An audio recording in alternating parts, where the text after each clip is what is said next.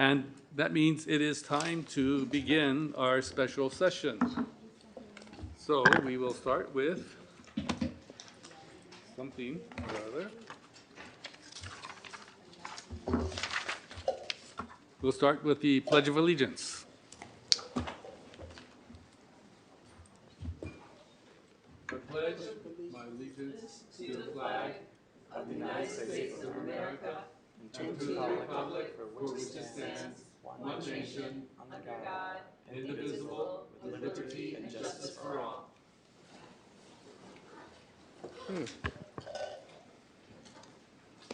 All right, I'm glad everyone's happy. Can we start off with a happy roll call? Councilmember Bana. Can't make it happier than that. Hazer. Councilmember Jimenez. Presente. Councilmember Wilson. Here. Councilmember Robinson. Here. Councilmember Zepeda. Here. And I was Vice Mayor Robinson, sorry. Mayor Martinez. Here. And Councilmember Brown is absent. Our next item is statement of conflict of interest. Are there any? I have a conflict of interest with a portion of the item today, and I need guidance on how to deal with it. It's the portion dealing with number 5, which is the bike lending library. As most people know by now, my partner is Rich City Rides. He is the executive director of Rich City. My partner is the executive director of Rich City Rides. They have a project, which is the e-bike lending library, as part of the TCC project. In item number 5, it addresses that. And so I would like to recuse myself completely from being involved in that discussion and being in the room when it happens and all those things, except for it's part of the same single agenda item. So please advise. So I think you just outlined it well, which is that you just announced your conflict, and that when this specific subject is discussed among the council, that you should leave the room for the discussion. Comes back up at other parts of the discussion because we're talking about the budget as a whole. Is there some way that we can take it separately and consider it separately so I can be involved in the other budget conversations that do not address this issue? I think that seems reasonable. Mayor, do you agree that it seems reasonable that if it comes up in other parts of the budget that it can be treated separately, voted on separately? It will have to be, Yeah. but it will be difficult to know when that happens. Well, I'll be paying attention during the course of this conversation and make sure, and Vice Mayor Robinson will as well, to make sure that she will leave the room during the discussion. Can I make a proposal around that? Can I propose that we either take that separately first so that I can just leave the room now and everybody discusses it, addresses it, makes a plan on how to deal with it, and then I could come back in the room after that plan has been made? I don't think it's possible to talk about part of the budget separate from the rest of the budget. And so how we discuss the budget may affect how we look at that. So it'll just have to happen when it happens. Mayor, if I may, I don't know if, to what extent the materials were reviewed, but is this also applicable for the Richmond Wellness Trail? Is the Richmond Wellness Trail funded by TCC? Yes, And is it a part of the budget? Why? yes, Why is it a part of the budget? because there's a shortfall. Oh, yeah, then it's applicable then, I would say, because it's the same issue.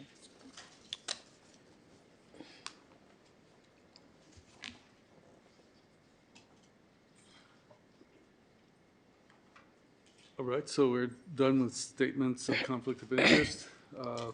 Agenda review. Okay, for the record, Councilmember Brown is present.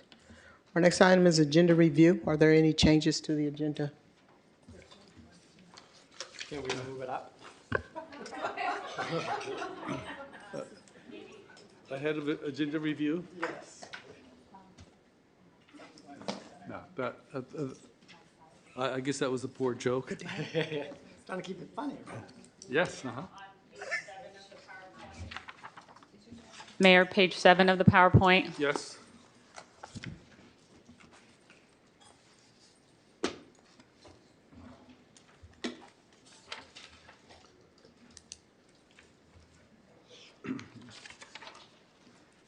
I'm trying to see where there's a clear, page 16.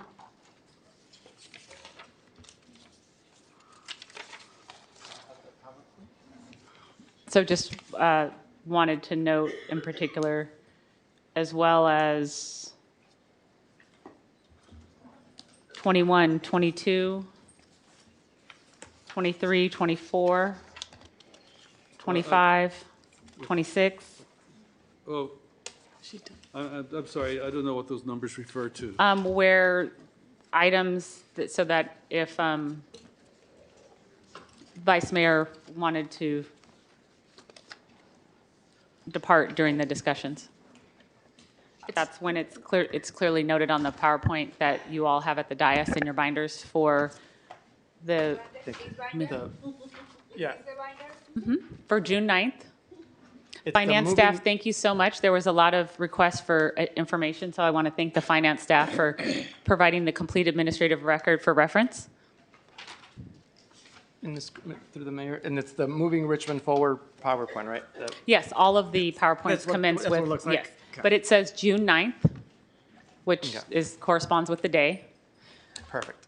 And the previous dates correspond with your previous discussions around the budget, the last previous 3 city council meetings. And then there was 3 community meetings. So this is our 7th conversation. And then, through the chair, just the one that's online is dated yesterday. And then Correct, this one's correct. dated today. Just Yes. just putting that out there, if we can get it updated as well. No, for it the always public. goes up. Okay, Uh-huh. thank you. We try to, we're always on a path of continuous improvement. So we continue to look at the materials and refine them for clarification. All right, then we are ready to, Ready for the next item? We're ready Yes. for the next item. And where are these at? Our next item is under budget sessions, our only item. Item F1 is to receive an overview of the balanced draft fiscal year 2026-27 annual operating budget and fiscal year 2026 through 31 5-year capital improvement plan budget. Provide direction to staff prior to final budget adoption and receive input on city council key initiatives and demands for built environment improvements as well as opportunities to improve organizational efficiency. We have a request from 7 public speakers. If there's anyone joining us online, please raise your hand at this time if you'd like to make comments on this item.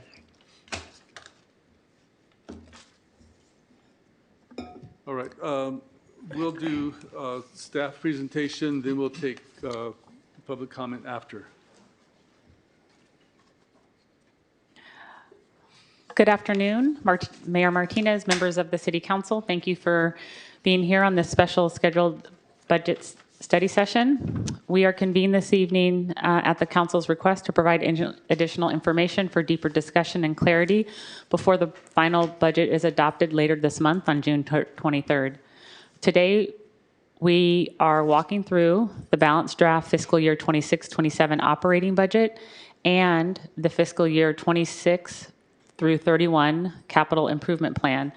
These materials remain in draft form with the intention of supporting a thoughtful, open dialogue about the choices before you.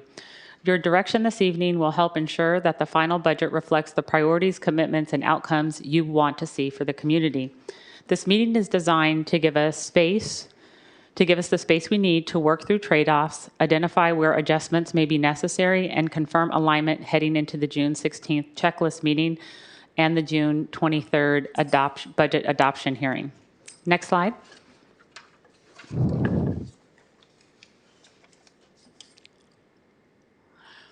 This evening, we are going to, again, reflect on the fiscal conditions and discuss resources and prioritization. Thus far, our fiscal resiliency has enabled us to support and sustain a growing workforce and deliver reliable services. Financial stewardship and stability are essentials in our dynamic environment, especially with all the changes that are happening at the federal and state level. This perspective anchors today's discussion and is intended to expand our previous presentations. As we begin this study session, we want to ground us in the principles that have guided us through this entire budget process. Fiscal resiliency.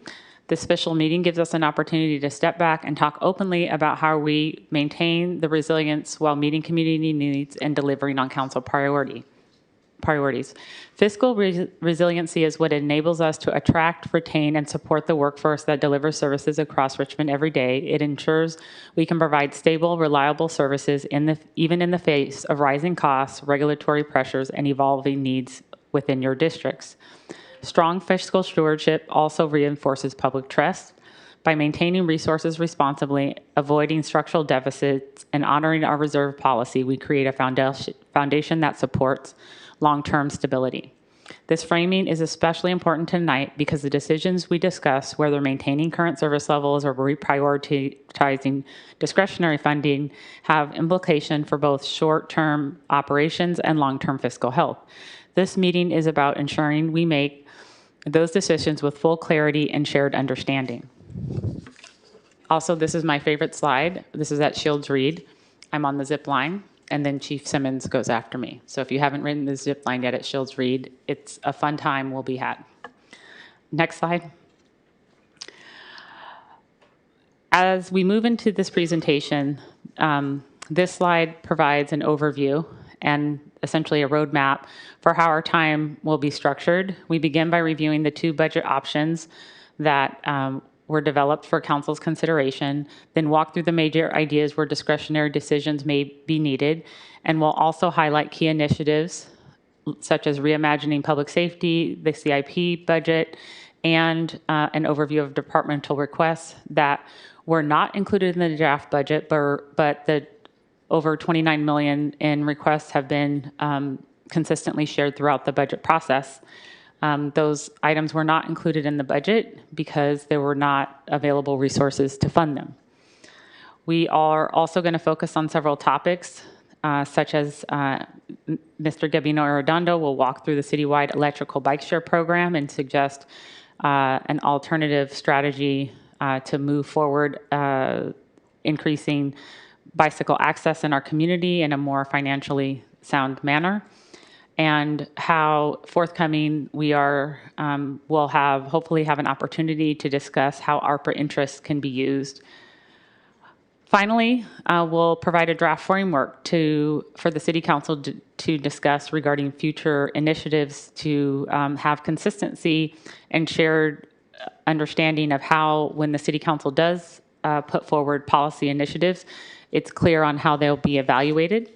At this juncture, we have 37 council initiatives, and it's not clear when, even if some items were introduced prior to previous items that have deadlines, it's not clear how those things should be prioritized.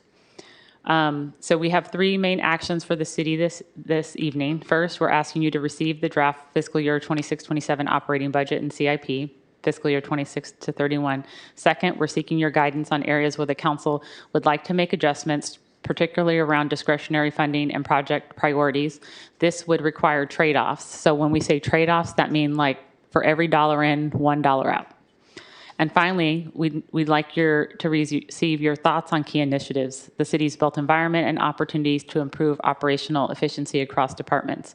These actions are critical because the direction you provide tonight will shape the presentation that will develop in the next 36 hours that you will then review on June 16th.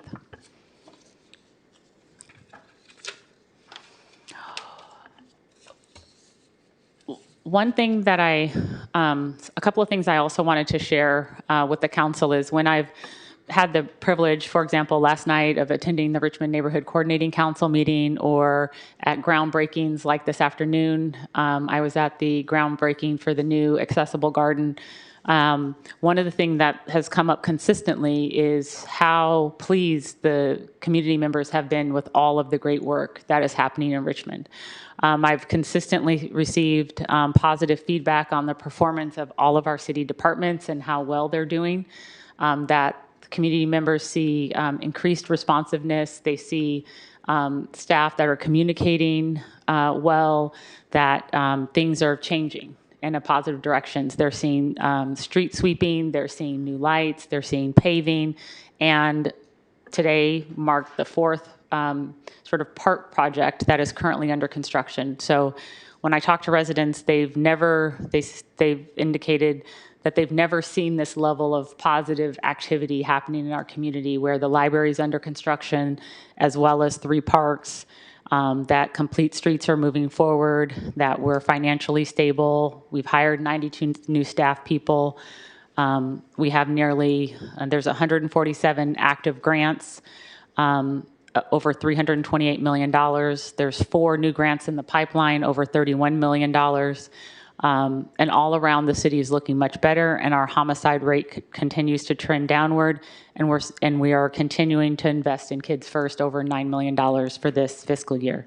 So I think it's really important that as we embark upon this discussion tonight, that we do so in a positive propositional framework versus a deficit framework, because it really is a testament to the great partnership and collaboration and stewardship that has been happening between the city council and staff, that we have been able to accomplish all of these things.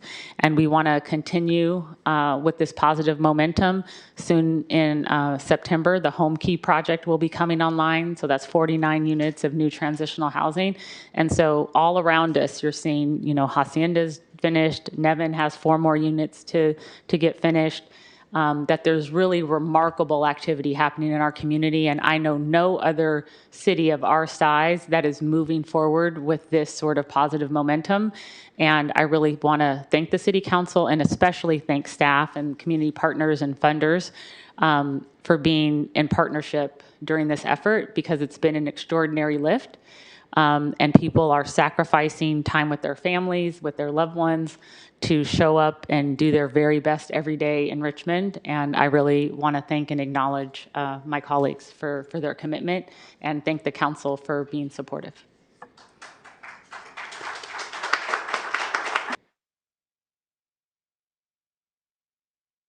And with that, I will turn it over to Ms. Emily Combs, the Director of Finance. Thank you. Good afternoon, Mayor and City Council members.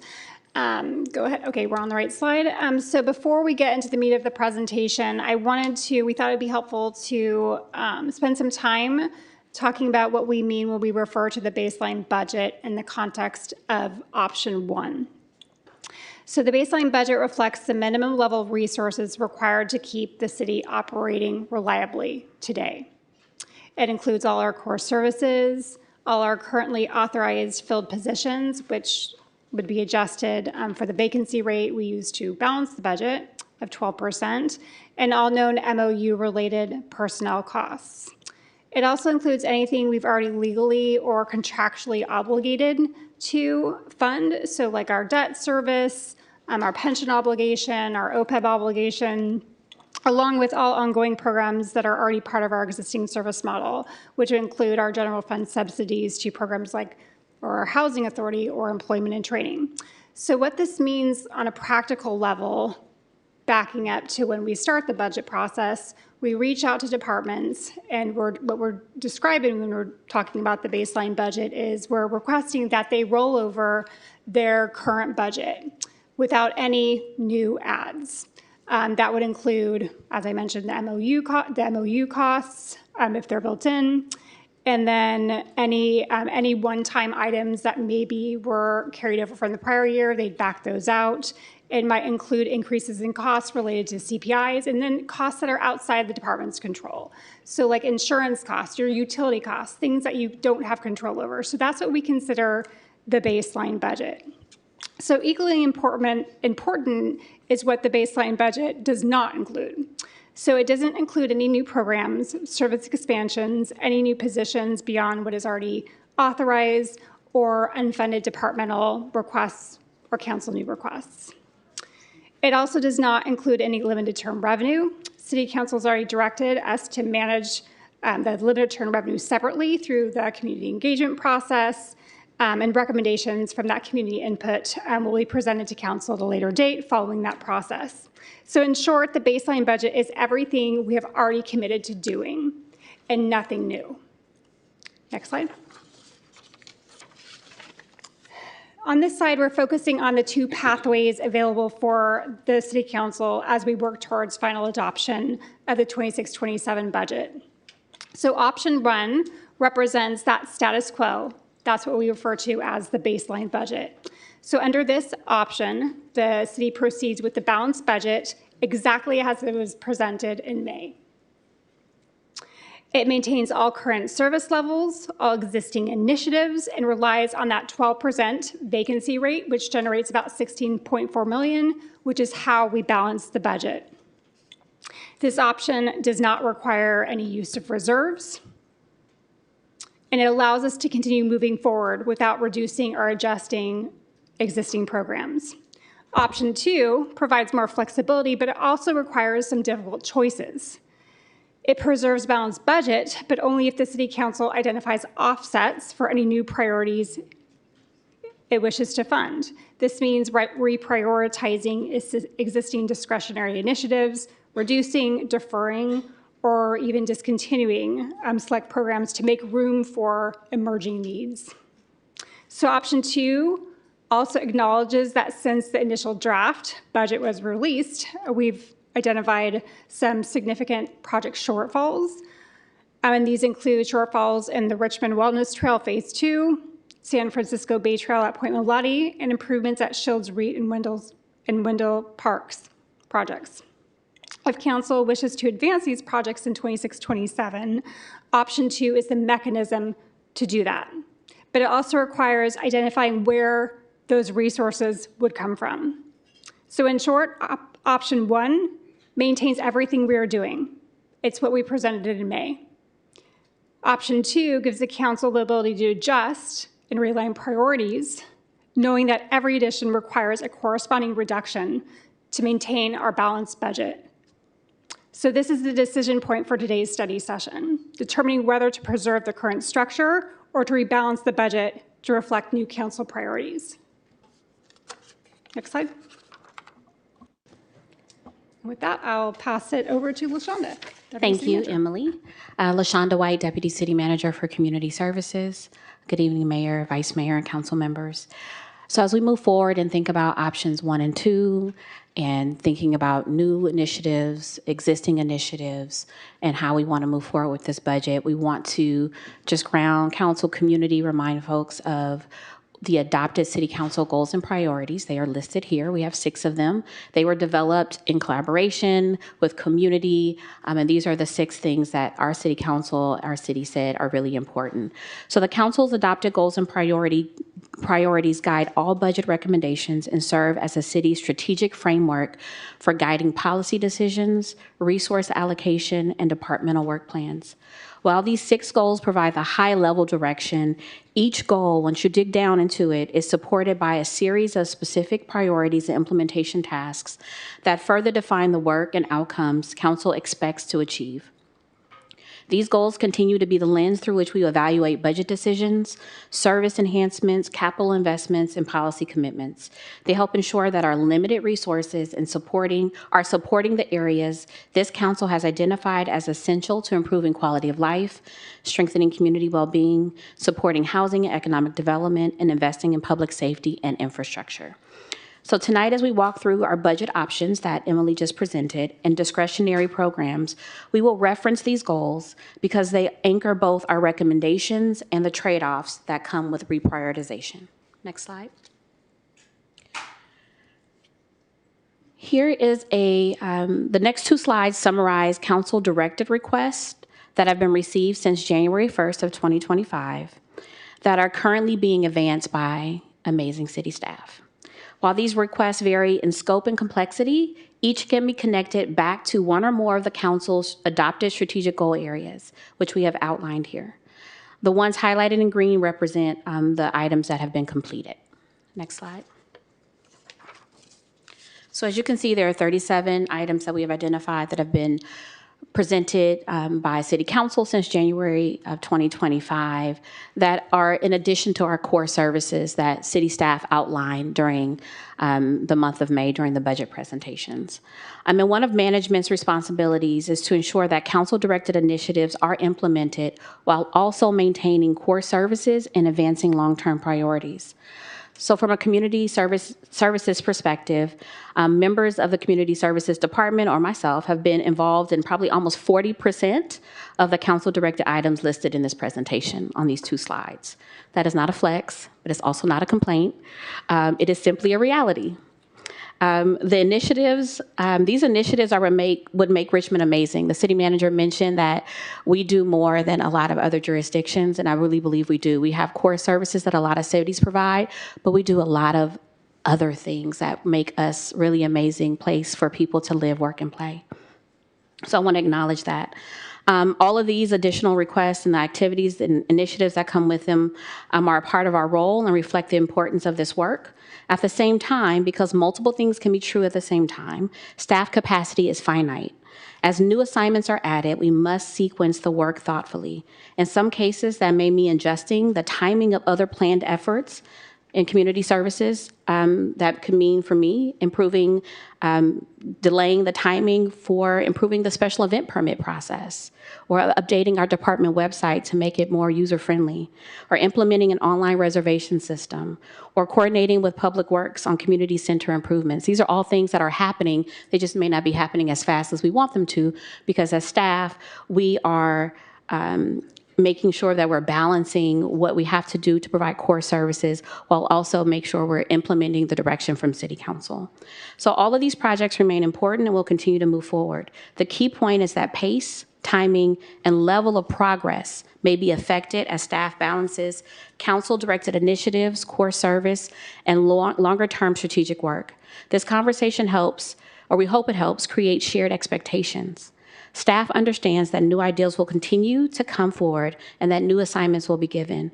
Our goal is to provide transparency about how work is prioritized so council, city staff, and the community have a clear understanding of what can be delivered, when, and within the resources available. We will return to this topic at the end of the presentation when staff presents a proposed framework for evaluating and sequencing new initiatives. With that, I will turn it over to Mr. Seals. Good evening, Mayor Martinez, Vice Mayor Robinson, City Council, staff, and residents. My name is Patrick Seals, and I'm the Administrative Chief. In our first presentation in May, we shared some priorities or recommendations that we would love to have guide us for the next fiscal year, and they are listed here before you. The first is related to wastewater reliability. Some handful of weeks ago, you received a presentation from the Public Works Department and the Water Earth team regarding the need for standing up a wastewater reliability and to address the Veolia contract transition. This is one of the city's largest long-term infrastructure needs, and it's close to $1 billion over the next decade. So preparing for the 2027 contract expiration and securing a reliable operator is critical. Second is parks renovation and maintenance. We've all been celebrating the onboarding of our Shields Reed Park, as well as anticipating the coming parks.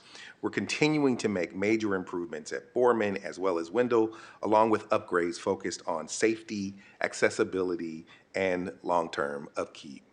The third is innovation and systems modernization. This really is about strengthening our internal systems and improving processes so we can deliver services more efficiently and consistently citywide.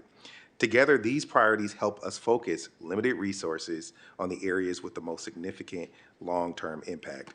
And there finally is the priority number 4, which is advancing the Advanced Life Support System Structure, ALS program. The focus there is how do we stand up first responder services, as well as supporting evaluating sustainable funding strategies, while also setting up systems to provide improvements to our fire stations.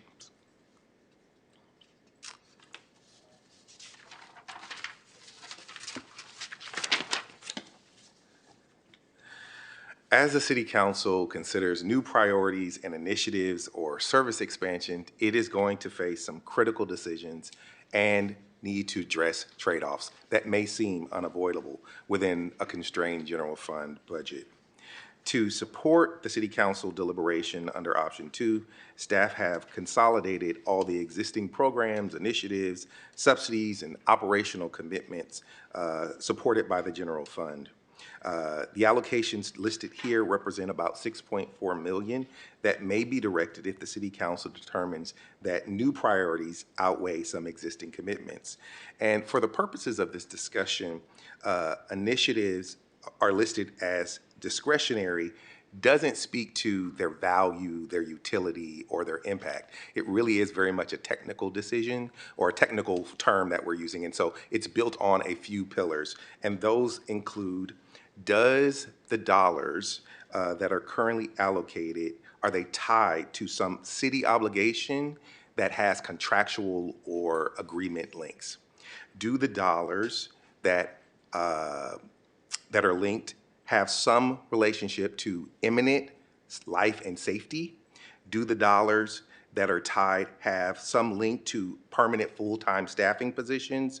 Or are they linked to resources necessary to perform core services? So if the dollars were tied to city obligations related to contracts, if they were tied to imminent support for life or safety, if they're tied to permanent full-time staff, or resources necessary to maintain core services, they are not listed as discretionary. So if they met those benchmarks, we don't consider those discretionary dollars because those dollars are necessary.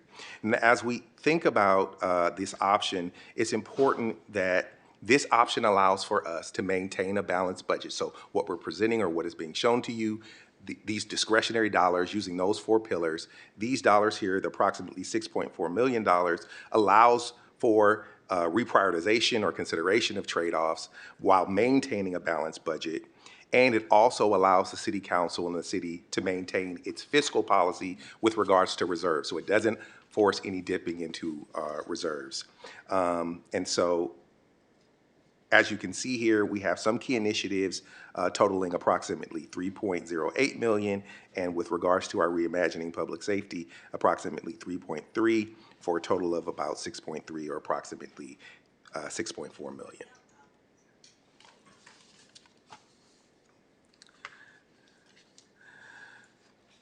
So approximately $3.8 million has been set here, shown here with regards to discretionary funding, again, in consideration of the criteria that I described prior.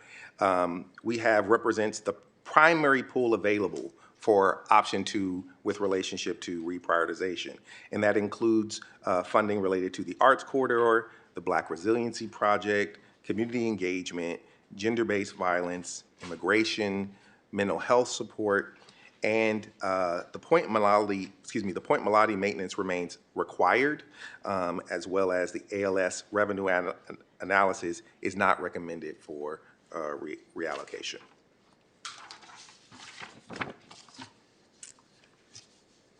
In fiscal year 21-24, the city allocated about $6.4 million to support reimagining public safety initiatives, and that was either an expansion on current programming or the establishment of new programming. For fiscal year 26-27, the budgeted amount is approximately $8.9 million, which is an increase of $2.5 million, or nearly 40% from what was originally allocated back in fiscal year 22, excuse me. So many of these programs, the discretionary items, the reimagining public safety investment totals about $8.8 million, with 3.9 again meeting that standard of discretionary across the 4 pillars as I described. There's 3.3 there available. And that includes support currently allocated to Youth Works at 1.9, unhoused interventions at 1.3, and the non-discretionary amounts for our relationship to ONS, again, because those dollars support one of the pillars, which is staffing. So those would be considered non-discretionary because the monies allocated to the ONS support current staffing levels, and as well as the ROC with relationship to the 2.9.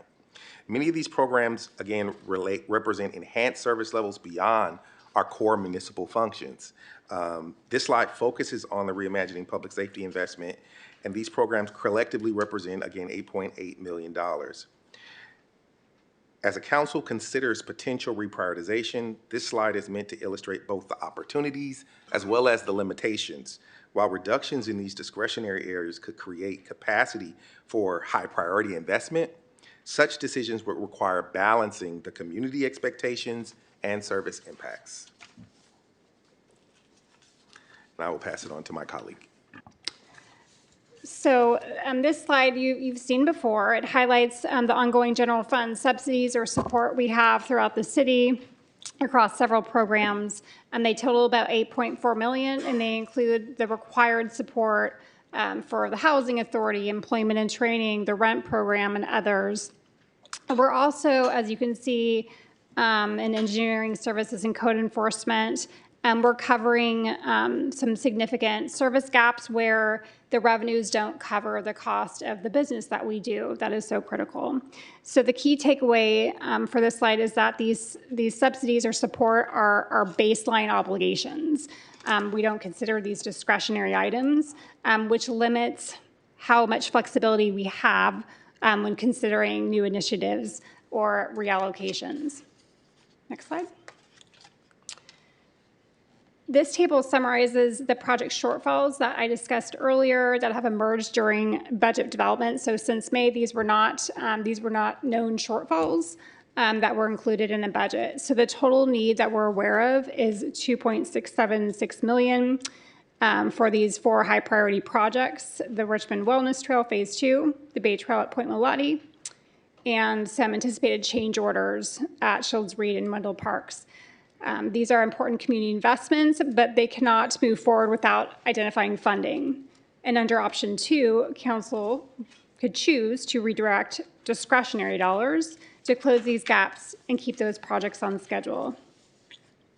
So the discretionary funding identified in this table, or in the previous table, which was it didn't include, so I guess what we're suggesting here is that we're not suggesting the 3.3 from, and I'm not sure if you had said this, from the Reimagining Public Safety Initiative. We're really speaking about the discretionary funds that you saw that were totaling the $3 million. So I just wanted to clarify that. All right, next slide. Oh, through the chief. Good afternoon, Aaron Osorio, Fire Chief, Richmond Fire. I'm just going to speak for a moment on the ALS funding strategies and the implementation plan. In January 27th, presented an update on the implementation plan. It was made very clear at that meeting that transitioning to an ALS or paramedic program would create ongoing operational costs. These costs would be for things such as staffing, equipment, training, and oversight, and that we needed a reliable long-term funding strategy to support those costs. In a subsequent meeting, based on council direction, we were directed to go and engage in public polling and bring back revenue options to the council. We will be bringing back those revenue options and the polling results in July. If the polling shows stronger support for a general obligation bond rather than a parcel tax, it's important to note that the general obligation bond is a community-approved loan that requires a 2/3 vote and can only be used for capital projects. This is things such as the fire station upgrades or replacements. Because the general obligation bond revenues cannot be used for ongoing expenses, the city would still need to identify a stable general fund source to support ongoing paramedic operational costs. Once again, this is for the staffing, equipment, and the training. Thank you, Chief, and my apologies for not introducing you. So looking at this pie chart, this provides an overview of our proposed $215.6 million capital improvement plan. The funding comes from a mix of grants, some dedicated funds, equipment services funds, and our general capital, which is basically general fund. But we also have, as you can see here, about 13.5 million in shortfalls and nearly 60 million in unfunded needs within our capital improvement program. So the key takeaway here is that while we're advancing a substantial CIP program, many critical projects still require additional resources, which limits our flexibility and reinforces the value of targeted reprioritization under option 2. Next slide. You've seen this before. These are the 29.3 million in requests, department requests that were not included in the draft budget. The requests spanned all departments, with Public Works requests alone totaling 21.3 million, primarily for pavement, sidewalks, lighting, HVAC, signals, and stormwater. So these requests reflect real operational and maintenance gaps, but without offsets, they cannot be added while keeping our general fund still balanced. Next slide.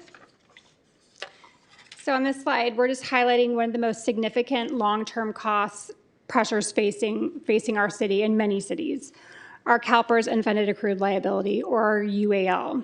So as you can see, both our miscellaneous and safety plan, retirement plans show steady upward climb over the next several years. So in 2021-22, our combined UAL payment was about 26.9 million.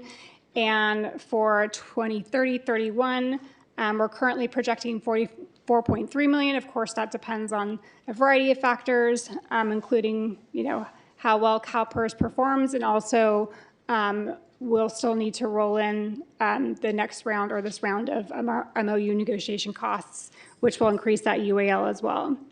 So basically what we're looking at right now, absent those things, is a 64% increase, and it represents an ongoing structural pressure on the general fund, which is a major reason why we're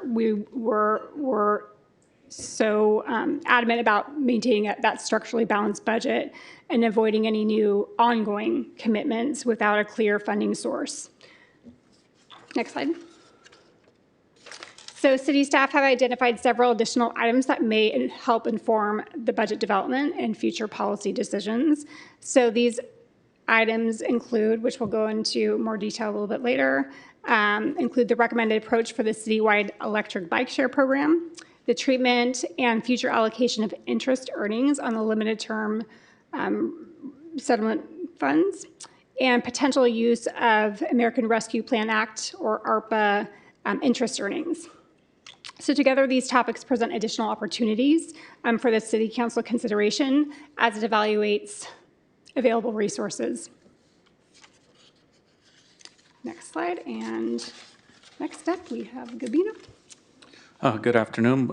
Buenas tardes. My name is Gavin Arredondo, Project Manager in the Public Works Department, and today I'll be talking about the citywide electric bike share program as an additional budget consideration.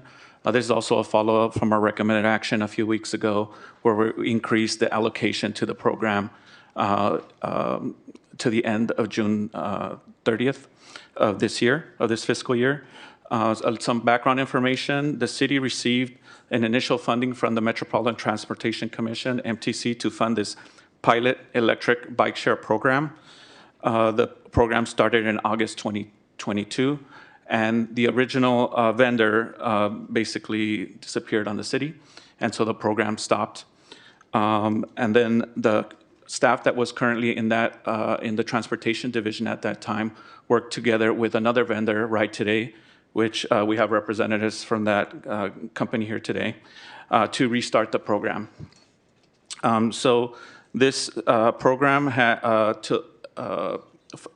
this program has cost the city close to $3 million by the end of June 30th of this fiscal year in operations. And this includes the recent approval to continue to June of 2026. This program, like we mentioned before, is not financially sustainable without any ongoing grants or funding from a city subsidy. The City Council may choose to conclude this program and focus funding on the e-bike lending library to expand e-bike usages in the city. Next slide. We had some initial data provided by the vendor, and we included in the staff report. And as you can see, there has been positive experience by the users related to the e-bike share program. However, the usage and repeat usage has not been as strong. Next slide. Like we mentioned, the cost for this program almost cost the city $67 a month, and there has been some positive reductions in CO2 emissions. Next slide. So we provided 3 options in our last presentation to the city, and currently city staff recommend option 1, which would be to conclude the e-bike share program and remove the associated infrastructure during the next quarter of 26-27, and any other ECI funding could be allocated to e-bike lending library shortfalls and continue e-bike access. This, even to conclude the program, will cost the city also, if we choose to conclude it in a responsible way. Next slide. So city staff recommendation is based on the following. Low utilization may reflect low residential commercial density. Also, the vendor has talked about that there was a need to have additional hubs all over the city when the program originally started, but that, of course, there needed to be additional funding. Also, city bike lane infrastructure may still be lacking for most riders to feel comfortable to use the e-bike program. The e-bike lending library goal is to provide community training and workshops for the maintenance and repair of future e-bikes. Maybe better to explore other programs in the region. I know there's MTC currently has a Bay Wheels program that is in Alameda County. Funding the construction gap of the e-bike lending library will unlock an additional $2.5 million from the Transportation Climate Community Grant, which would be $1.2 million in construction funds that would open up, and $1.3 million in operating funding for that program. So there would eventually be a request from ECIA to fund that gap. And that's my presentation. Thank you. So I want to briefly touch on the interest earnings from the city's limited term settlement revenues. As the staff report notes, the first installment was received and was invested, and those invested dollars have generated approximately $1.8 million in interest so far. So these earnings increase the amount available for community benefit, but they are not a stable ongoing revenue source just due to the volatility. And so for that reason, we are recommending treating these dollars as one-time resources suitable for one-time community investments. And just for the public's benefit, the council has already directed a community engagement process to guide how the settlement or limited term revenues are spent. However, in terms of the interest earnings related to these funds, staff will return to the City Council upon completion of MOU negotiations with updated interest projections and refined assumptions. Next slide. So also on May 26th, the council received a presentation from Richmond Promise outlining their services and their scholarship needs. And at that time, council directed staff to explore funding options for Richmond students. We are currently evaluating whether ARPA interest earnings can legally support Richmond Promise scholarships. This eligibility review is underway with our ARPA consultants. And once that eligibility is confirmed and year-end close verifies the amount of interest earnings available, we'll bring back a comprehensive recommendation related to that. And we think this is especially important for us to look into this funding option, as we're currently not anticipating much in terms of unspent funds at the year-end, since we've incorporated at this point in time most of the MOU costs, which were not originally included in the budget. So we're not expecting to have as much year-end savings. Next slide. I'll turn it back over to Patrick. Thank you again, Patrick Sills, Administrative Chief. In consideration of some of the information that has already been shared regarding the desire for new initiatives, new programs, and new ideas, it is best practice with regards not only to public policy analysis, but also public policy development and recommendation and design to establish criteria for review. So what we've proposed is a way of evaluating through a set of criteria new initiatives that might come forward via the City Council. And they are listed here. This sequence also is representative of the sequence that we would choose to evaluate new initiatives and new programs. They're listed as strategic alignment, which is evaluating the consistency with adopted strategic objectives, policy direction, established council priorities, fiscal policy, et cetera. The next category of thing is fiscal and work plan impact. So what are the financial implications and potential trade-offs for initiating this new thing? A simple question is, do we have the dollars? The next is service delivery and resource stewardship. And the criteria that bundles up to service delivery is, are there impacts on our core services for this new initiative? Does the new initiative overlap with existing city investments? Are they a duplication of work that either we are already doing or that either partner agencies, i.e. the county, might be already providing services for? And is it a governmental role, right? Is it something that the law would require that we as government provide?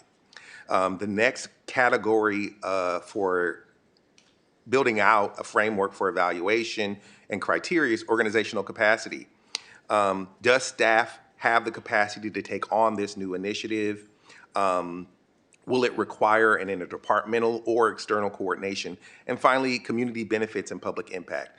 Understanding and assessing the anticipated benefits and outcomes for residents and businesses. You can see here that we've also structured scores. These scores are not set in stone. Again, this is a recommendation. And what, in essence, staff would do is, given that there were new initiatives that were set forward, staff would receive those initiatives, hopefully in open session from the City Council, and then would walk through this framework, basically building out a scorecard to determine, are these new initiatives things that we should take on? And given their score or their weight, what sequence should these new initiatives then be balanced against core services and prior initiatives? And so looking at that scale and scope. So this is a framework for entering into that conversation. So immediate next steps include finalizing this current 26-27 operating budget, as well as the fiscal year 26-31 CIP-based budget on the study session. We're going to try to turn this around in about 3 days, update our revenue and expenditure assumptions and incorporate council guidance, which we're here for today, make adjustments to maintain a balanced general fund budget. And for the June 16th meeting, we'll be presenting an updated draft budget checklist based on any comments or questions that come out of this discussion, provide additional information from prior discussions, and support the City Council in finalizing priorities adjustments before adoption. So our requested direction is, number one, should the City Council, questions that we're looking for direction from, should the City Council proceed with option one, which is our status quo, or option two, reprioritization of existing direct discretionary funding, and that is a discussion for you all to hold. We're also looking to receive direction on, if option two is preferred, which existing discretionary initiatives or programs or commitments should be reduced or deferred or continue to maintain the balanced budget, again, around the framework subject to trade-offs. We're also looking for direction around, should discretionary funding be directed to address identified project shortfalls, including the Richmond Wellness Trail, San Francisco Bay Trail, Point Melati, and park improvements. We're also looking for some support around, are there additional council priorities or built environment investments that should be reflected in the final budget? And should the council continue or conclude the e-bike? Finally, does the City Council support further development of proposed initiatives, evaluation framework to assist with evaluating new initiatives, referrals, or expansions? And the status quo is challenging, and adopting a clear framework would provide increased transparency not only for residents, but also council members and staff. And that concludes our presentation. Again, the recommended action is displayed, and we thank you for your time and your attention. Thank you for the presentation. We will now move on to public comment.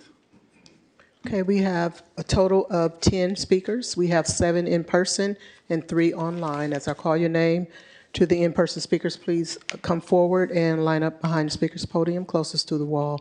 Claudia Citron, Bruce Byard, Andrew Melendez, Sonia Decker, Salma Burman, Sean Flood, and David Tausma.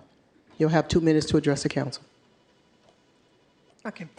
So public safety is a core municipal service, and the city should put it as high priorities.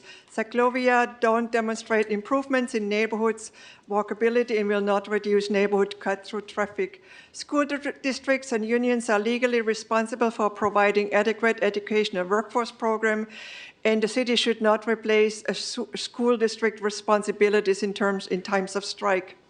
Council liaisons function should not be consolidated in 1 or 2 people, but need to be a greater accountability and separation and overview. Funding priorities are traffic signal programs, street paving, road rehabilitation to ensure stormwater and bay runoff compliance, and tied to measurable traffic and safety outcomes. Adding traffic management, congestion mitigation, emergency response capabilities, fire protection services, police services, and public safety infrastructure is essential. Art corridor funding is inessential against these unmet infrastructure needs. Fire station rebuild projects should remain priority and delivered efficiently. Tiny home village expenditures at $200K for 1 year per year needs a forensic audit to cost, occupancy, and outcomes. Greater gender-based violence programs, immigration service funding should be supported by measurable performance grants and based on direct majority impact on community benefits. ONS received $2 million and served 69 people last year. Bike share program is not essential. Budget documents should disclose number of part-time positions which are not covered in full-time position. These people miss out on pension, healthcare, and benefits.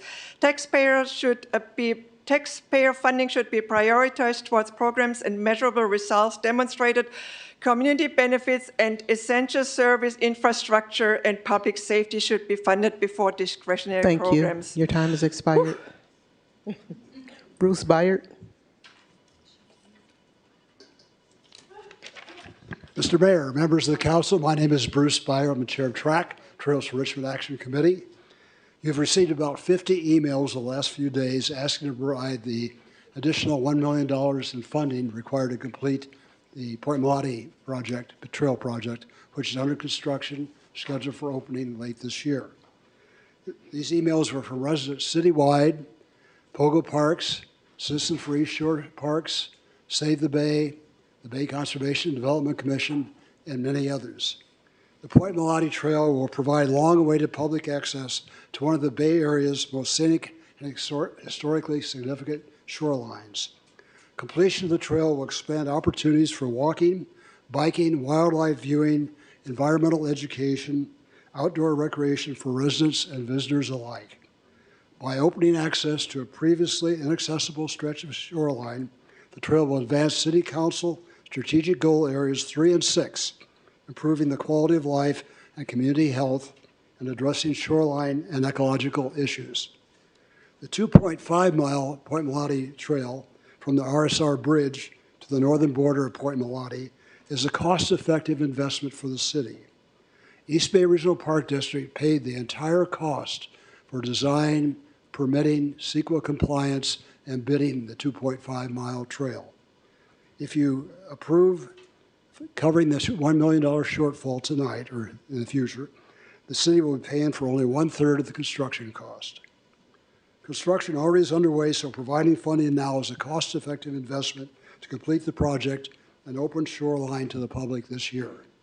This will maximize the value of prior public investments, avoid the risks and costs associated with project delays, and demonstrate the city's commitment to equitable access to parks, open space, and the shoreline. Please provide the funding needed to complete the Point Malati Trail. Thank you. Thank you. Our next speaker is Andrew Melendez. He'll be followed by Sonia Decker. Thank you very much. Good evening, Mayor and City Council. My name is Andrew Melendez. I'm a lifelong Richmond resident, and I'm speaking today as well as a member of the Community Crisis Response Program Advisory Board. As a member of the CAB, we've spent significant amount of time over the last half year now discussing the needs that we're seeing from the ground with our ROC responders and what they're needing to ensure that this program is as taken care of and supports the needs in our community as much as possible. One of the key recommendations that our board approved earlier this year, but wasn't included in tonight's proposed budget, was the inclusion of 2 care navigator positions.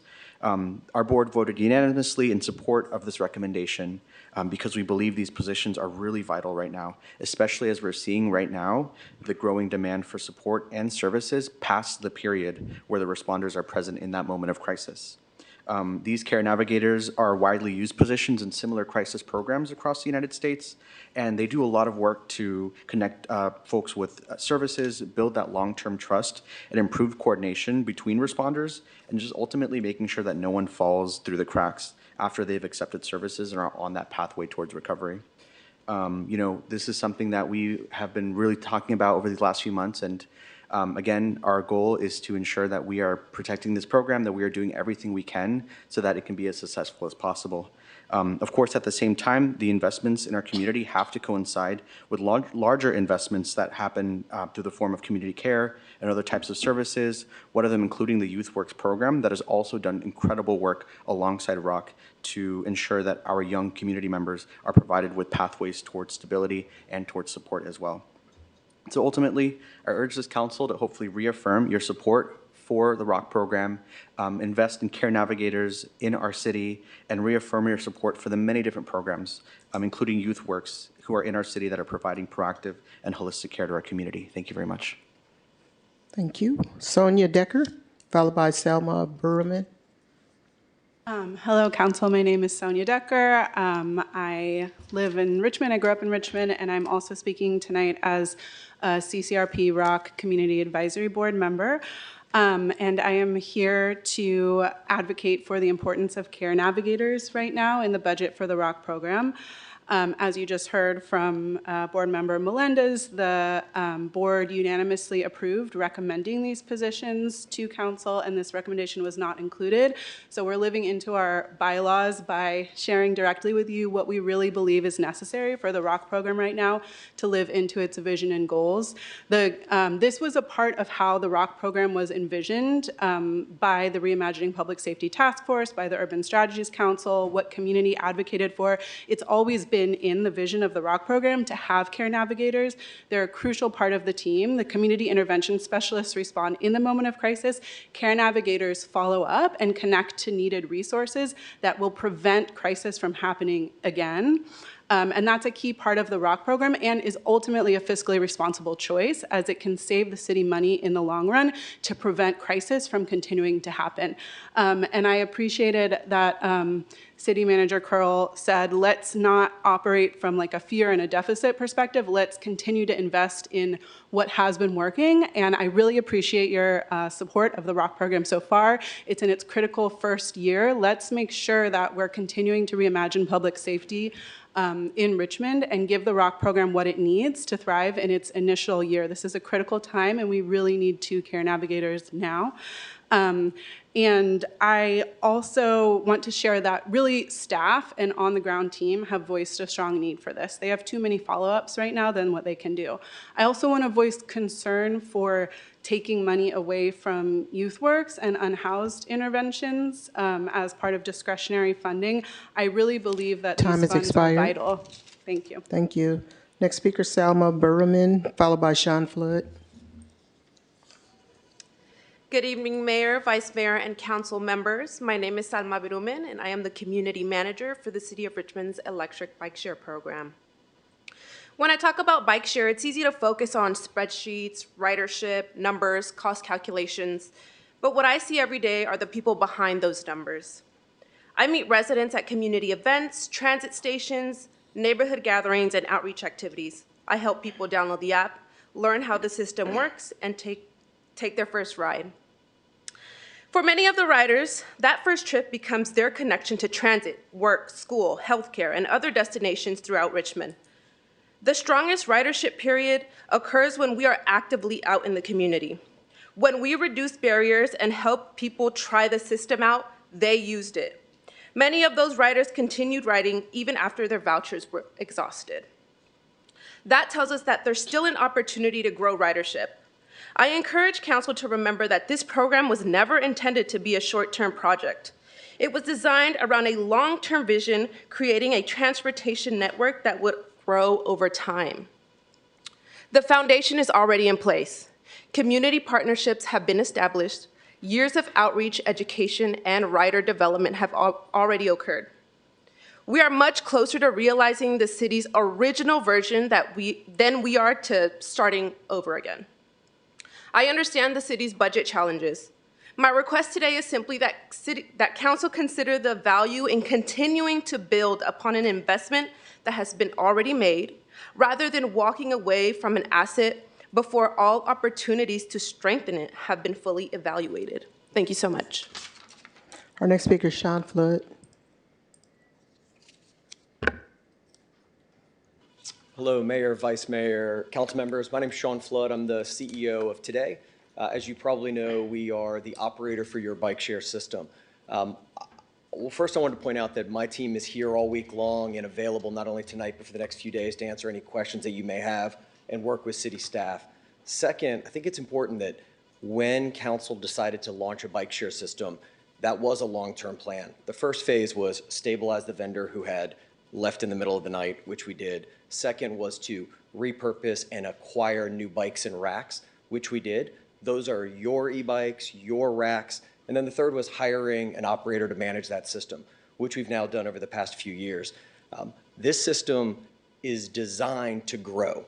There are some short-term things that we can do. One, you acquired enough racks where we could deploy in 10 other areas. We have that list of areas that have been approved. Those encroachment permits have been sitting with the city for about a year, not approved, but those are racks sitting in a warehouse ready to be deployed tomorrow. That means that 10 new stations in your community could be available where members of the city could access those bikes. That would drive utilization. Second, this is your system. If tomorrow you want this to be free to all members of your community, it can be, further driving up utilization of bikes that you've already invested in racks you've already invested in a local team that you've invested in, the technology that's been built over the years to engage with the community. Again, this is not a short-term plan. The longer you have these assets, the easier it will be for people to access them, and ridership will be driven up. Lastly, there are grants available that we have access to. Our team's currently drafting the language to share with city staff for an MTC grant that is perfect to fund the expansion of this program. That's due June 22nd. We are available the rest of today and the next 3 days and would love to answer any questions about your bike share system. Thank you all. Our last in-person speaker is David Tausma. Thank you. Thank you, Mayor and council members. I also want to thank city staff for working with us to put together the data today, and I don't disagree with the challenges that they've brought forward. I do believe there's some additional information and several opportunities we could explore before the council makes a permanent decision. One thing I'll note is that bike share is not the same as bike lending, and we support both. We manufacture electric bikes that go into bike libraries. Bike libraries provide access, one-to-one access for people. Sharing is a transportation infrastructure. They are complementary. The cost per ride story. So the headline costs per trip included $1 million or so of acquisition of assets, the planning, the infrastructure, the setup, the racks. And if you reduce that or remove that from the calculation, it shows material improvement. More importantly, with use of vouchers, tabling, outreach, and things that Salma and her team have done, it nearly drops the per ride cost to $150 per ride. I think what's important about that is it's headed in the right direction when you do things like that and you remove barriers. Voucher users went from 2.25 rides on average to over 7 rides per user. We've issued over 2,000 vouchers throughout the time we've been working with this system, and the system works. It removes barriers. There is a missing piece. The staff noted that hub density affects utilization, and we fully agree. Sean mentioned that we are able to deploy 10 stations fairly immediately, and we're waiting on encroachment permits to do that, and it could be done quickly, which would expand the system and increase ridership. So I'm asking the council to evaluate additional hubs, expanding vouchers, and helping us pursue dollars with grants and also sponsorships. So before you make a decision. Your time has expired. Thank you. Thank you. Okay, that was our last in-person speaker. Now we'll move to the 3 online speakers. Okay, and the 3 speakers are Aaron Pang, Amaya Williams-Segovia, and Isabella. When your name is called, please be prepared to unmute yourself. Aaron Pang, you'll have 2 minutes to speak. You can go ahead and start. Hello, good afternoon, City Council members. My name is Erin Pang, and I'm making a comment on behalf of Save the Bay. I urge you to adopt the budget option number 2 and provide the $1 million in funding needed to complete the Point Malati Bay Trail project, which is currently under construction and can be finished this year with the right funding. Save the Bay advocates for public access to the bay for all to enjoy, and as part of this, we envision a complete and accessible bay trail connecting the communities to the San Francisco Bay, which is one of the natural assets that makes our region so special. So this Point Malati Bay Trail project would close a really critical gap in the Bay Trail network and provide long-awaited public access to one of the Bay Area's most scenic and historically significant shorelines. It will also expand opportunities for walking, biking, wildlife viewing, environmental education, and outdoor recreation for visitors and residents alike. Construction on this project has already begun, so providing funding to the project now will maximize the value of prior public investments, avoid project delays, and demonstrate the city's commitment to equitable access to parks, open space, and waterfront. So for these reasons, I urge you to support funding for the Point Malati Bay Trail project. Thank you. Thank you. The next speaker is Amaya Williams-Segovia. You'll have 2 minutes to speak. You can go ahead and start. Hi, good afternoon. My name is Amaya Williams-Segovia. I'm the Deputy Manager at Citizens for East Shore Parks. Please adopt staff's option 2 and provide the $1 million in funding needed for the Point Malati Bay Trail that is now under construction. Citizens for East Shore Parks believes that this is an important project to complete to provide enhanced public access to the significant and historical part of the Richmond shoreline. Thank you so much. Thank you. And the last speaker is Isabella. You'll have 2 minutes to speak. You can go ahead and start. Good evening, Mayor and Council members. I'm speaking on the e-bike lending library. When the TCC grant was submitted in June of 2022, construction for this building was budgeted within a $1.16 million implementation task. Staff is now saying the current estimate is $3.4 million, roughly triple the original figure for a building with no land acquisition cost. For perspective, large, fully upgraded spec homes are built in the Bay Area for significantly less, and for far less here in Richmond.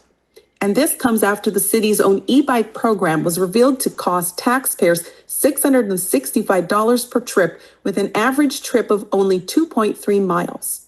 Staff cites labor costs and other things, but cost drivers are not cost justifications. A $2.2 million overrun is an irresponsible ask of taxpayers when the city has far more pressing needs, including numerous park projects, helping homeowners in high fire severity zones, and countless other pressing needs. Before any additional funds are released, this council owes taxpayers a full line item public accounting of this project. But the problem extends well beyond this single structure. The $665 per trip e-bike program demonstrates that the city has not operated these programs at anything approaching a reasonable cost, and no plan has been presented showing how this program will be sustainably financed going forward. This council has a fiduciary responsibility to taxpayers, and that responsibility demands more than approving just cost overruns as they accumulate. The honest answer here is not a redesign. It is whether this project should be canceled entirely. No responsible person would spend their own money this way. on a glorified shed. Do not spend Richmond taxpayers' money this way either. Thank you. Thank you. And that was the last speaker. Okay. Thank you. We will now go into discussion. Discussion will be among council members. We will ask staff for information. There will not be debate, only suggestions, and we will, after discussion, decide whether option one, option two. If we decide option two, we will have to decide what we need to cut back on in order to provide finances for what we want to add. So Claudia, then Vice Mayor, anyone on this side? Okay.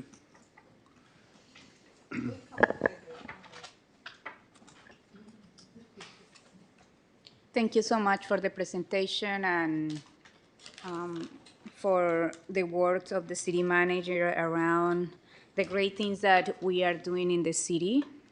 As I always said, the budget represents our values, and I feel like putting money into what we value, it will be the things that will improve in the communities we want to do. I have a couple of questions between option one and option two. So my questions are, one is in option one, the baseline is to have a vacancy rate that is 12%. Last year, we approved a vacancy rate of 7%, I believe, or 9%? 9.7. 9.7%. And then you said that by doing that, we will have $16.5 million. What is the vacancy rate that you are proposing in auction two? 12 right now, and then it'll increase once the MOUs that you have with public safety are effectuated. So that means that in auction one, any of the council directions are considered, right? No, that's not what it says. We can go back to that slide, please. So, yeah, because if it's the same vacancy rate, and you are saying that we will have discretionary funds to allocate to other things, what does it look like? If there isn't money in the budget for staff to effectuate programs, to buy supplies, then staff can't do their jobs. So there has to be some funding, for example, right? If you have staff in, let's say, parks, right? For park staff to do their jobs, they have to have mulch, they have to have seeds, they have to have plants, they have to have paint, right? They have to have all the supplies that it takes to run a city, is what we have to purchase. So what, KCRT, can you put up the two comparison slides that Emily went over for option one and two? What are they, Emily? What not? Right, thank you so much. Option seven. I mean, page 7, rather. So what I am trying to understand here is that you are saying that we will need an additional money to finish these bless you, things like these shortfalls in auction two. Yes. So in auction one, we won't do that, right? Not as currently designed. And what about the city council directions about The 37 key initiatives? Yeah. Are they included in auction one? No, right? The ones that have a known fiscal impact, yes. That was also covered on a slide. And in the staff report, it's on, in your binder under tab 1. Mm-hmm.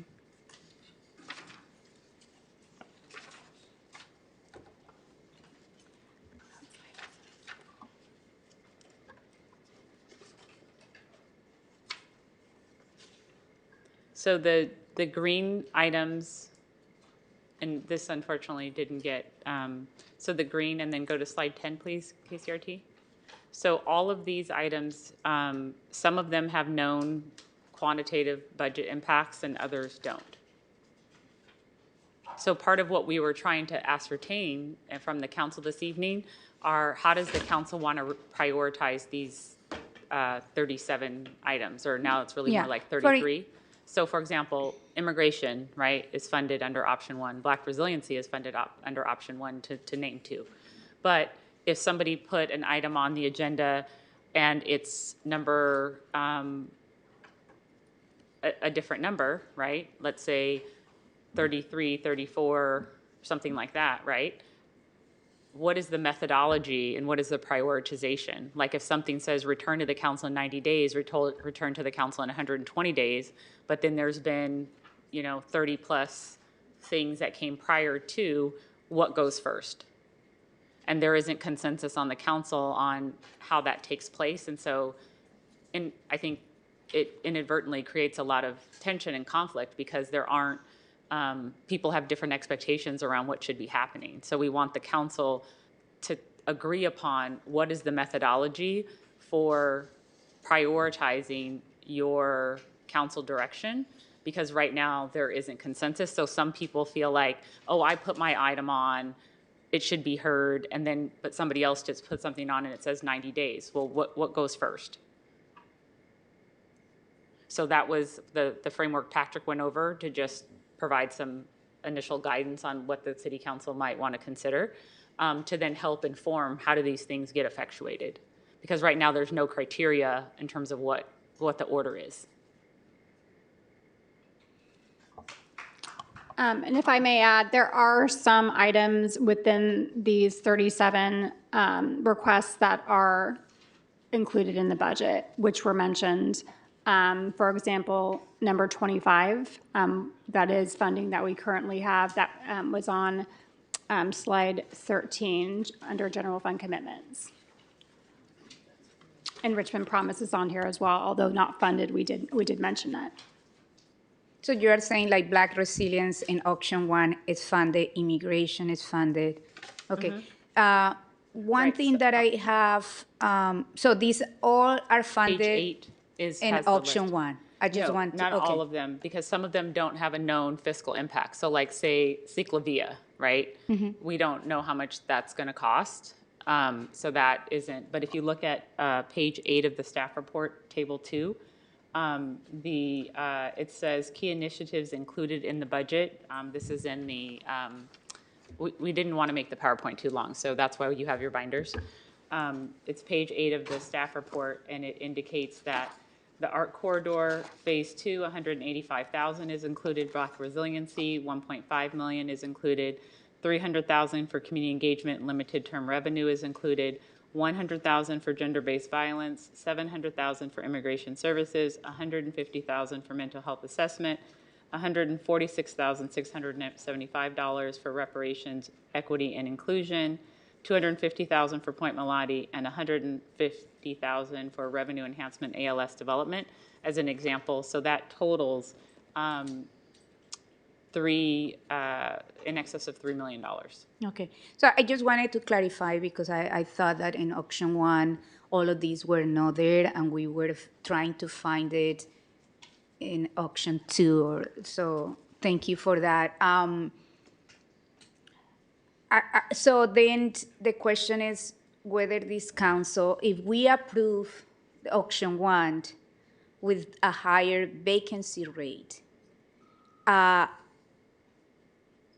what are the left staffing that we can hire? Because I think as we mentioned, one of the things that is important is that the 2 care navigators for ROC can be hired. You mentioned something there about arts and culture manager, but why is this in this list when that could be in the hiring or the position list, right? It's like No, that we was used to have a manager No, before. that's there because you brought, that key initiatives means you brought, the city council brought an item to the city council agenda and gave us policy direction. So that's specifically listed there because that was an item that you brought to the city council. Yeah, but it's not part of, like, it's not part of the position listing. It's not like adding a new position because it was like the manager was there. No, it was just because something, so there's approximately 811 positions in position control. Mhm. The city cannot afford 811 positions. But that, Currently, I'm staff- sorry to interrupt, but what I wanted to say is that that position was filled before. Unfortunately, we don't have it anymore because the person who was there is really sad passed. So that means that because that happened, then we just cut it out and it's no longer there. Like, I just want to make sure what is the logic of that position, and then my first question I want to answer and don't get derailed is if we approve this vacancy rate that is 12%, how many positions we have to fill? So based on the list that you're referring to of 37 key initiatives, if we can go to the list there. So public art is number, the 23 art and cultural manager and grant process reform. That was a specific agenda item that the city council brought forward. That's why it's listed here. So that's one thing. And so we're following through on the policy direction that was provided related to item 23 here. There was specific direction that was provided. So that's one piece. Then the second piece is as the costs associated with hiring 92 staff people over the last 4+ years and the subsequent round of MOU negotiations and increases and CalPERS increases and healthcare increases, the city is at a point now where we essentially, in absence of retirements, we are at a point that new personnel cannot be added because of the cost, the labor costs. The labor costs have continued to increase. We've discussed this many times. And based on the information that I'm receiving from finance staff and the current situation with our budget and the current situation with our costs, that it is not sustainable for the city to continue to hire unless there are retirements. The city's general fund budget for personnel costs has increased in excess of $54 million. And as you saw from, I think if we can go to slide 34, it's the very last one. At the end of the deck, there's one that, well, no, not that one. Let's see, the one with the UAL. Mm-hmm. There we go. So you can see here that the UAL, when we started 21, 22, when we had 92 less staff people, it was at about 27 million, right? And you can see, even with the returns doing really well, that it's increasing astronomically. So what that means is that the city's costs for our personnel are increasing exponentially, so we can no longer continue to hire unless there's a retirement. And so that's why we wanted to make sure that the council knew all of the great work that's currently happening, because we think that the work that's happening is amazing. I don't have residents emailing me complaining. They just say, oh, can you fix my pothole on this street, or can you change my sign? By and large, I would say over the last 4 years, the types of information I'm getting has substantially changed in terms of residents. So what we're trying to get the council to provide direction on, which is a series of 6 key questions, is around, based on the resources we currently have, how does the city council want to prioritize the work that we're doing? with the existing resources, because you have to assume that your costs are continuing to increase exponentially, even if you aren't adding more people. It's kind of like gas, right? Like we all go buy gas, and gas used to be 4 something, then it was 5 something, now it's 6 something. That's essentially what's happening with our city budget. So it's like, okay, well, maybe you take less trips or you carpool, but you can't just keep doing the same thing because the costs are increasing astronomically. Thank you for the information. I think for me is, I know that in this moment, we might have to have this higher like vacancy rate, but without an analysis of like maybe by bringing some more people that will allow us to get more revenue or increase the service, and the service will help us with revenue, it's hard for me to think about not advocating for the hiring that we need. When there is programs that is core of us to serve the community, and just kind of like leave it half and not really fulfill. So we had the result that we want. The other thing is that I don't agree with saying that youth works around house, especially youth work, is discretionary, because part of that money also pays staff, right? So I don't know, like, are you saying that all that money goes to youth for paying their salaries? Deputy City Manager Could White, you- can you come elaborate on the slides you presented, please?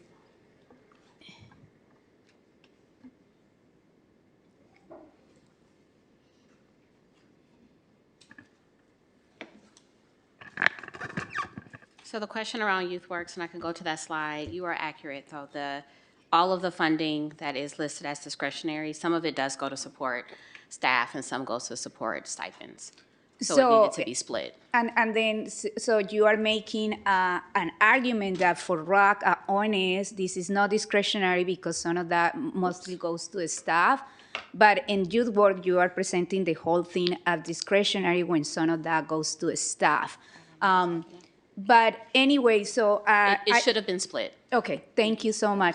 But I think it's also that I particularly feel like we had been putting this money over and over for on-house intervention, for youth work, and it had been really giving us results in terms of getting more young folks in our city to work. So I don't agree that we need to like use that as a slash fund. And we had a commitment to reimagining public safety, and this is part of that. So I just hope that this council don't think that these are discretionary funds, but are funds that are helping our community, especially navigating things like providing services for youth and the in-house intervention that we have a lot of people and residents complaining about that. So we are making some good ways into supporting residents and with these two programs. I think I will have more, but I will stop here for my colleagues to talk.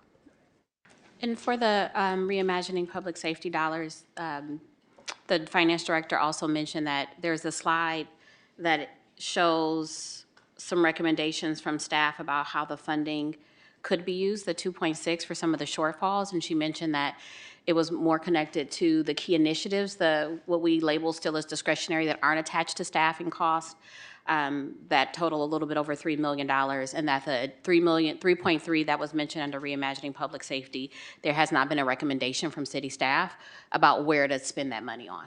Okay, thank you. And just one more question. So you mentioned that the money that we have from the settlement brought $1.8 million. Where the money? Where It's did that money go? in the staff report. It notes that it's in CalTrust. So we haven't spent it. The interest, no. The interest is not expended. Okay, No, that thank was, you. yeah, that was also noted as something that once we, finance staff, historically, at the conclusion of the fiscal year, there is a large unspent amount. Because the MOU increases were not budgeted in the previous fiscal year and current fiscal year, that means that, and we've hired 92 people, that means that is shrinking. So the reason why staff are bringing these project shortfalls to you now is because currently, right, and the budget is an envelope, things can always change. Currently, finance staff is projecting that we will not have a significant amount of unspent dollars. In fact, we may not have unspent dollars because we have to then, remember, as our general fund increases, we have to increase our reserve to 21%. So we're now getting at the point where we have to be very thoughtful about the expenditures. So Councilmember Jimenez, we agree with everything that you said. I think the question that we're trying to get to as staff are there some things that the city council wants us to focus on and do really well, right? While we're seeing how our numbers continue to come together. And there's some things that are key council initiatives that we actually don't need the money for right now, right? So it doesn't mean that they're not important, right? But we're not going to spend the money like in the next 6 months probably, or we certainly won't spend all of it. So since we know we have these 4 projects that have a shortfall, should we go ahead and fund those, get those complete, and then the council can work through how do you want to prioritize your 37 key initiatives and the fiscal allocations associated with that. I think like also I am just trying to figure out there is $1.8 million that we haven't allocated. That is like you are saying one-time money. So that might be a good thing to think about how we allocate that money to fill the gap for this project. I agree. If we start projects, we should finish then. But I am just trying to see where the money is and instead of just taking money from things that is really important for our community. Right. We might not know that until September, right? And we need to finish and have appropriations for that before the current, we need the city council, right, to provide an opportunity to fund the 4 project shortfalls in advance of year-end close. So, but let me just finish with this.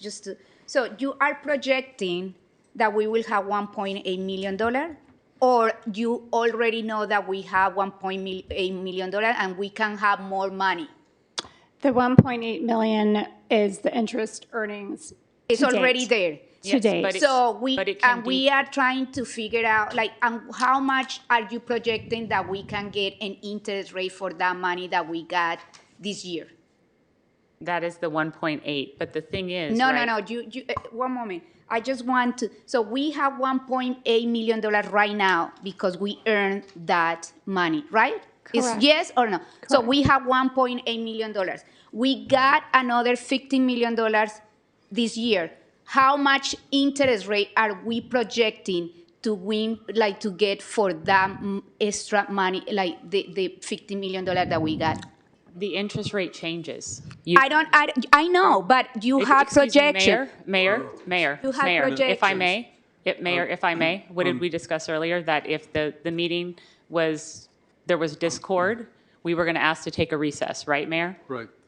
Yeah, no, it's okay. Thank you. Okay. So, Mayor, if I may, the way that the funding works, right, is the interest is accrued depending on market conditions. It's not an absolute, right? It depends on market conditions. It is not an absolute. So right now, there has been interest income accrued, but we haven't closed out the books for the current fiscal year. Therefore, it is not prudent to appropriate the interest because we might need the interest for the reserves or something else if the revenue projections are not accurate. That's why you don't appropriate. This has happened before when I was not city manager. You do not mix fiscal years with appropriations and take future revenues and make an appropriation for an existing fiscal year. You have to make sure you're balance and close your books with the appropriate revenue. If Mubin and Jerry and Antonio, who spend all of their time thinking about these things, tell me that things are going to be close, things are going to be tight, that I listen to them, because this is all they do is think about these things. I try to think about it as much as I can, but I defer to staff. So if staff are telling me they think this current fiscal year is going to be tight, then that's what I convey to you. Anytime anything changes, if all of a sudden there is a big documentary transfer tax, right? We email you and we tell you, oh, there's been a windfall. Here it is, right? A building sold that we weren't thinking about. So we are telling you it's a snapshot in time, today at 5/11, what we know now, and as it continues to change, the budget envelope can be adjusted. That's all. There's no, it's not a right or wrong, it's just today, here is the snapshot of where we are. Point of clarification. When we're talking about the general fund, we're talking about the entire general fund? Yes, Mayor.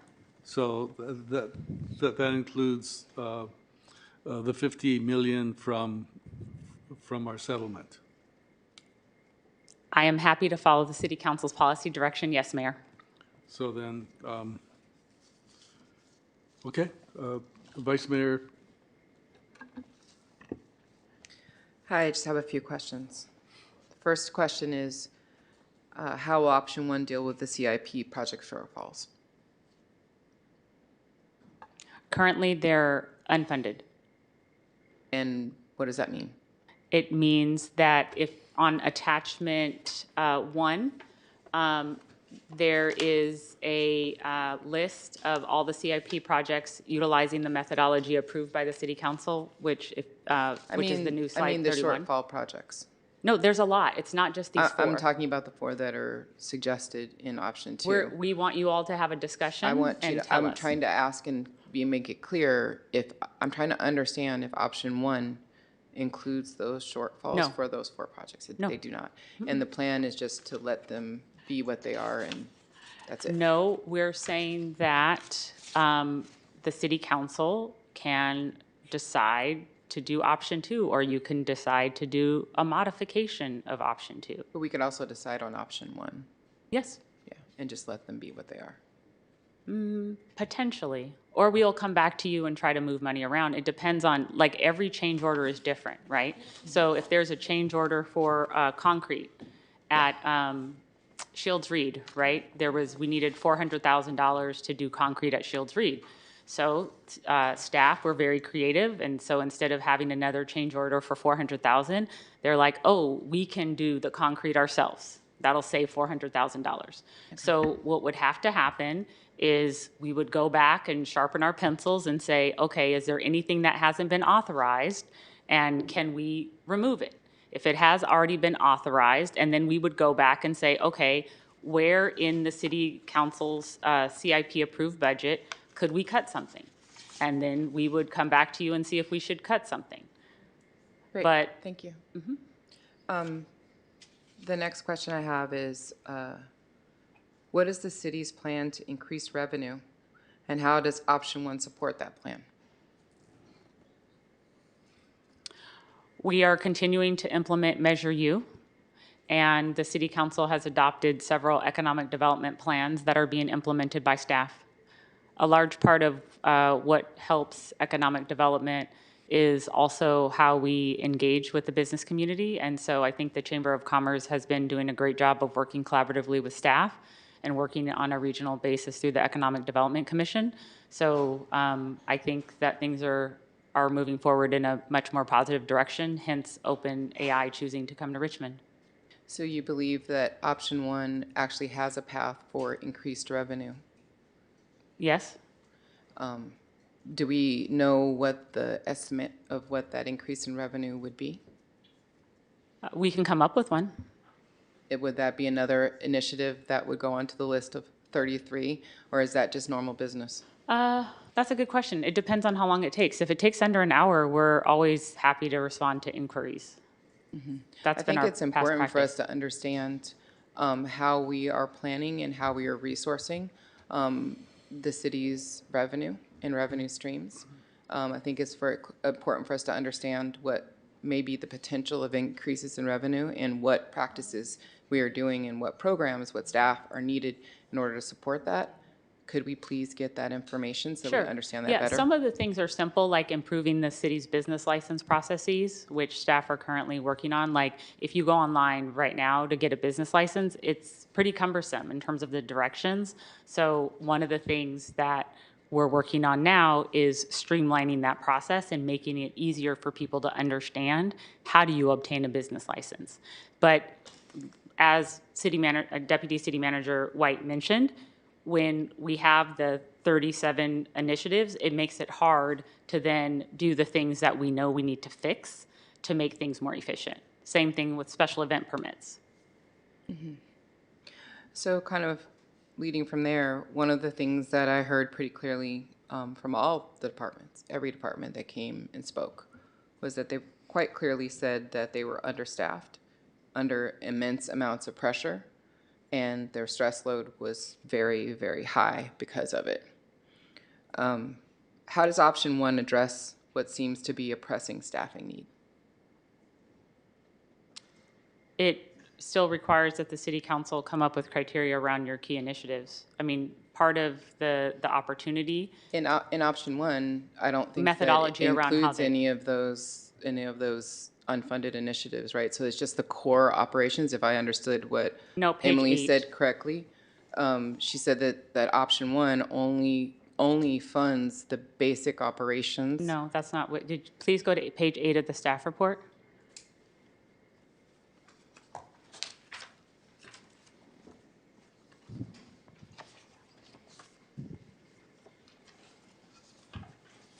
Table 2.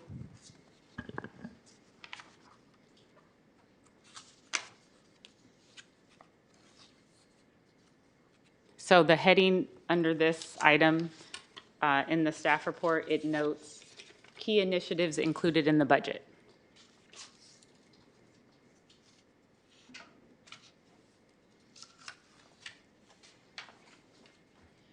So I'm seeing in the presentation on slide 7, option 1, it says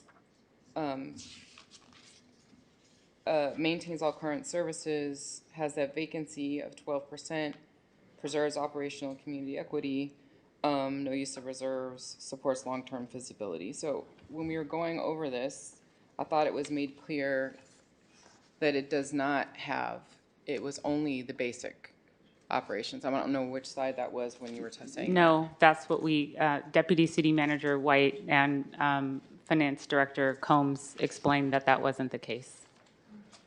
It's basically the status quo. So, status quo, yes. But I think that kind of, not to segue, but is why we brought up the draft framework for, and are asking for city council input on criteria for considering, new initiatives to sort of help with that staff capacity within departments. So that it doesn't, the core, what we described, the core, it keeps it at the baseline. So in community development, what Lena has is what Lena has going forward without any new positions. The only plan to address the stress that staff is experiencing and the understaffing, even in the business license department, I talked to them and they had more people allocated that were supposed to be working with them, but they were understaffed. And I don't think council initiatives were a factor in their stress or workload. I think that they needed more people to help them process business license. But we're saying that in this option, in this budget, we have no funds for that, that's not going to happen. Well, if you, another way to look at it is as we've discussed as we've had 3 consecutive rounds of increases, that as staff make more money, you can afford less staff. And so the only thing that is then viable is to become more efficient and to make processes streamlined. So we have the software by and large, we have the systems, we have to implement the systems and technology that allow people to work more efficiently. And it's difficult to do that if we're responding and sort of managing projects through email we're, if people aren't using IMS as the way to report things. And so the function of having less staff is a function of the cost of staff and the increases that have been received. It is not something that I'm recommending. We've hired 92 people. That's amazing, right? It's But the only way, I guess what I'm hearing is the only way to change this is to have increases from Measure U, the revenue increase, efforts to increase revenue, Measure U being the primary way, or to become more efficient. Those And are the that would two include, short-term, like, those are the two short-term things that are within your control, right? You can have a great economic development strategy, right? But we're in a free market economy, so nobody has to open a business here, right? So the things that we focus on as the first and second things are things that have high fiscal impact and can have definitive results, because we can't make anyone locate here. But what we can do is we can make it easy for them to locate here. We can be friendly. We can be open for business. We've hired more economic development staff than we've ever had in the city of Richmond, as long as I can remember. So I think the opportunity is, what are we going to focus on, and doing really exceptional at that. That's the opportunity. I guess my question is the question that I would like you to take back as a staff is, are there particular staffing positions that are strategic that if we do staff them would help us increase revenue? For instance, We can certainly think about that. I just want to finish my thought really quick. So for instance, if we were to add someone in business licensing, would that increase our revenue in a way that we could, really make an impact? If we were to increase staffing in the department that deals with permits, would that increase the how quickly permits were able to be processed so that we can get projects happening and then again increase revenue? I don't know the answers to those questions, but I think that they're key questions for the budget, especially for long-term building of revenue. And I do believe that we need to think strategically about, I understand that we won't be able to hire under this scenario, but if somebody does retire, we have a question of where do we then put that staffing money? And if there's a strategic place to put that staffing money that would actually make more money, so that we could look at some places that maybe didn't make money to staff in the future, that would be strategic. And I don't know that from the information that I'm provided now, and I'm asking if we could get that question answered. Yeah, later.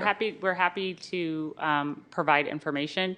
I think the thing that's important for the council to understand is operationalizing Measure U in an automated manner is so that the notices are just going out and nobody is like manually collating things, is where the magic is, right? And so we actually just need to effectuate the system we have better and utilize innovation. So I actually wouldn't say, oh, we need another business license person, probably. I would say, oh, we need another person on the innovation team, right?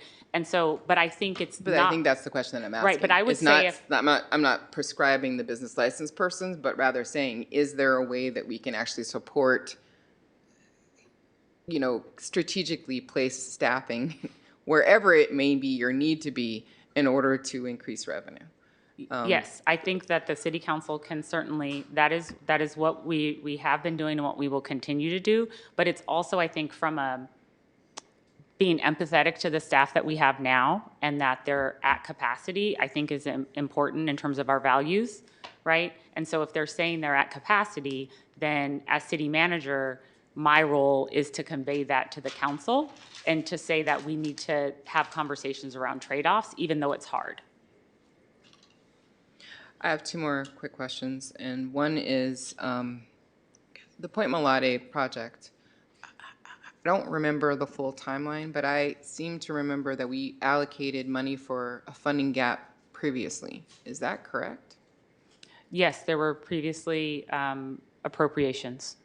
And So- so we can get a full accounting for that. I don't know that we have it right now. Yeah, I seem to remember this is the second or third funding gap that we are addressing in this project. Yeah, we can, ask staff to work on. If we could get a report just on the full cost and how we got to this full cost. Sure. And how much we've put in so far from various funding streams, that would be helpful for me. Okay. And then finally, I don't know where the Pullman Park investigation is in all this analysis. I could not find it. My understanding is that the way that I put forward that item is that it does not include any acquisition. It does not include anything like that. It was just a pathway, an understanding of how we would go about moving such a project and not asking for allocated resources. I saw it somewhere in here that it had $150,000 allocated to it. I don't understand how it got that. And I also understand that it is unfunded. So I don't know where it exists in all these things, even though it was a past item. I don't know. Can we call Director Chavarria and to answer that question, maybe with support from Darcy?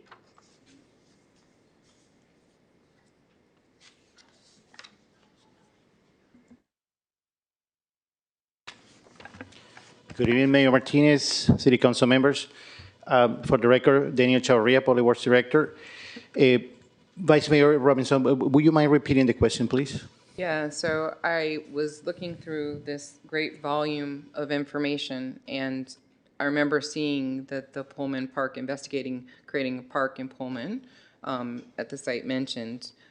It was allocated $150,000, and I was wondering why. Because all I was asking for is what is the pathway? What are the things that we need to actually investigate in order to be able to move it in that direction? It shouldn't cost money. We're not actually you're not actually acquiring anything or, doing anything or doing any studies. I just wanted a list of what it is that we needed in order to make such a park. And so I'm trying to understand, one, where that cost came from, and two, where is it in the realm of all these things? We approved it, but I don't really know where anything stands because of the way things are being framed. Yeah, currently we are not using any funds for that project. What we're doing is what we have for the 90 days to come up with what will be the steps to acquire and what will be the implications, right, to acquire that. That's where we are right now. That's it. Yeah. So I can't remember where I saw that $150,000, but I was like, what is that $150,000 for? And why does it even cost any money at all outside of staff time? I'm looking at Vinich because he's the number guy. I mean, I know. No? Okay. No, so we're confirming there's no money for Pullman. Okay. I don't know if the 150, okay. If you have the page or the location, we can check it out.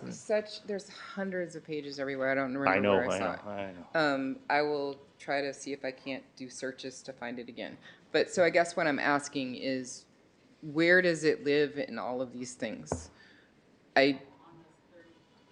On the slide of the 37 items, it lives there. So it would be one of the things that needs to be prioritized so that we know what order to work in on those things. Yes. Okay, thank you. That's all I have. Councilmember Cepeda?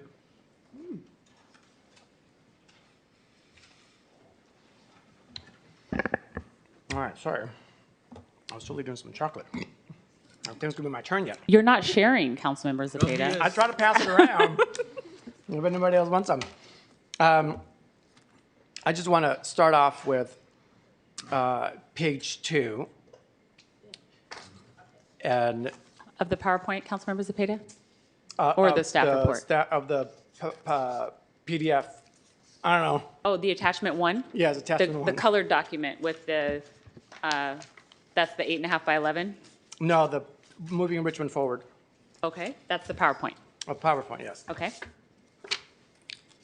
KCRT, can you please go to slide 2? I know you brought it up, but this is just such a fun picture. And I made a note on here, as I do as I'm listening. And this is a great new park that you all have helped build for our community. Thank you. And one of the communities that have needed the most help. And I bring this up because I've lived in Richmond my whole life, pretty much. We have a lot of new staff members. So I just want you to know that all your time and effort doesn't go unseen by both council and by our community. Right here you see the police chief going, all right, Ms. Curl, get back to work. And she's saying, I'm No, going to take he's a getting little on time. next. He got on next. Oh, see, perfect. All right, but it's just a quick little glance at if we can have fun as staff, we're sharing this great thing with our community as well. So I just want to acknowledge that as well. And then I did a quick Google search to show how other cities are doing, because I think it's always important to kind of compare. At 4-ish years ago, 3.5 years ago, I remember sitting here and going, oh, we're doing a really great job, which we have been year over year over year. But then you see other cities, they're in millions and millions of dollars in deficit. So I just want to put that out there. I hope we don't ever go to that again. I remember sitting in this council chamber on that side when previous city managers had to cut. And it's, do we cut here, do we cut there, which staffing, which this. I think there's always room for improvement, as Ms. Curl says, but I just want to acknowledge that for all the staff members that are here. It's great to see you all. Thank you for coming out here and enjoying your Tuesday night with us. I know you had nothing better to do today. So thank you. But I just want to put that out there as well. Okay, I'll start with my questions. On slide 13 of the presentation, I want to make sure that the general fund commitments available for reallocation key initiatives. I want to make sure that I understand this here. So you're saying that if we wanted to adopt option 1, some of these here we can reallocate within option 1? That's only for option 2. Okay. And then, so can I understand, how were some of these put into this list? Because I don't remember voting on some of these. These are items that should connect back to the key initiatives, with the exception of the ALS item and the Point Melati maintenance. And you'll see there that those are two that we're not recommending, but we felt like it was important that the council understand. And so, for example, one of the things that we've done is we've reached out to East Bay Regional Park District, and with the support from the mayor, to try to effectuate our quarterly meetings again. We used to have quarterly Brown Act meetings.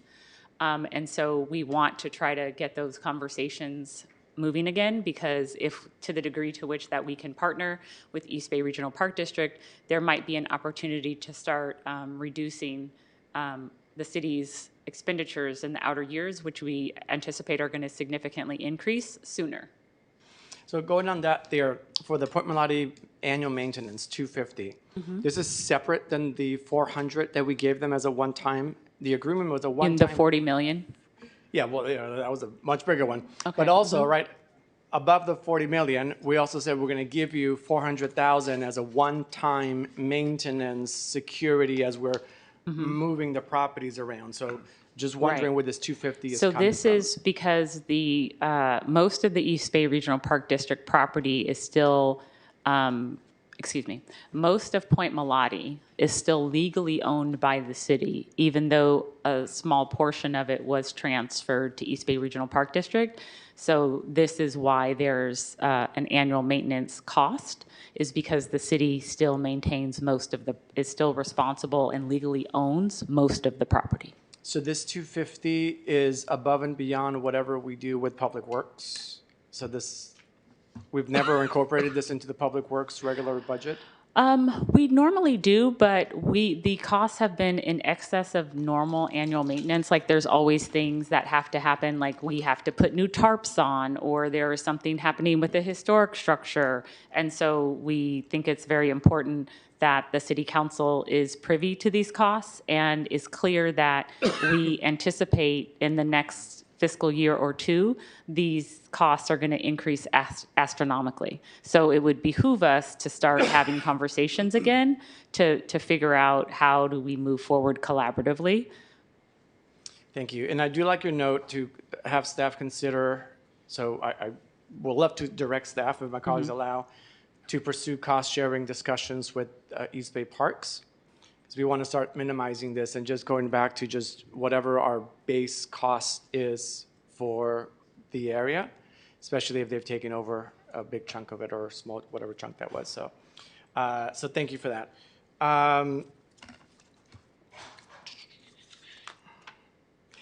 In the list of all the items, I don't remember which slide it is now, 30-something, 40-something items that we give you. There's one missing, or at least one missing. It might have been from 2024 Oh, 24, 24. I know about a couple or of them. 2023. The trains. Planes and automobiles? Trains, planes, and automobiles, and e-bikes. But that was later. But for now is the trains. So I know that I brought a couple items to have staff look into putting in an underpass at Parkchester because of the trains, looking at funding for other crossings for the trains. So that's a really big issue. That's been brought forward a couple of times. We've looked into getting grants. And I know there was some conversation about that, so it didn't make the list. I just want to make sure that we don't drop it. Yeah, if the city council wants to direct us to go back to 2024 for this discussion, we're happy to do so. We just didn't want the list to be too long for discussion, but we're happy to go back. That was my other question as well, is why are we starting in 25 to present? Is this a snapshot of all the programs that we're doing or funding things that we No, need for these are funding, just or- things that the city council put on the city council agenda that are not initiated by staff, that were initiated by one of the 7 council members during the last, at the time it was approximately 16 months when we started putting this together, because then individually you all have been asking staff for status updates or, you know, where is my item? And so it became apparent that it would be helpful to have a criteria so then everyone can have a better understanding of when to expect things based on the capacity of staff that you have.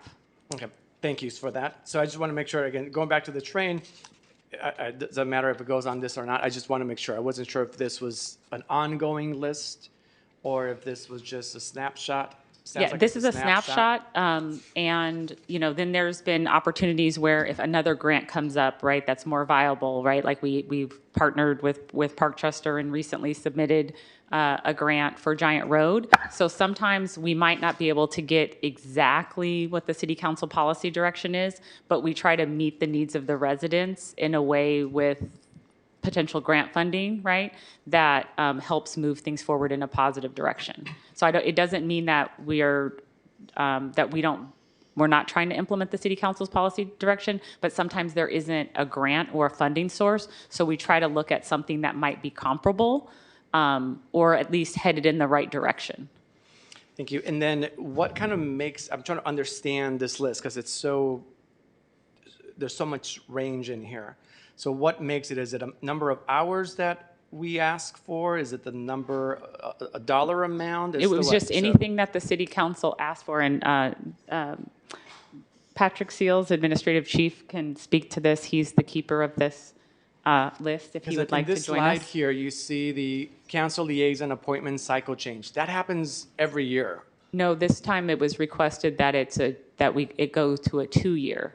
Right. I know, but so that's saving us 1 year, right? So usually, well, right, but I'm just using that as an example of something where it has to, even though the city council may direct something, it still takes staff time to effectuate it. It doesn't just happen. Okay. And Patrick, I don't know if you have anything to add around this list. If there's a specific question around any of this, I can. Yeah. So I was just trying to figure out how the list was put together, and then how do we say it's complete? So using that council liaison appointment, for example, number 24, as far as I know, it's completed because we voted for it back earlier this year. So how the list is compiled, I'm tracking every item that comes before city council. I'm building out an automation system as well as some other kind of stuff to support the city manager in tracking this. This is an endeavor. It's taken me almost a year. I have an intern who's supporting me, a graduate student, and we've gone back multiple years. And so we're trying to support innovation and efficiency to manage and maintain these things. So these items are initiated from January 2025 to present. I believe that your The overpass item was before that. I remember it, but it was prior to this. And Okay. as the manager said, if you want it, if the manager directs me, I can go back to 24, et cetera. Okay. The I was just information. wanting to make sure that one didn't get lost. But okay, No, so no, this thank you. is merely so just now a I'm understanding a snapshot. little more about how the list is made. Absolutely. And then And how so- are they then marked completed? Because some of these, I'm assuming again that number 24 is already completed because we voted for it earlier in the No, year. so the reason that, for this particular list, right, I have something that is much more robust. A lot of columns. This is a very simplified version of what I'm actually working with. I reached out to staff responsible for supporting these things and asked them, hey, is this thing complete? Because the arts and culture manager was something that was the process for bringing on a new arts and culture manager was something that was initiated by staff outside of what would have been our standard city onboarding process through the human resources system. And we haven't actually hired an arts and culture manager. Staff doesn't see this as complete because we don't have an arts and culture manager at this point. But the solicitation has been released. I think they're in the process of receiving applications. The application is open. And so staff that are responsible for managing these are the ones that I spoke to just for this 37, just to provide, again, a quick snapshot. Thank you, thank you. Okay, I won't ask any more of this. I think I'm understanding it, so thank you. Because I want to make sure that our list gets shorter as fast as possible. Yes, sir. For ALS, which is very important, I believe, to all of us, Chief? is there a way to potentially, it's more a question for finance, so is there a way to look at funding it and then getting, for both ALS and the stations, and then get paid back should the measure pass, right? We're looking at potentially putting a ballot measure in November. Right now, we saw that the majority of ballot measures in June around the Bay Area did not pass. So the need is still going to be there. So I'm just trying to figure out, as we're creating the budget now, is there a way to put a little bit of chunk to the side to say, okay, we can start fixing a couple little pieces here or there into the stations or putting into ALS, should that not pass? Because I don't want to get to November and then figuring out Plan B and the budget's already halfway through. So you're saying, can we do something retrospective?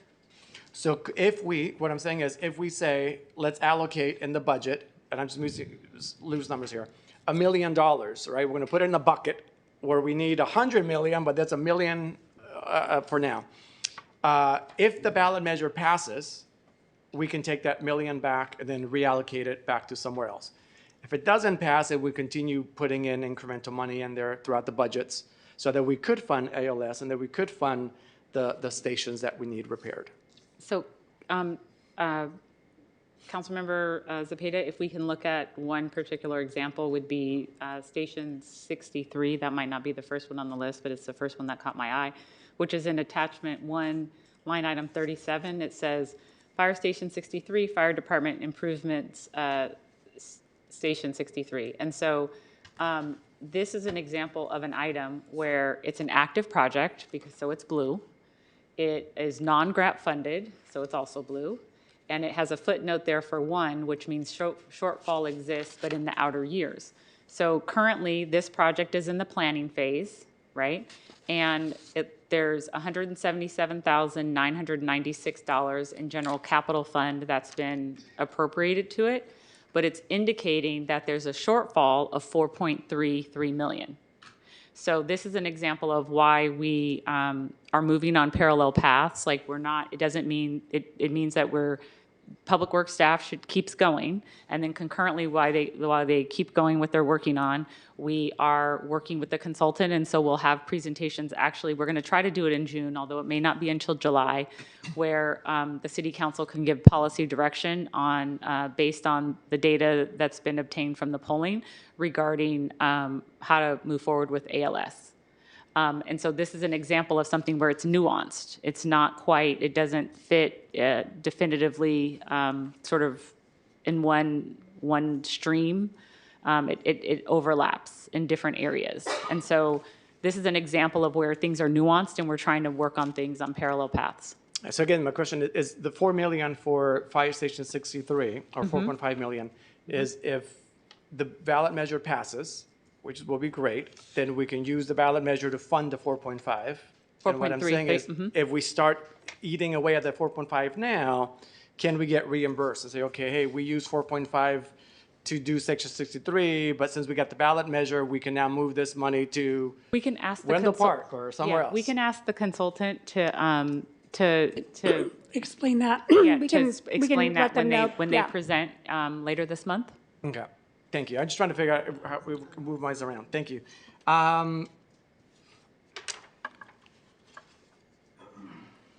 Anything else for Chief before he No, thank you so much, Chief. Thank you, thank you. Thank you.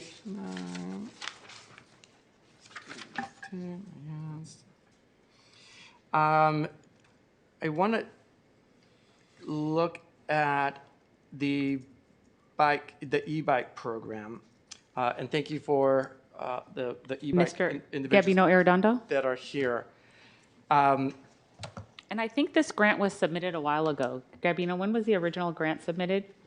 Okay, can someone look in the, Mubin, can you look in the administrative record and find out when that grant was originally submitted? Thank you. And I want to just make some clarifications. So I know that the presentation, I don't remember which slide it says, but it says citywide program, but it's not a citywide program, right? And I want to be able to see if we decide to move forward with the project again, that it really becomes a citywide program, because right now there's only 13 stations, and they're only from almost the middle of Richmond south. So to really know if people can and should and will be using the program, we should either go all out. And Yes. And so option 3 here in the slide, we also propose that. So talking to the vendor to expand citywide, 17 additional hubs, 250 new e-bikes, it would cost an additional $1,459,000 to do that. So if we want to have a citywide program with the additional hubs, in addition to the 10 I mentioned, this is the cost. so then what I believe what I heard was that they can immediately start implementing 10 new hubs at no cost. All right, so here Yeah, I'm seeing 1.4, but they can do 10 for no cost. Can we do the 10 for no cost, right? Maybe that's option 4. So 10 at no cost. Everything has a cost. So I would say. Well, they're saying no cost. Well, we It's don't just- negotiate contracts in open session, right? Right? So, City attorney? So we can take that, your point is well taken. We're happy to have a conversation with them. But what we're trying to get the city council to consider, right, is now that that this program has been operational for a while, and the city council has directed building another facility, is it prudent to pivot, right? And say, until there is a grant that could fully support the e-bikes, which is how we started this program, it was through a grant, then is it prudent to sunset? So I think that's where we always kind of have a difficult time, is sometimes we have to say, we really like something, but we don't have another, $1.5 million right now. So we're going to turn this off. And if we find money in the future, we're happy to reconsider, right? It doesn't mean it's a bad program, but we're not seeing the return on investment we would have hoped for. So it looks like, thank you for evaluating the pilot. It's time to move on. The pilot hasn't flown all the way yet, right? We've Well, only done sometimes the halfway. pilot says, when you get a grant, this is where you have to operate, right? Yeah. Kind of like Complete Streets, right? Like we might want to only do traffic safety, but that means 27 grant sources that currently fund Complete Streets would not be available to us, because those grant guidelines have very specific criteria for us to be able to submit. So it's the bottom line is the grant funds have run out. We do not have general fund dollars for this program. I, as city manager, in good conscience, can't recommend, like when I go see the kids at Shields Reed and they tell me they want Peppa the Pig, I'm gonna make Peppa the Pig happen because there's a whole group of kids there that love Peppa the Pig. So that's what we're doing. I have not had anyone call me and say, please give me more e-bikes or email me. Now, I'm sure they will come out of the woodworks, but prior to now, they hadn't. So what I also heard them say was they can look at getting some MTC funds, right? And then so they didn't email you, but they did email me. So isn't that suspicious? No, but way before this Isn't agenda it item. Way before this suspicious agenda item. when the vendor goes to the No, council? not the vendor. Who? Not the vendor. So there's one of our large companies that's located at Hilltop. They lost the bus route. And when they lost their bus route, we were chatting and they said, what else can we get the bus They route can back? give their employees e-bikes. Yes, and I said, They can you give use their this, employees easy bikes. No, they can give their employees e-bikes and not get a city subsidy because There's they're also a great current rebates employer. for e-bikes. But that's what they wouldn't can it be do better to be a if good they employer. give us funding so then everybody can use the e-bikes? No, you know why? Because it takes Gabino staff time. And you know what we need to do? But then that means we there's need e-bikes to make for the whole community. Well, but we don't have them right now. Like So- it depends on priority. So when I started with the transportation department, e-bikes was maybe 4th or 5th on the list because first we need to do paratransit, right? Paratransit is our more successful program. It has $1.3 million. It moves seniors. And we were in a program and improvement plan. So that was like my number one thing, right? And the e-bike program kept going. Then after that, our micromobility, Richmond Moves, right? And then I worked on that. Then I had immigration. So I kind of had to like pivot and do immigration legal services. And then I came back and now we have charging stations. So I also get additional comments from you and other council members regarding charging stations. So now we're focusing on charging stations. Now we have e-bike locker stations that we also need to update. So when the opportunity came for this, I've also talked to CCTA and MTC related to future funding related to e-bike programs, and they said it's sparse. We're also part of a statewide network of e-bike providers. Actually, it's a national network. They meet monthly related to future funding, and the only one that has been successful in this group, this working group, has been the ones that are funded directly by the city and run by the city, right? And they're limited hubs. So that's the ones that we have gotten, the ones from the best practices that I've seen so far. So that's why we have this current recommendation related to this future of this program. I mean, I think that if we can continue the conversations with them, I would appreciate it just to see what we can do. And it would also be great to one day potentially having enough funding from some of these large employers that are willing to give us money. Let's take it. Maybe we do the program where it's free for the community. Right? It's about getting people out on the bikes, out on the streets safely. If there's an opportunity, let's see if the money is there. So we had the conversation with the provider, and they've only been able to say that they would have a $6,000 discount. So it would still cost us $60,000 a month to keep the conversation going. And that is starting on June 30th. Okay, thank you. Then the other... So that's why... Sorry, July 1. So respectfully, this is why we're recommending that we stop the program. Okay. I think that we should have more conversations, but yeah, okay. The other is, so the ECIA, right, kind of going off of this here, the ECIA funding has had a lot of different types of other projects as well. And I know ECIA is tied to a whole different other revenue source, but are we looking to see what's going to happen with those projects that were attached to ECIA? And ECIA is going away, so how are we going to fund those other projects? We're not. So all of it's going to be going away. The Richmond Moves, that's ECIA? No, unless there's another funding source. Some of the programs have really high rates of return, right? So when you have high utilization and high rates of return and low costs, right? Richmond Moves is an incredible benefit for our community because it has high utilization and low costs, right? And so those are the kind of programs that we're looking for. Gabino can speak more to that. Yes, and also I also mentioned it to the current bike provider, like for example, Richmond Moves.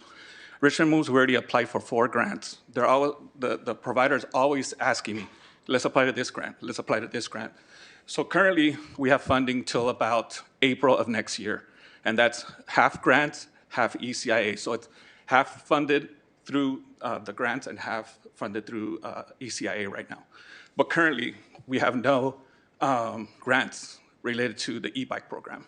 So I've been working with them for a year and 4 months, and I have not got one grant application from the provider. Not to cut you off, because I want to make sure that I move forward, but it's not just about the e-bikes. I'm just talking about all the other programs, right, that right now are getting funding from ECIA, because I haven't seen anything, and I no longer sit on that committee, but I haven't seen anything there about the programs, because you're just saying it's going to die. So a very successful program is going to die when ECIA funding... Well, in April, it has funding through April, and so between now and then, right, staff will continue to look for grants. I think what staff is trying to convey are that there are some entities that we have partnerships where the partner is very aggressive and takes the lead, and it's easier for staff to work with them, right? So I guess here's my request, is a list of projects that are there that either we have to make a decision to sunset or not, small projects, big, whatever ECIA is funding, we have to make a decision. Either continue it, not continue it, e-bikes, whatever programs. But ECIA is currently giving money to programs, so we just need to know what those are, so that we can figure out how we incorporate that into the budget, because right now it's not in the budget. So ECIA is currently, who's, Deputy City Manager White was originally providing support, and then now Avanish, you're looking at it. Do you have a sense, and are you able to speak to that now, or do you need time to? She said next meeting. Okay. I'm sorry, what was that? We'll provide information at the next meeting. Thank you, thank you. And then lastly, on the e-bikes, so why have we not approved the permit since July 25? Similar to what I mentioned about my capacity as staff leading, and I also didn't want to expand if we can't make sure that so it'll cost us more to expand, and then we have to bring them back. Do you know what I mean? Like, so if we put 10 more, that's more hours for abatement or whoever we contract to be able to contract the program. So what's it called? We want to know what the future was for the program before we expand. I mean, I get it, but if we would have had 10 more, we could have had more people utilizing it, and there's no additional cost. All right, thank you. The vacancy rate in the various documents, thank you, Gavino. No other questions there. Is it being taken into effect or into account the potential public safety ballot measure? No, we will talk about that on the 16th. We're working on the financial modeling. Okay, thank you.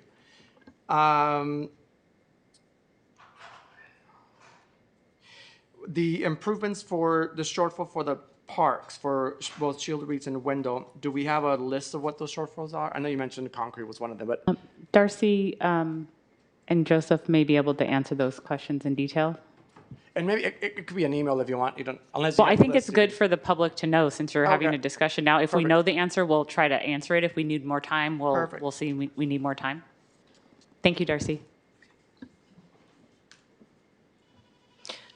Hello to the mayor and council. My name is Darcy DeLashman for the record. And so just to clarify, the question is, what is the list of shortfalls at Wendell and Shields Reed Park? Yeah.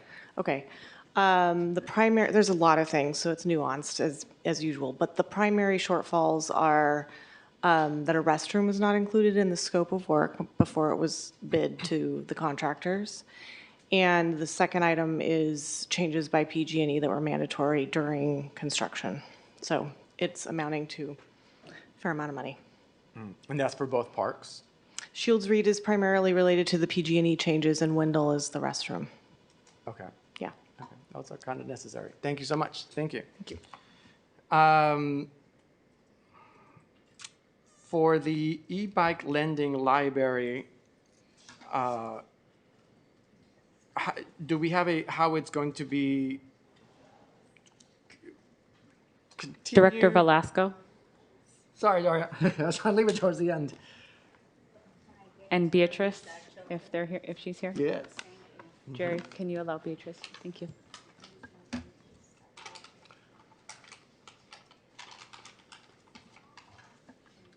Good evening, Mayor, council members. Lena Velasco, Director of Community Development. I'm here with Beatriz Guerrero, our project coordinator for TCC. So the e-bike lending library comes with operational funds from the Transformative Climate Communities Implementation Grant, which has been noted that 2.2 million is needed. However, there's about 2.5. Half of it will go to construction and the half will be towards operations. And then that operations, is it for how many years? Through 2028, like August 2028.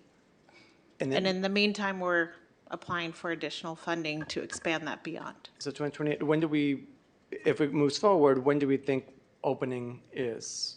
So is funding for 2 years, I guess I'm guessing, for 27, 28? Is it for 1 year? Yes, so our goal, if the capital funding can be committed, we can bid the project, which the city will bid the project. Once awarded, we can then start construction. We do anticipate it'll be a short construction period, about 6 to 9 months. And then once completed, it will open up to the public. And then the cost, so I got a couple of emails and communication that the cost has gone up so dramatically. What are we building?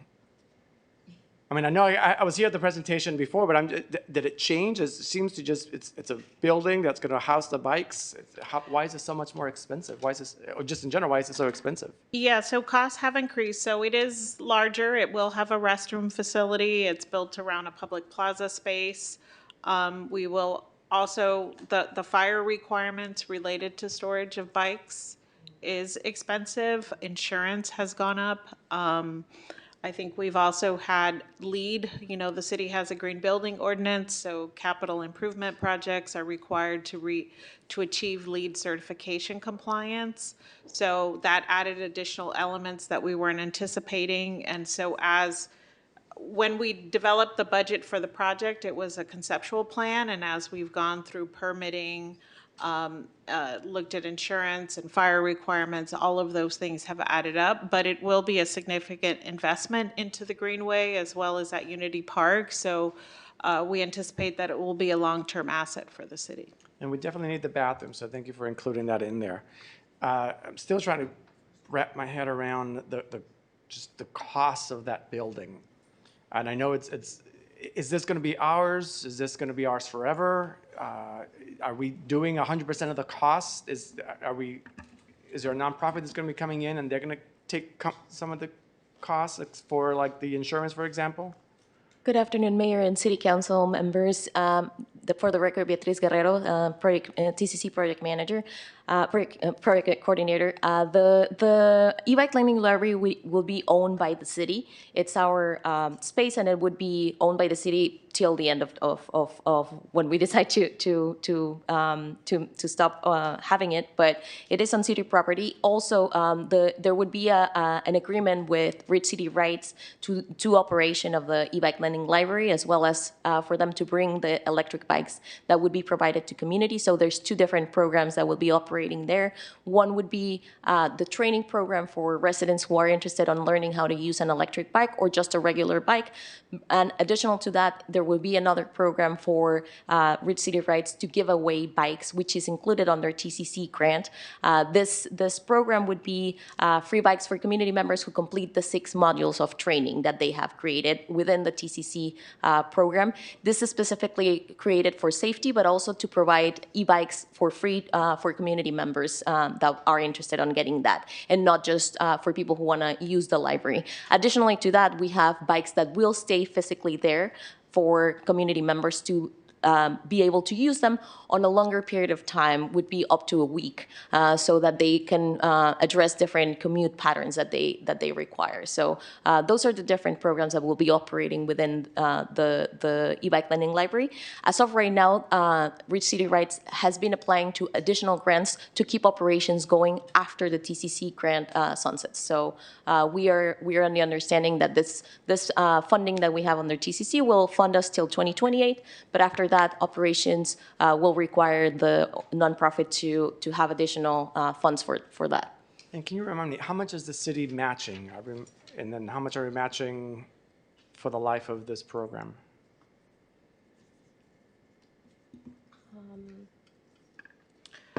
Would that be for operations or for construction? Just for both, right? Is it all the grant is 100%, or are we doing part of it? No, well, I think the request is, we do have a shortfall of 2.2 million.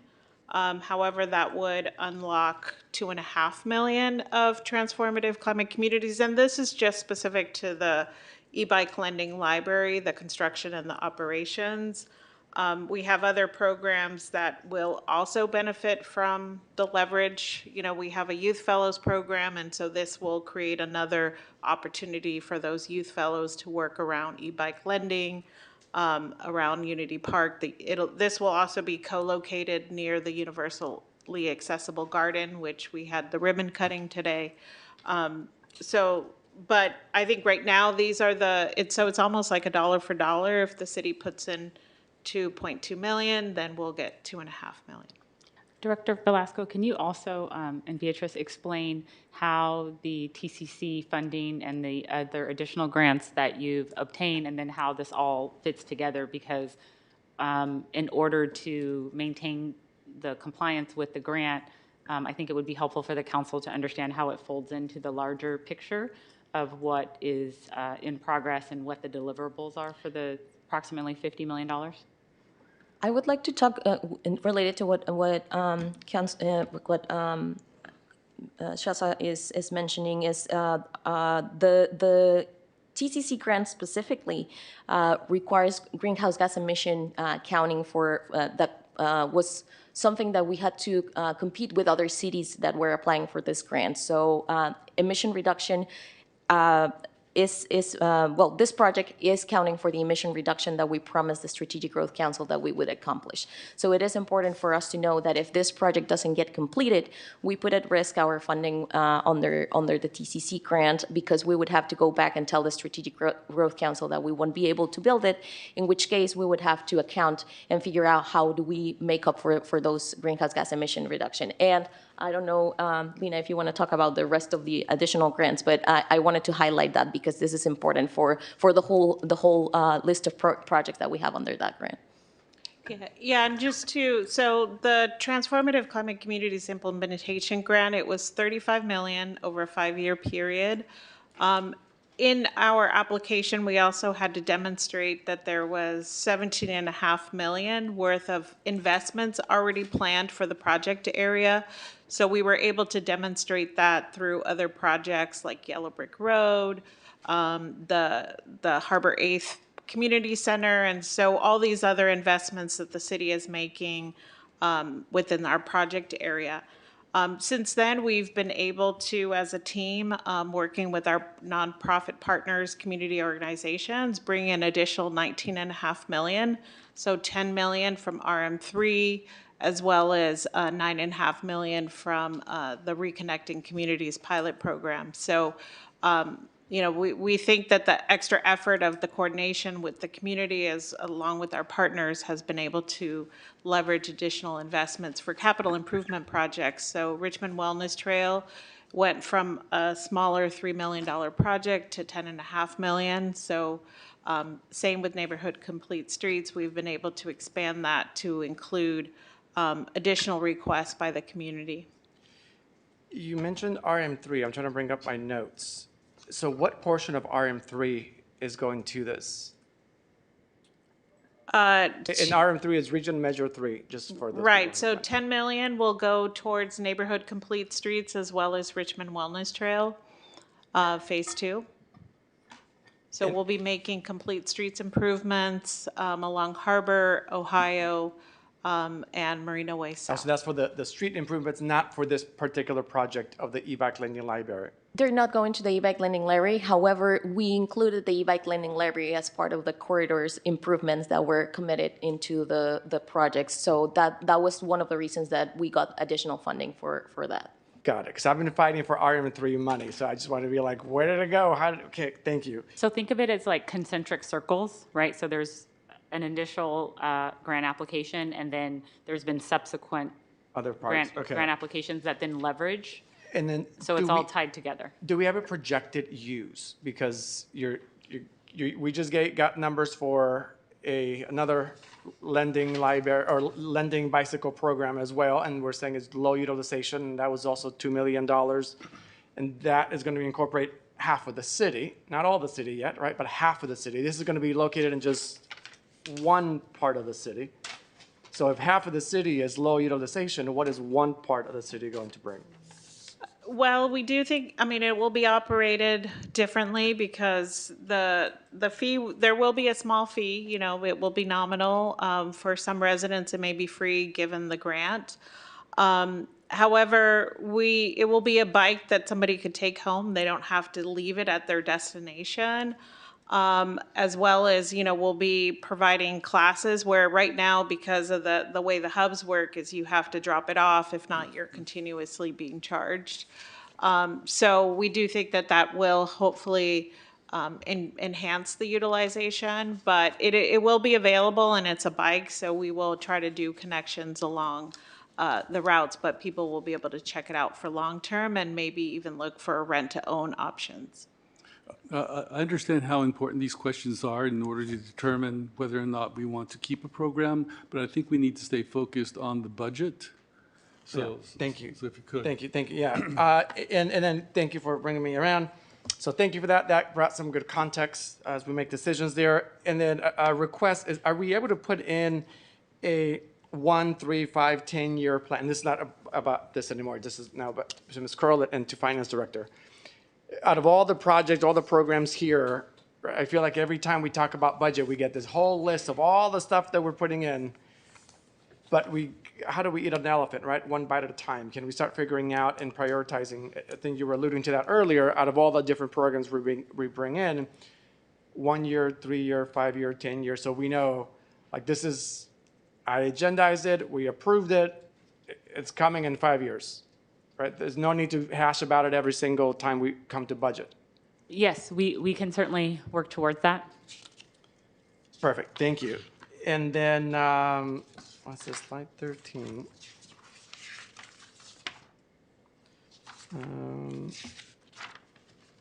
Okay, I think I might be, I'll just put it out there for requests.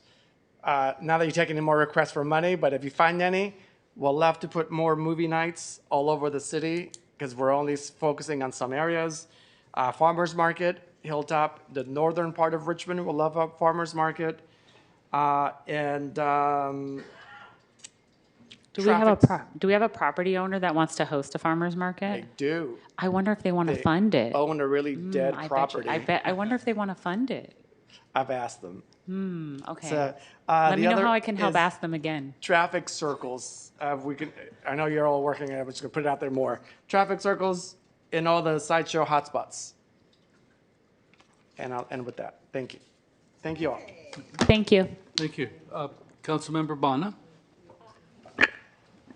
Thank you. I'll try to be brief. You know, I usually don't beat around the bush. Not too many questions. I go to the core. So if I can find my questions, yeah, I'm even surprised we had that e-bike. Grants are very nice, but if you have to pay money too.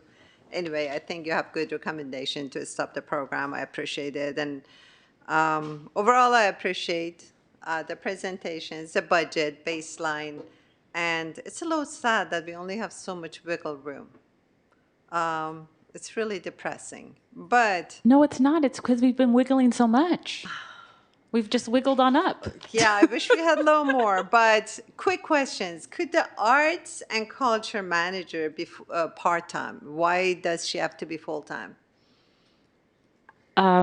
That is a very comprehensive program. I would be happy to talk to you offline. I want to be thoughtful about time to make sure you guys have time for discussion around what that role encompasses, but it is a substantial amount of work. Yeah, I would like to discuss it, and I would like to push for a part-time position. That's very important. I didn't understand what earthquake preparedness initiative meant in there because we haven't even asked for any budget. No, it doesn't mean just because you didn't ask for a budget, it doesn't mean there isn't work. Yeah, there will be work. Right, so any work that's request from council takes staff time. And so that is still an appropriation of resources. Yeah, a major earthquake of 7.8 just happened in the coastal Philippines with many deaths. So we need, you know, it's like insurance. You may not need it, but you always have it. So those things are important. Also grants for wildfire. I was surprised that you put it under the discretionary. I mean, it's our fire chief, public works director, put it out there that they need the money and you just want to waive it. So I'm asking you to please don't play with the important items. Don't consider the wildfire ad hoc safety Councilmember Bonner, which one? recommendations. It was I'm sorry, in I your don't. table somewhere. Item number, I don't remember the number, but I saw it there. Okay, so that one is, we put revenue enhancement, ALS development, 150,000. It was number 2, wildfire preparedness ad hoc committee and assessment.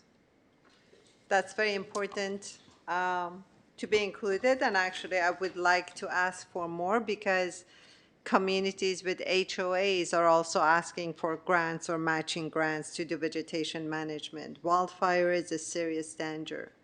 So I'm asking you to please keep that in place, and if possible, let's add to it, not cut it. You talked about building permits. I just wanted to say there are many, do you mention business permits? I just wanted to say building permits are also very tough for applicants. If you could make them streamlined and straightforward, that'd be awesome. So what was the, on-house intervention program that you're saying could be dismantled? Well, if on page 10 of the staff report, it offers a unhoused intervention funding accounting. And so between what was developed, this is in the staff report, it's not in the PowerPoint. On page 10 of your staff report under tab 1, the cumulative total investment from emergency housing assistance, Housing First, Project Home Key, Reimagine Public Safety, Unhoused Emergency Services, ARPA, ECIA, ERF1, ERF2, ERF3, Kids First, that total from fiscal year 21-22 to what is currently projected between 26-27 is nearly $60 million. And so what we're saying is, that there has been significant investments. Director Velasco and her team really need to focus on getting the Home Key project up and operational because it has limited revenue to support. The city put in 10.3 million, and eventually the matching funds that support the programs, right, subside. So as it's coming on, beginning in September, we need staff to really focus on understanding how to operationalize the Home Key project in a way that really works. We've never done this before. And so when you're asking staff to do lots of different things concurrently, it means they can't focus. And I'm extremely concerned, if I may, I'm extremely concerned that this is a significant lift for staff. And so if we ask them, go do Home Key, exceptional, and go do something else that's nearly $2 million, both will not be done effectively. So we're suggesting that you focus on Home Key because you've already made that appropriation instead of continuing to allocate because we have so many other projects that have ERF 1, 2, and 3 that we focus on leveraging those state dollars, expending those, get Home Key up and running, and then assess where should we make another supplemental request for appropriations and potentially apply for ERF 5. My question is, if you say yes to what you're suggesting, what services would be slashed? They haven't been appropriated yet. Oh, okay. So it's just a budget on the paper. It's not SOS money or things like It could be, but but we don't have a guarantee. There isn't. When the city council makes an appropriation, it is not, from previous years, it is not, when it doesn't involve staff, there shouldn't be an assumption that something is going to continue in perpetuity, right? If the city launches a program, they provide support to get them a grant writer and all of those things, there should be a notion that eventually things, just like we're suggesting with the e-bikes, right? Eventually things may taper down because there's other priorities.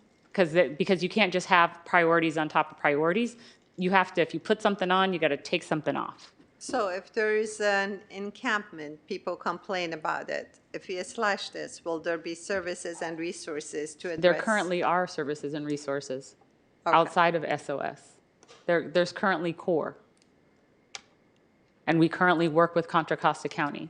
So what staff is saying is, based on the requests from the community around improvements to the built environment, we might need to make some trade-offs. And because there's been a nearly $60 million investment since 2021, bringing 49 new beds online should be our primary focus in this. I understand and appreciate that. What I don't understand is what services this would affect. Probably the discretionary unhoused services.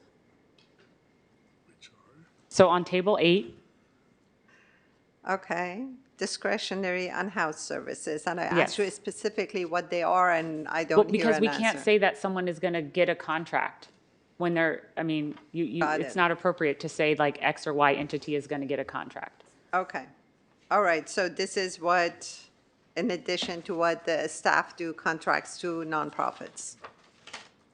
Right, it's for the additional support provided by the city of Richmond above what the county provides. Okay, all right, and, okay, I lost some of my notes, I need to come back to them.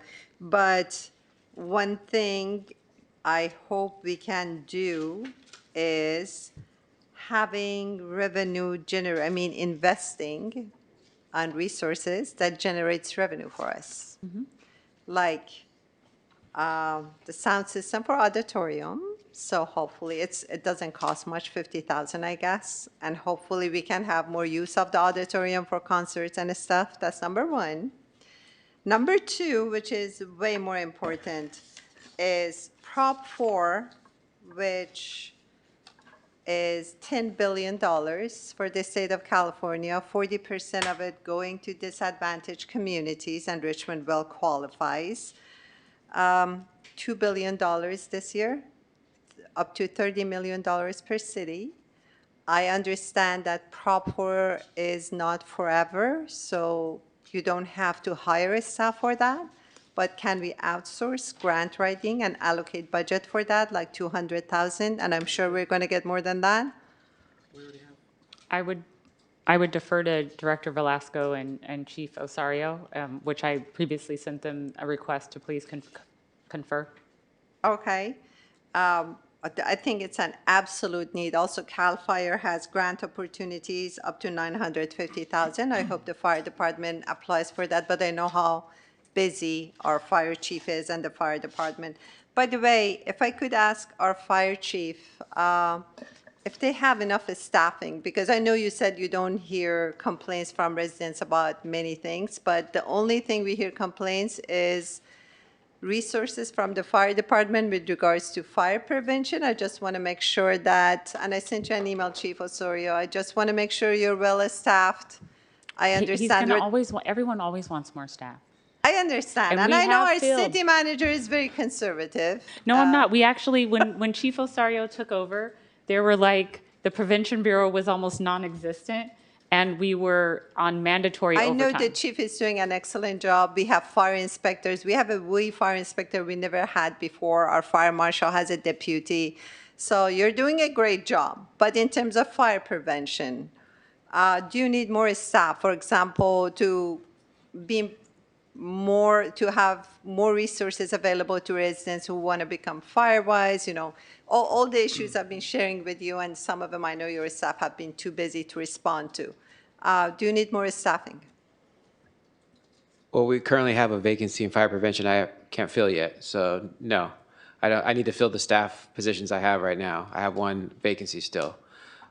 We are also looking at utilizing our AmeriCorps volunteers to assist with some of those duties that cross over between OES and fire prevention. And so that's one of the items. The other item is that we are getting back to people, and sometimes we're just playing phone tag. I think people need to be give us some grace and allow the communication to happen the way it is. And I know you're referring to a community, and they've been playing phone tag with my inspectors, and so it's not a lack of effort. It's just miscommunicating. So as it stands right now, I need to fill the positions I have right now, and we're looking at better utilizing some of our current staff into helping and crossing over into two disciplines. If I may ask, which positions in fire prevention, how many, and do you think, I have a fire inspector position currently vacant. okay. So that would, if currently I have 5 inspectors, a deputy fire marshal, and a fire marshal. So that will bring me to my full staffing for fire inspectors. I still have one embedded inspector in Chevron, who also doubles as the WUI wildland inspector. So that's a very busy position.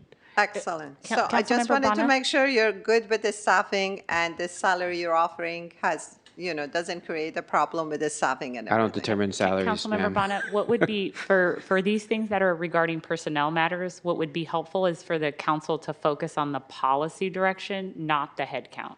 So if there's a specific task or policy that the council would like achieved, that would be something we would discuss during open session, but we wouldn't, it is not, at this juncture, we're proposing that it is not effective strategy to talk about headcount because every single department I wants more understand. I people. appreciate that. Thank you. So wildfire prevention, I think, needs some support. So back to Prop 4, outline of what applies to our community. And I hope that we'll have, some budget item for hiring grant writers in terms of consultants to help us with that. Wildfire prevention and vegetation management, shoreline and sea level rise, parks and open space improvements, community resiliency centers and extreme heat mitigation, and habitat restoration projects. So most of it applies to the fire department. Fire chief, do you have a grant writer, or do you have budget for hiring grant writers on a temporary basis? Currently, we are partnering with ConFire and Measure X to apply for the CAL FIRE and Prop 4 grants joint application. Right now, the criteria for the type of grants they're offering do not cover some of the aspects that you have asked for. In fact, we went out and looked for one that was specific to home hardening. Those grants this cycle are not looking to fund home hardening programs. They're looking to fund educational programs, and there's a few other different types of programs. So we are currently partnering with ConFire and Measure X staff to do a joint grant to work on some, one of the aspects the state wants us to focus on is education. And so that's one of the aspects we're looking at how we can fit something in, and we're going to be putting in a grant request for that.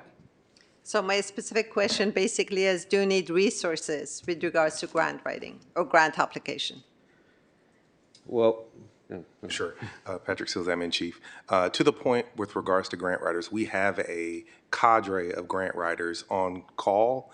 I've released an RFQ about 2 years ago. It's a 5-year RFQ. For grant writers, I think we have a list of at least 16 across various areas. We conducted interviews, recorded those interviews. They can complete it. Short answer forms. There is a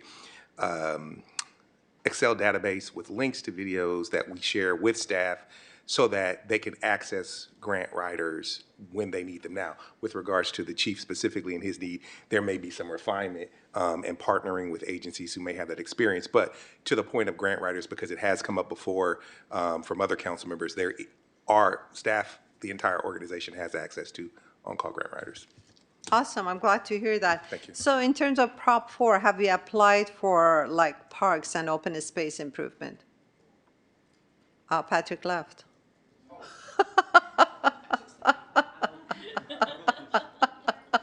Too fast. I apologize. I thought that question was for the chief. No, it's about parks and open space.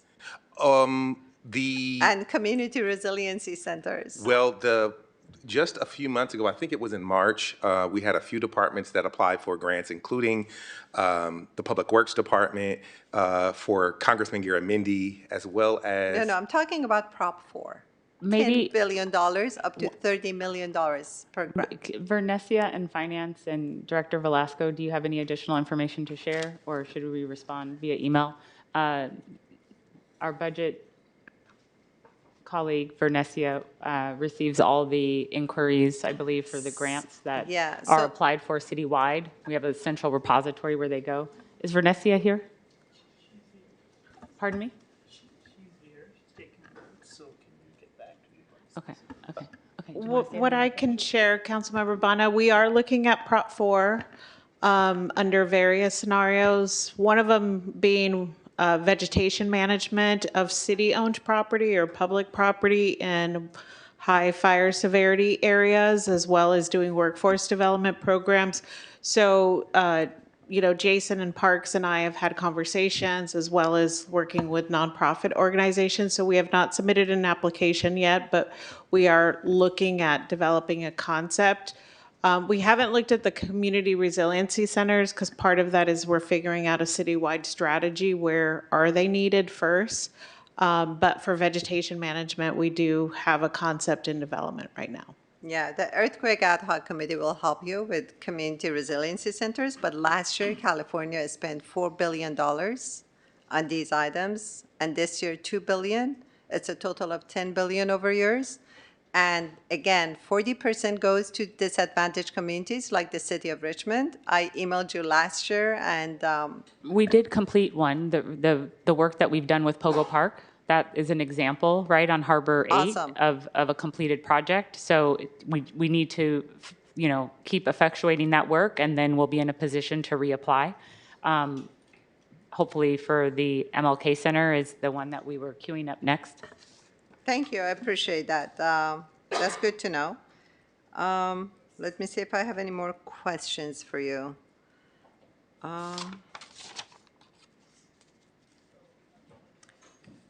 No, that's it, basically. So just keep wildfire ad hoc recommendations presented by Chief Osorio intact. One suggestion I have, so all the discretionary items you counted, if they go on a rack, but we can pick them up in the same order when the money becomes available, I'm personally flexible, but if you let them go and then, they're gone, no way. Because each one of them are important projects to us that we have been fighting for them to achieve them. So let's come up with a scheme that prioritize things. That may work. Thank you. That's very helpful feedback. Mhm. Thank you. Thank you. Councilmember Wilson? Thank you. So just as a sort of a housekeeping thing, one of the things that I think Vice Mayor Robinson asked for was an update about the Point Mulade, like how many times the Point Mulade Trail, the various expenditures for that. And if we could wrap into that report, and I believe Public Works is working on this right now, and I saw some activity this week, but one of the issues that I raised about the trail is that I'm not willing to spend money on a trail that involves a shoreline stabilization solution that puts riprap over 300 feet of the beach. And so it would be helpful for me to get an update, sort of some reassurance that that is not currently the design plan of that. We don't have to do it today, but as a part of that report back, I would appreciate getting more info. Daniel, do you all have that now, or do you want to wait until the 16th? Joseph, whoever else is working on it?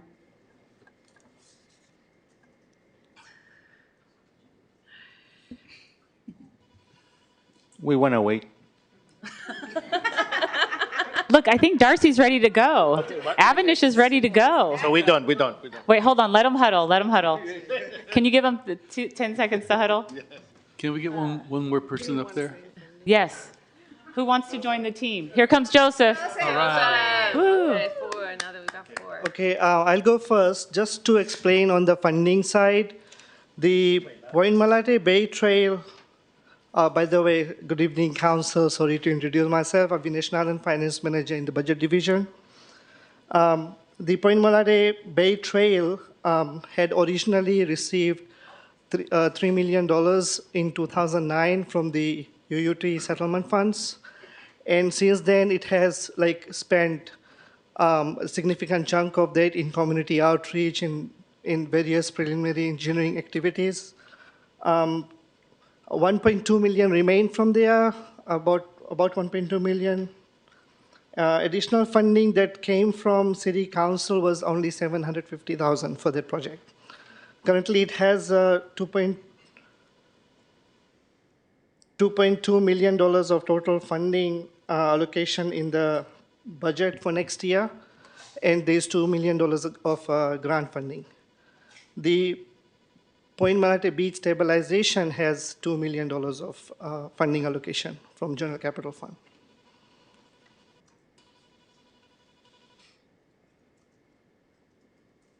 Thank you for that, Avanish. Also, just wanted to quickly clarify that there are 2 Point Malate projects, and so this one is just trail-specific, not related to any beach stabilization that the $1 million shortfall is associated with. Sorry to interrupt, but I was under the impression that the amount of beach stabilization that's necessary varies depending on the position of the trail. So I thought they're intertwined, these two projects. And in order to have a minimal stabilization, we need to make sure the trail's inland.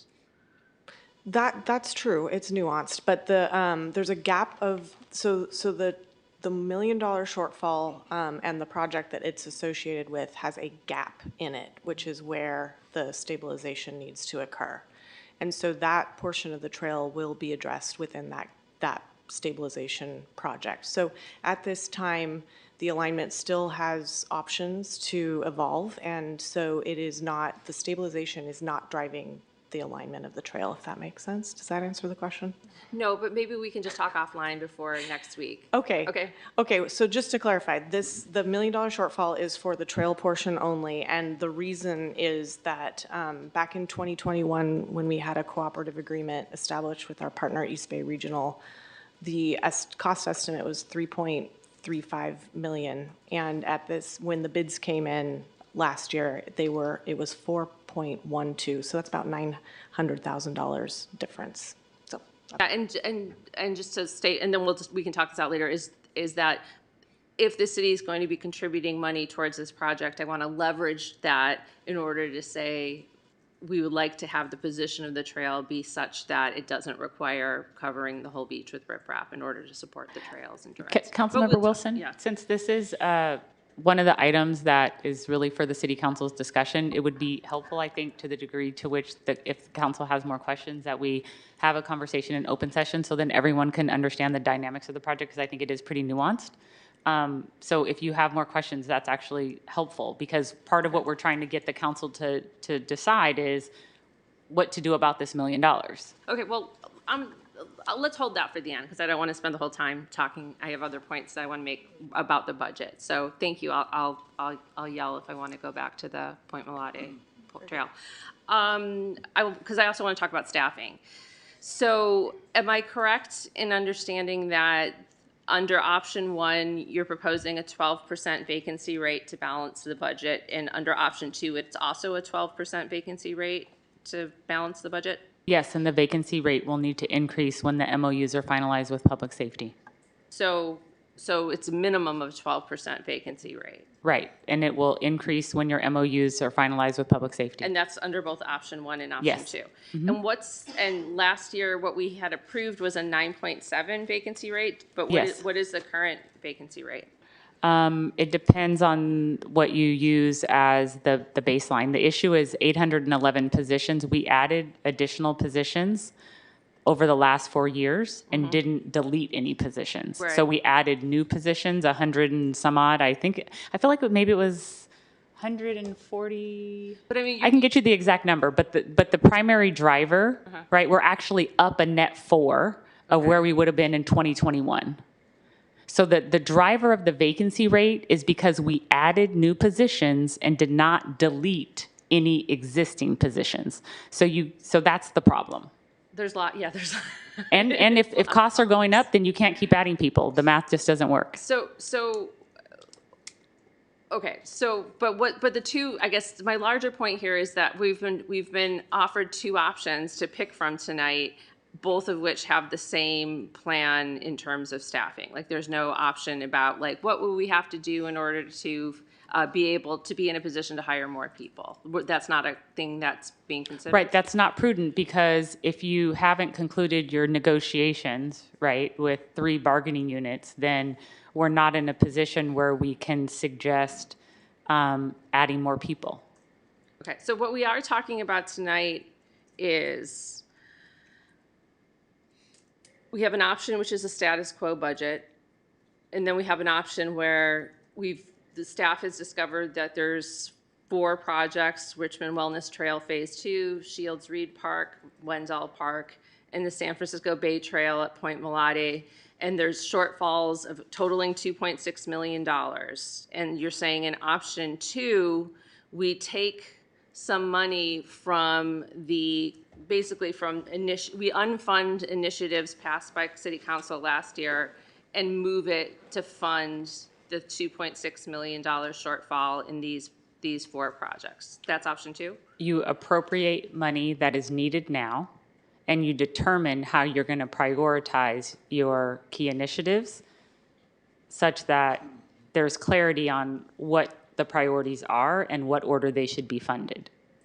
Because so you have a pressing problem, right, that needs to be addressed now, and then you have a list of 37 key initiatives that don't include if people meet with me or email me or work with the board or commission or, other things. You have 37 things that have come at the dais, right, in the last 16 months that you've asked staff to work on, that staff don't have the capacity to work on 37 things. And if I may, this process around the 37 new key initiatives is not normally how this volume is not the tenor of most effective local jurisdictions. Okay, so I have a question. You seem to indicate, and you can tell me if I caught this correctly, that if we as a council say we're not willing to move the money from these council initiatives, like we're not willing to cancel the Black Resiliency Fund and give the money. That's not what we're suggesting canceling. We're saying that post unfunding? No, consider multi-year funding strategy is what it says on your screen under column 3. Okay. Deferring the funding, is that a fair way to say it? We're saying consider a multi-year funding strategy because we don't yet have a program that's ready to effectuate. Okay, but what I heard you say also is if we said, no, we'd just like to leave the funding in the buckets that we have, that there's other places that I think you made the reference to sharpening, going back and sharpening your pencils. Yes, we will. We will go find other things to take the money from. So maybe it's ADA sidewalks, maybe it's paving, like the work that you see happening right now, right, throughout the community, the striping, that kind of work that people are really excited about, that would subside in order to keep these things, which are kind of bike rack-ish, like they're not moving right now really fast. They're moving incrementally, but they're moving very slow. Yeah, my concern would be is that if we take the money away from them, they'll move even more slowly. I have noticed a sort of a relationship between us funding things and that sort of greasing the skids towards completion. But other people have a chance to weigh in on that. I sort of also want to sort of talk a little bit about the scale of this. One of the things that I was critical of in past sort of mid-year review, I'm quite a new city council member, haven't done this very often, but there's been a pattern of like, we have an extra $6 million, we have an extra $8 million because, and I don't think this is a bad thing. I think that, the city kind of has you sort of don't like the word conservative, but fairly conservative assumptions about revenue and expenditures, and that means we have a pattern of having a surplus that we usually deal at the mid-year review. And I was critical of that. I said, well, when there's a $6 million mid-year, surplus, that was $6 million we could have put to staffing, and so we should have invested more in staffing and not. And one of the things that Mubir said that I actually was very interesting for me is that in a budget the size of a city's, if you budget and you end up with a $5 million surplus, I think he used the word budget dust, which is actually a concept that is amazing to me because although to those of us who it's less than 1%. Yeah, it's budget dust. Like that means you did a great job basically when you're unless within a there's few no million, more dust. And so basically, but I just want to talk about it that like we've just spent 3 hours talking about budget dust, like this amount from of your money, perspective. From the finance no, one staff person. I'm the staff person that decides if something is significant. And what I really think is important is that as your city manager, I'm saying that you've reached a critical trajectory where based on the numbers I'm getting from finance and based on the MOUs that you've approved, we need to ratchet it back. because we can't keep spending money at our current pace. And I know that's a difficult conversation. That's why we're having it tonight, and we didn't have it in May. Well, I'm not sure. So two things. One is that I would like to have a larger conversation about the staffing levels, which I'm disappointed that we're focused so much on whether we need, how do we fill this $2.6 million gap, which in the context of the whole budget is a very, very, very small gap. And I would have liked to have spent less time on that and more time on exploring what would be the trade-offs if we wanted to hire, 2 extra people here, 2 extra people there, and maybe we'll get to that next week. I don't know.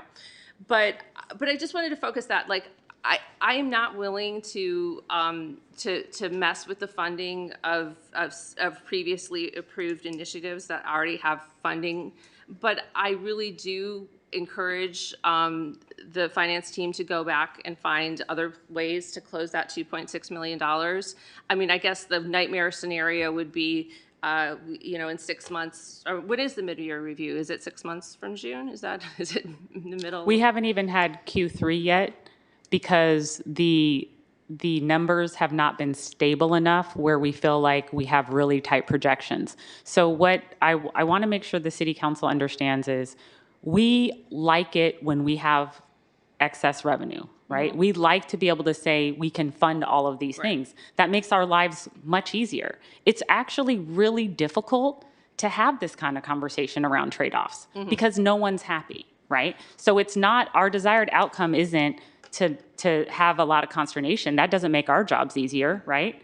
What we want to do is get things done. What we're suggesting is that you have a finite amount of staff and the current pace is not sustainable. So we need to understand what your priorities are so we can budget and make recommendations appropriately. And again, I've said that I believe leaving the $3 million that you've identified as discretionary that are tied to council initiatives in place is my preference. I'm just one vote.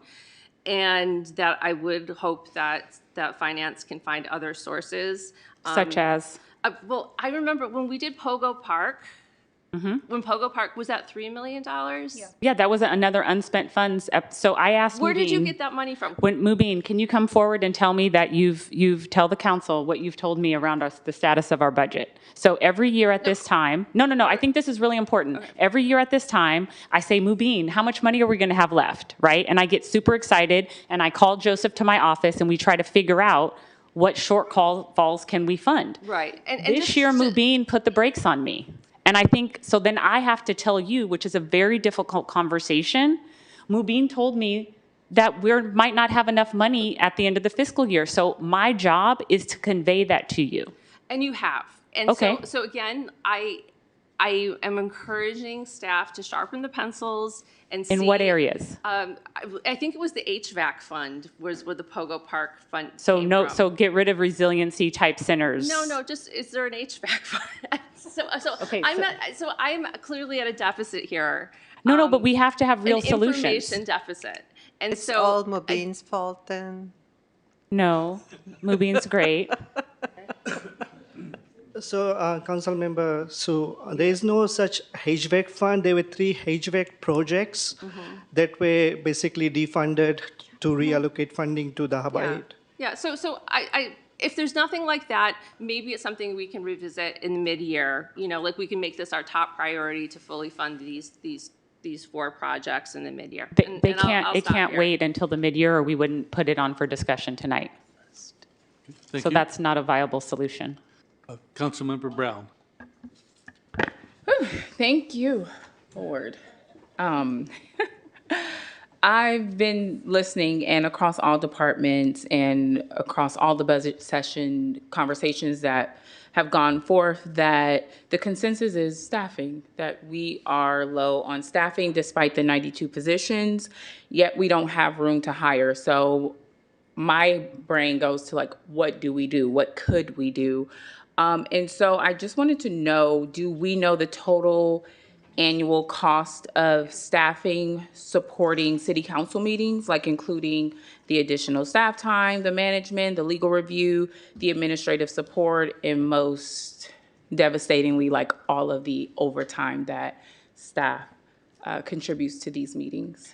if I may say something, only a sliver of that. Remember, like in our last presentation on May 26th, there were like bar charts in the forecast, and I wanted to really stay on those bar charts because those were really expensive. Those were worth a couple of trips to Disneyland. To support the council work and council meetings and all that. So there's like hours and hours and hours. We could do time study, but then again, you need resources to do the time study, or you need to evolve to be able to have that, So based on your, It does, most cities only have 2 meetings. No, I was gonna mention that, like, we're one because it's of- so extensive of a lift to even have a meeting, right? Okay. Especially when we have 3 in a row, then that means, like, now Shannon is reviewing items, right? And I review items during this meeting for our subsequent meeting. Yeah, so I think that's what I'm getting towards, that we have staff who are spending so much time preparing for these meetings, and during these meetings, we continue to give council directions to do more things that we can't even do because we didn't do the last 50 things that was directed. So it's like, we're playing catch up, and it's like we're never catching up. So I'm just wondering, and then of course we are one of 3 cities in the state of California that still have 3 meetings. Everybody else in the state of California has 2. It's been argued that we have more city business to do, but if we are just passing city business but not like materializing or implementing city business, then we're just busy. So I'm wondering, if regular council meetings were reduced from the 3 per month to 2, how could resources such as the staff hours, the overtime, the time for agenda preparation workload, the departmental capacity be redirected to improve service delivery and the project implementations? That's a really great question. We can get back with a reply back on the 16th with a definitive answer, but I would say in short order, a lot of the things around technology and innovation, whether it's improving the permitting process, improving the business license process, things that take interdepartmental collaboration to effectuate, we could work on because we wouldn't be working on preparing for this meeting. Yeah. That it would enable those things to go faster, right? Yeah. Whether it's the special event permit, all of those things take business license. They all take interdepartmental coordination. So we could. Okay, I just want us to explore that because it seems like, again, that would be really helpful. Okay. And I'm expressing that because it seems that we're compiling new directions, from the council, for good reason, of course, because there's so much to do in the city, but it seems like staff may need to catch up. So my question is, if no new council-directed initiatives were added, how long would it take us to complete the existing backlog of council-directed work? That's a really good question. We can work on coming up with what that would look like. Okay. I know we're a city, so we're going to have to continue to bring things that are urgent to the council, but I'm saying like all of the things that, I know we're innovative and dream really big, but if we could kind of brace ourselves and allow the staff to actually do the work that we've gotten past, I think we won't stay here so long of like trying to figure out what's most important when all the things on the list are important. Also, thank you, I would appreciate that information. Next, I want to ask, are there services currently funded by the city that are also provided by Contra Costa County, other regional agencies, nonprofit partners that we can utilize instead of duplicating efforts or spending? If there are any, can we find out what would be the estimated cost savings in service impacts for that? Yes, no, there certainly are, and yes, we can try to quantify that. Okay, thank you, because I know we're Richmond and we want to be everything to everyone, but nothing to ourselves, so I just want to make sure that we are not duplicating the efforts, because again, duplicating efforts is busy work. If we have someone else that could do it, why not, pass that over or accept the help, I would say. Let's see. Next, so on page 23, so my conclusion would be like I'm not sold on either, like the continuation of the e-bikes or the lending library.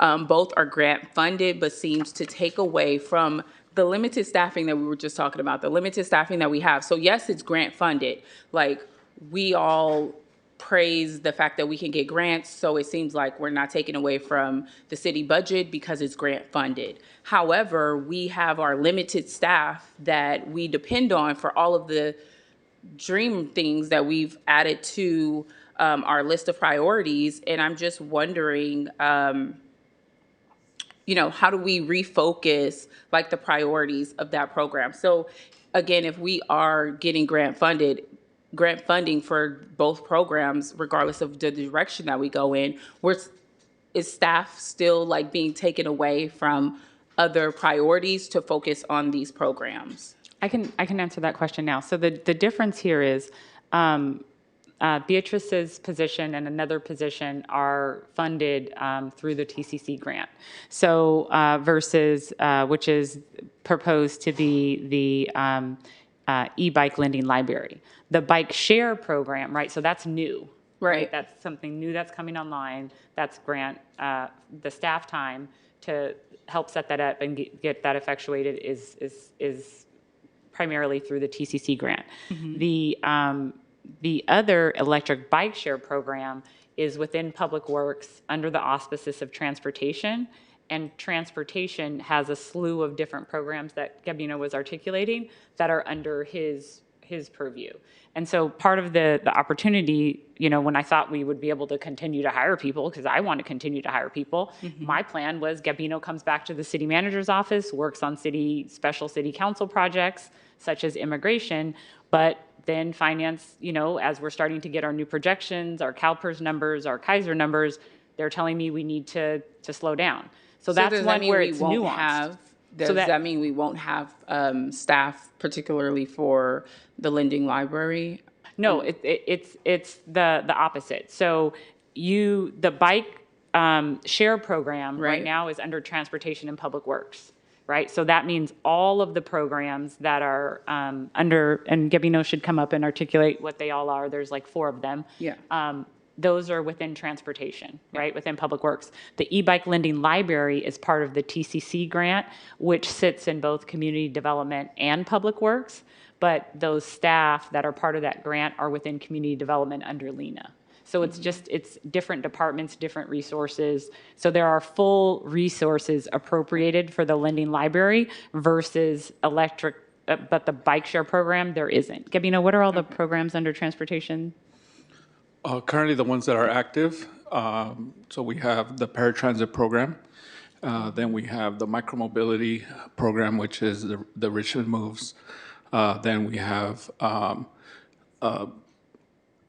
for also those 2, there's a board and commissions that we need to attend, which are like 5 meetings during the month, which is CCTA, WICTAC. And then after that, we have the charging stations program. Then we have the e-bike lockers program. And then there's other programs that, like we mentioned before, that hasn't been active, like the permitting program for neighborhood permitting program. That's not existent right now. And any other transportation services that come. And then we have a new one that we added to paratransit, which is the Lyft and Uber option program. Okay. I was asking because I'm looking at the programs, both programs, and the program has not demonstrated, it hasn't demonstrated that we're just like being fiscally responsible when it comes to what the, per rides, per user, repeat users, like all of those things that were listed. And even like not being like this huge, even though I don't have like this huge knowledge around like all of the climate projections that that was said to be reducing, it seems like the climate benefits were like very minimal, but it was like really stressed to like keep the program afloat. Also, the staff recommendations it continues to share throughout the document that that this isn't financially sustainable without funding or city subsidy. So I'm just wondering why. I'm hoping that or at least I thought that our last few meetings ago, we were talking about just using that funding to settle out any debt and sunset the program. But then we're being asked to fund this e-bike lending library that just includes like just outrageous numbers for construction and costs. And I saw the picture in one of the slides of what it is, and I was just like, what justifies that particular structure to cost more than like homes in Richmond? Director Velasco can speak to that. I believe slide 23, if we go back, this is the current. It's because it's two different programs. So Yeah, this is the current electric bike share program. the data that I provide is for the Right, e-bike right. share.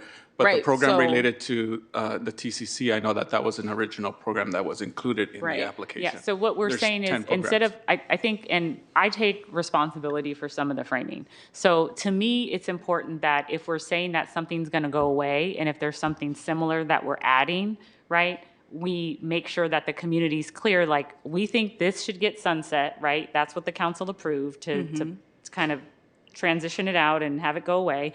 And by the way, staff is already working on another grant.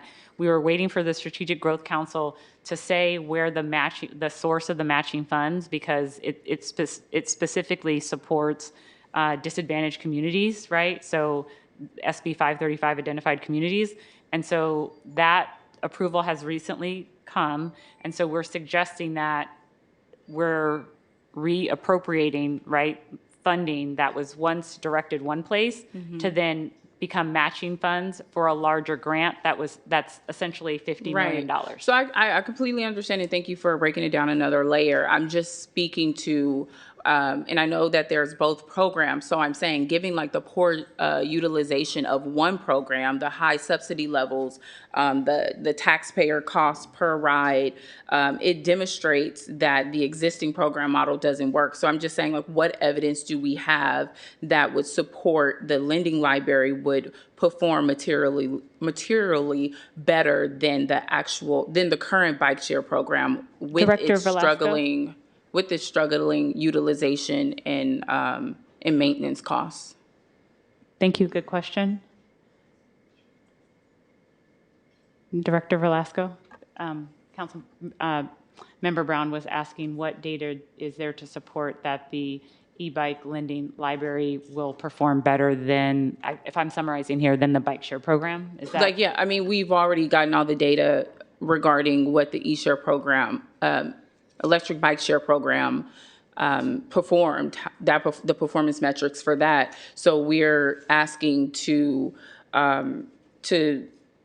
for us to move over to the e-bike lending library. So I'm asking, what evidence do we have to support that this program would do better if we are not, and I think it speaks to what Councilmember Zepeda said, if we were talking about deploying 10 more spots throughout the city for a citywide situation to being this one hub, why are we convinced that the utilization will not remain low?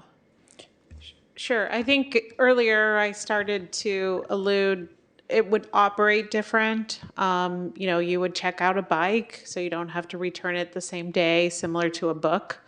And it would allow you to take it home, so it doesn't have to be hub to hub drop off. And there are other programs similar to, there's an e-bike lending library in Oakland. And so we've been looking at those models and really working with community members to understand how it works. But I think for the next council meeting, we'd be happy to sort of detail that a little bit further of how we think the programs will function differently. I agree with the comment that was made earlier. A lot of the times these programs can be complementary. They're not, but when you have to look at where we can put our limited resources, this is one area that I think we can expand. It will be a city asset for the future as well. and it could transition over time. I mean, I think if e-bike's the thing right now, it would be a building that could serve multiple purposes over time. Okay, lastly to the e-bikes or to the lending library, what happens when bikes are not like returned, they're stolen or damaged? Are residents charged or are the city's charged for Yeah, so those are components that we are looking into. There is, and it may look different slightly for the project area residents because there is a greater subsidy being provided by the transformative climate communities, like maybe limited usage, free uses. So those are things, while it will serve citywide, there may be additional benefits for residents within the project area given the grant sources. But we do anticipate that there will be some level of contribution or deposit that will get Okay, I'm just asking because like with some of the e-bikes, I was seeing them like on the side of folks' house and they were stripped and things like that. So I'm like, how are we gonna protect our assets? Are we gonna provide or include trackers on these bikes, or because if someone has this bike and they park it in front of their apartment complex or near their units or something like that, like I don't want to assume that everyone that will borrow these bikes have like proper storage. So how are we going to potentially mitigate that? Yeah, we can come back with more details on how we anticipate to do that. Okay. And my last thing, because I know the mayor's looking at me, the last thing I would, thank you. The last thing I wanted to add, also I was looking at I forget which one it is, this slide where it has all of the council initiatives. I was looking at number 12, which is the community-led bus stop bench program. And it said that it was goal 6, shoreline and ecological issues. And honestly, I think that I don't know why it was categorized that way. Maybe you can provide more insight to that, but I think it's more like quality of life, transit, accessibility initiatives, so to speak, because we're, Richmond, we don't have bus stops, a lot of bus stops. And so just having seating for seniors and disabled residents would be essential. So I just didn't understand like the category. And I don't know if that category deemed it like less important than other categories or things like that. So I just wanted to understand the nature So Patrick, around. the question was regarding item number 12 here, community-led bus stop bench program. Why was this categorized as goal area 6 on slide 8? So if we can go back to slide 8 while you're thinking about it. KCRT, can you please go to slide 8? And while we're looking at that, I just wanted to know, because we were like full steam ahead with this project and then staff got swamped. And this isn't like an emergency initiative. However, it is relatively very inexpensive and like almost no costs associated with this at all. And no costs really almost to actually roll this out. But yet it would have immediate benefit for the public. So little to no cost, but yet immediate benefit for the public, I think is really important. And so I just was kind of wanting to know like where the communication drop off with the implementation process, because we were like right there with this one. So maybe Patrick can take the first part, and then maybe Darren and Daniel, or engineer with Daniel, can take the second one. You love benches. I know that, Daniel. But I just want this council to know that like there's a lot of staff that are involved with these things. It's the directors are doing an amazing job, but some of their deputies or assistants are here. So we just want to make sure the council gets to hear from them as well, even though our directors are amazing. You can say Thank you. that again. Thank you, Dan. Well, so Patrick, let me did you address have the second part of the question. Okay. So we're currently developing the policy. There is initial cost. There is initial cost because the bench itself has a cost, the installation itself has a cost, but also when you put in a bus stop, you have to make sure that it's ADA compliant. So you have to regrade the sidewalk. And most likely, that per location where we're going to install or the community will install these benches, we're going to end up doing concrete work. And then part of the policy is all the dimensions that we need to make sure they comply with ADA requirements, as I said. Now, there's the other part is the maintenance, and that's part of the development of the policy. We'll present the policy to the city council in which where we are going to propose who's going to be responsible for the maintenance of these benches, right? Because that's a cost. So it could go to the community that installed them. It could go to the city. Right, it will be then part of the budget every year. So whatever you're approving today will go up. Okay. So that's one of the considerations that we're going to bring to the city council. I don't have the date right now, but we're in the final dates. Okay. Yeah. No, I was just asking because the organization that we're going to be installing, they had their own funding. They had funding sources that they already came to the table with. So. Correct. But the moment you install a bench, and then somebody trips and falls. Right. They're not going after them, right? So we want to make sure that we are not opening the city up a liability unnecessarily. Okay, understood. Yeah. Thank you. Councilmember Brown. Daniel, did you have a preliminary date? Not date, but it's in the fall this year. Okay. Yeah. Thank you. Hopeful. Patrick? Yes, Councilmember Brown. That was a typographical error on my part. Oh, okay. It is goal area 3. Okay. Okay, cool. And I think there was another portion of your question with regards to the number of the goal areas? No, I just was wondering why that was, why that was categorized in that was areas. A typographical Okay. It's goal 3. Thank you so much. I do have one last question. So just shout out to Public Works and everyone that's involved. Like, I love seeing all of the work that's undergoing, like, throughout the city, in particular District 1, with all of the striping and just all of the improvements. Like, it just gave, like, the community such a facelift. But with respect to the items presented tonight, when will we have the opportunity to highlight things that we don't see on here? Because I don't want to get, coat pulled about mentioning something that's not particularly on this slide deck or anything, like such as like a stop sign that's needed that, that multiple residents have put in requests for. When can, we inquire about that? And then, of course, like the last thing is the Humphrey Play Lot, about the flooding there and the community members. So just wanting to know that if staff could evaluate like the cost of addressing the reoccurring flooding problem to determine if we should,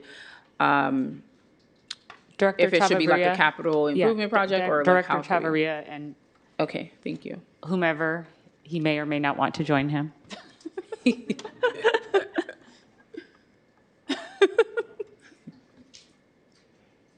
Or Lake Humphrey.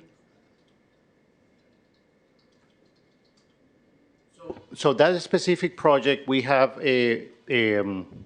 calculated a rough order of magnitude. We know what the issue is. Okay. We are trying to, it's actually in the tentative plan that staff developed is one of the ones that would be more advanced, but we need the funding. Just trying to see. Yeah, in attachment one, right? One, it's currently 128 in the list, but the priority based on the CIP scoring is 58. I know, I saw that, so I was wondering. Yeah. So Daniel, can you elaborate a little more, and colleagues around, what does that mean? And then.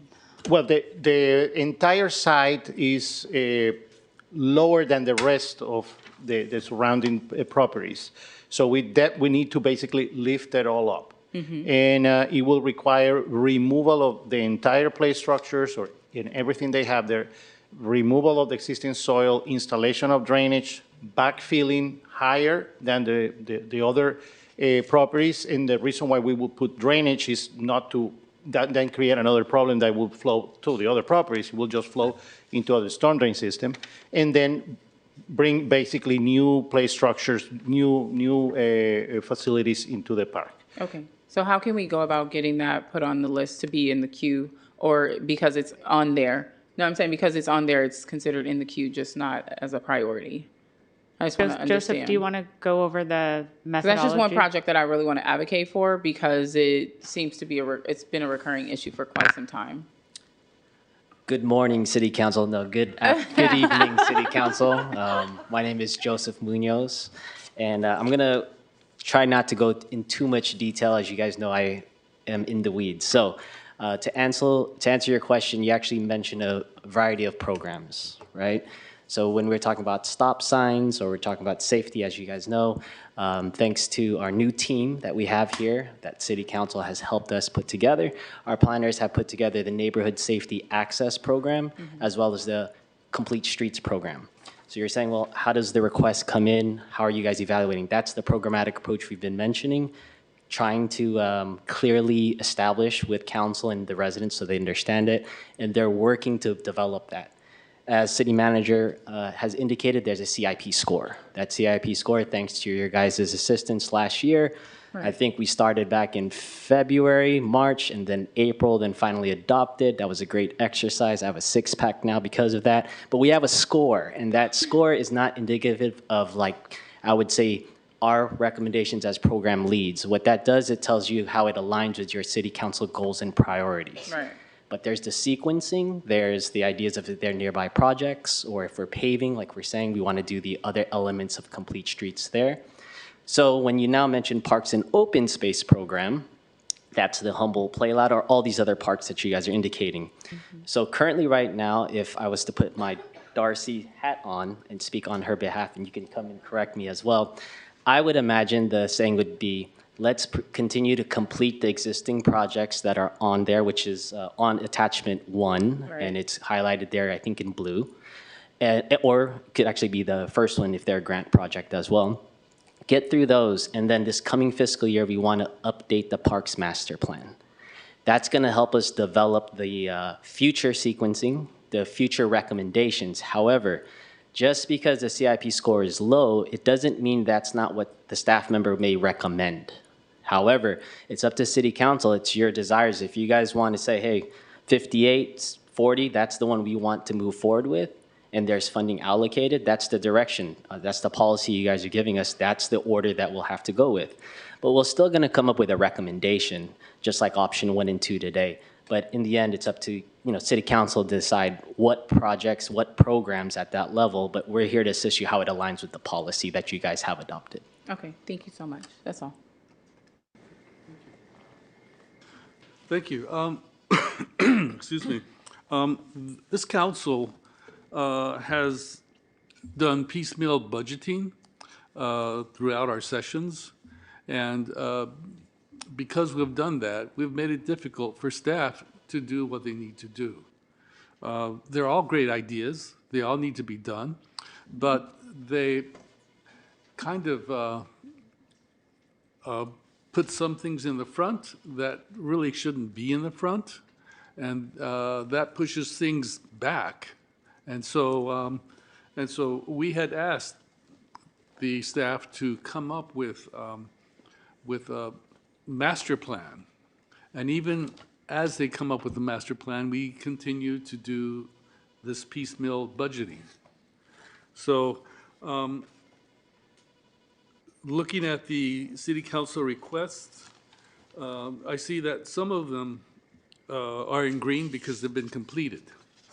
So they were one-time things, but if you look at them, you can see that a lot of them will be requested again by the communities who received the benefits. So even though they're one time, they will be coming back. When I supported the Latino graduation and the Mother's Day event, I wanted that to show what the city is capable of doing. But I also know that with the way we budget things, we can't continue doing it that way. So seeing what's possible, I'm hoping that the recipients of our generosity will begin looking at how they can fundraise to make it happen again, because they were excellent things. I also know that in our planning, we need to look to the future. You know, right now, we're just looking at the budget right now, but two things that are important, and when we budget, we need to consider them. One of them is retention. We need to make sure that the people we have, we keep. And we're doing that by raising salaries. But we also need to work on succession. We need to be able to impart the information from one generation of workers to the next generation of workers to the next generation of workers, and we need to codify everything. And this staff, our city manager, has done a fantastic job of codifying a lot of things that were just word of mouth.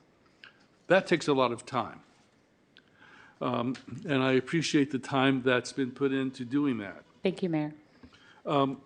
We also are moving from one mode of business to another. Things are becoming more computerized, more AI. And AI is a wonderful thing, but it's also a problematic thing. Our requests for information has exponentially increased, but our staff hasn't. So I believe we need more people in our legal department to handle the increase of the request for information, because that's something that can't be done with a computer at this point with the program. And also, today I called in to have senior services come by for the pickup. And I got on the phone and I listened to that beautiful music that they have on the phone line forever. And then they had me leave a message after all that listening to. They asked me to leave a message. I left the message, but I have no idea whether or not that message was received. I asked for a callback to confirm. That didn't happen. And the reason that didn't happen is because we don't have enough people handling that sort of work. I know that in I guess it's building, which is supposed to be cost recovery. We began with a cost recovery, you know, putting out permits. They get money for doing the permits. And then the next thing, they end up doing code enforcement.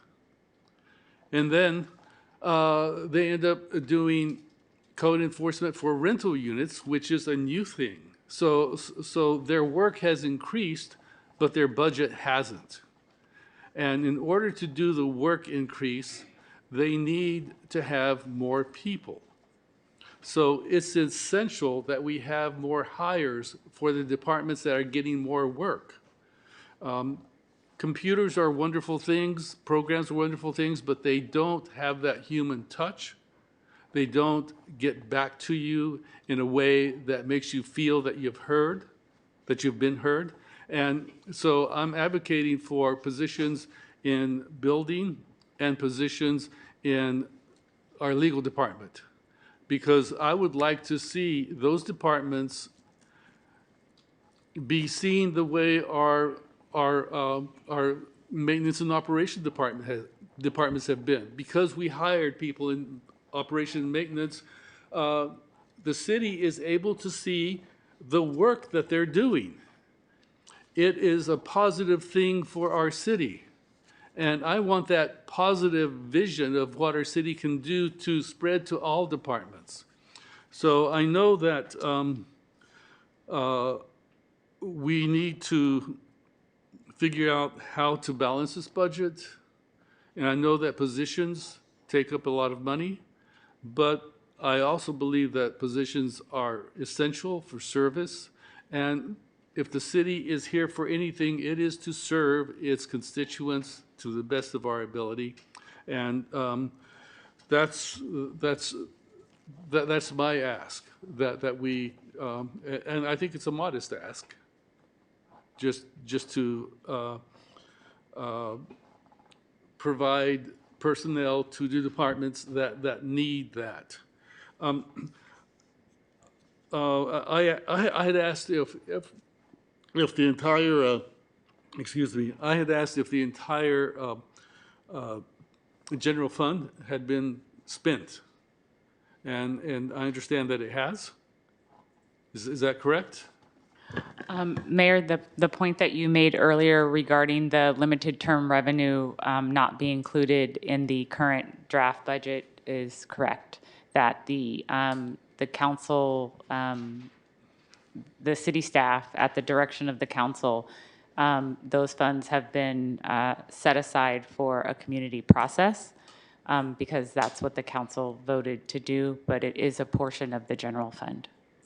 Okay, so then the general fund hasn't all been spent, it's just been earmarked For the consideration? Yes. Okay, but I thought I heard someone suggesting that we spend the interest of that.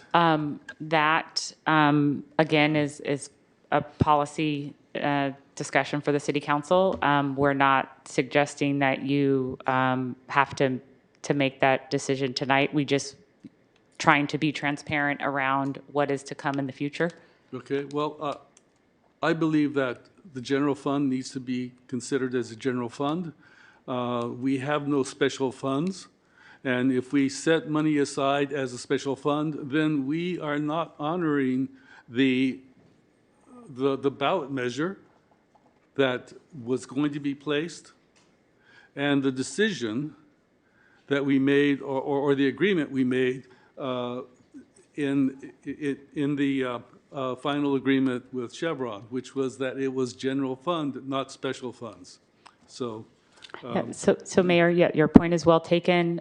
We defer to the City Council regarding policy direction pertaining to this matter. Thus far, based on the last City Council vote, that is the direction we're implementing, unless the council directed something different. Okay, Councilmember Jimenez? Yeah, thank you. And this is just one comment to make some more information in the next time. Is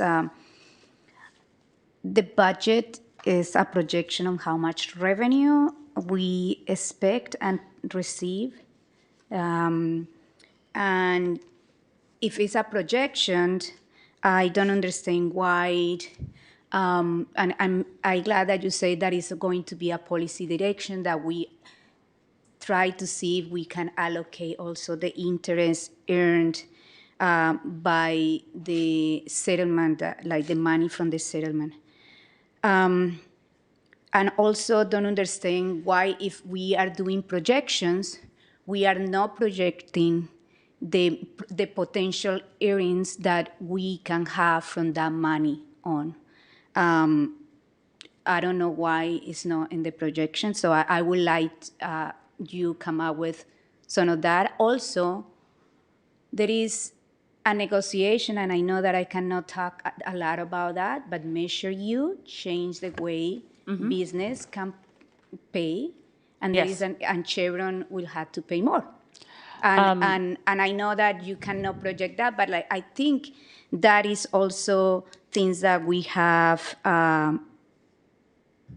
in the budget to look for it in the projections, because as I said before, what we are discussing here is the projection of like projecting how much revenue we are going to get and how much we are going to spend.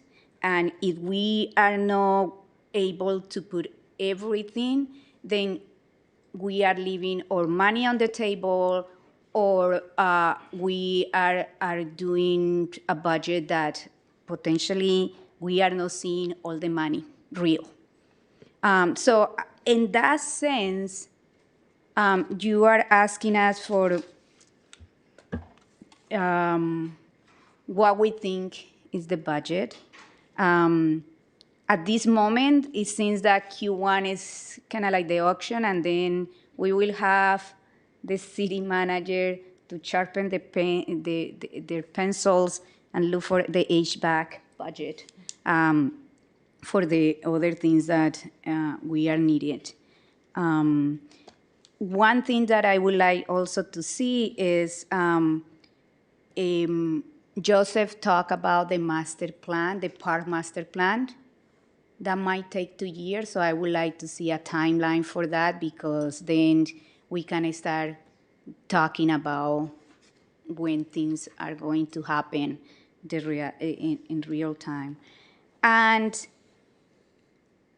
I think we have an opportunity with the process of the settlement.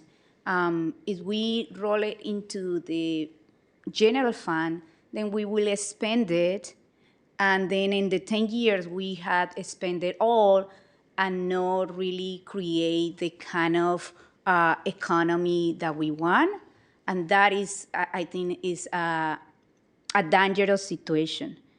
So it's not, I am not advocating for hoarding that money, but I am advocating for us to have a time where we can really think about how that money is going to be invested.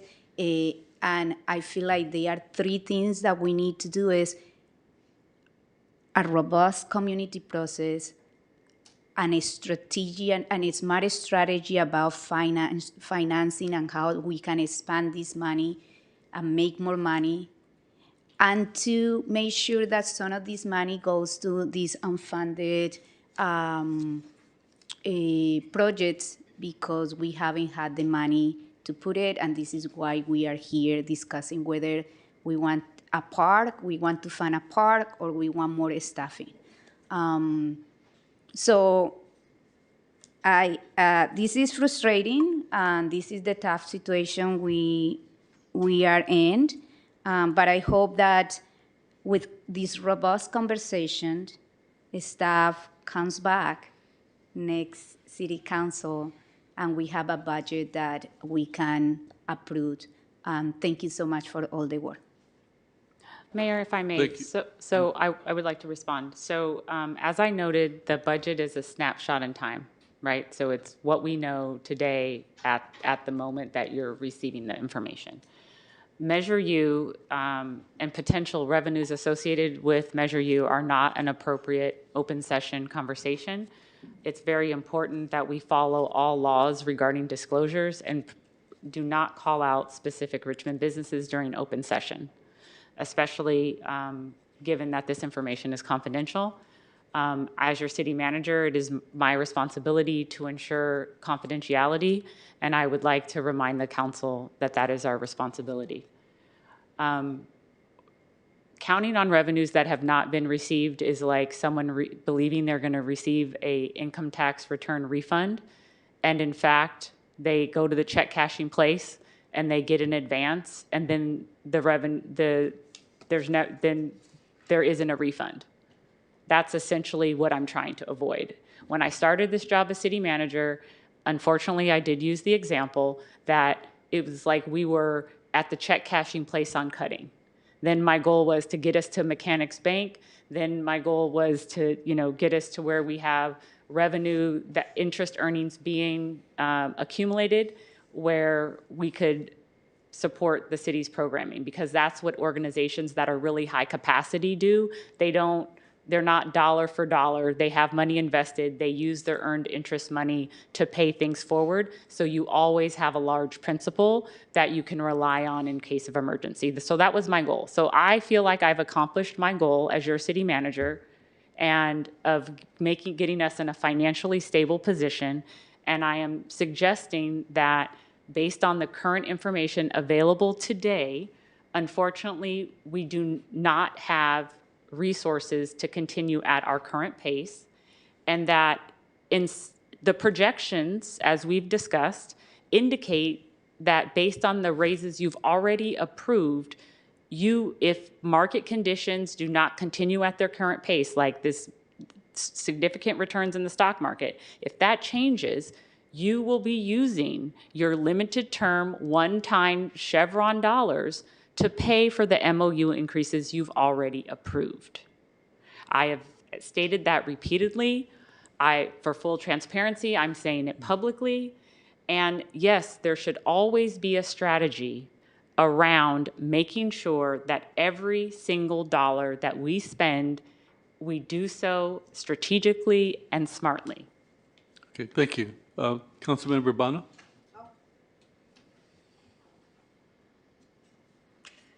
Quick question. I just wanted to make sure that the budget we approved for Hilltop Green is in place and is not forgotten or touched. And I brought up the issue of auditorium sound system to make more money for the city.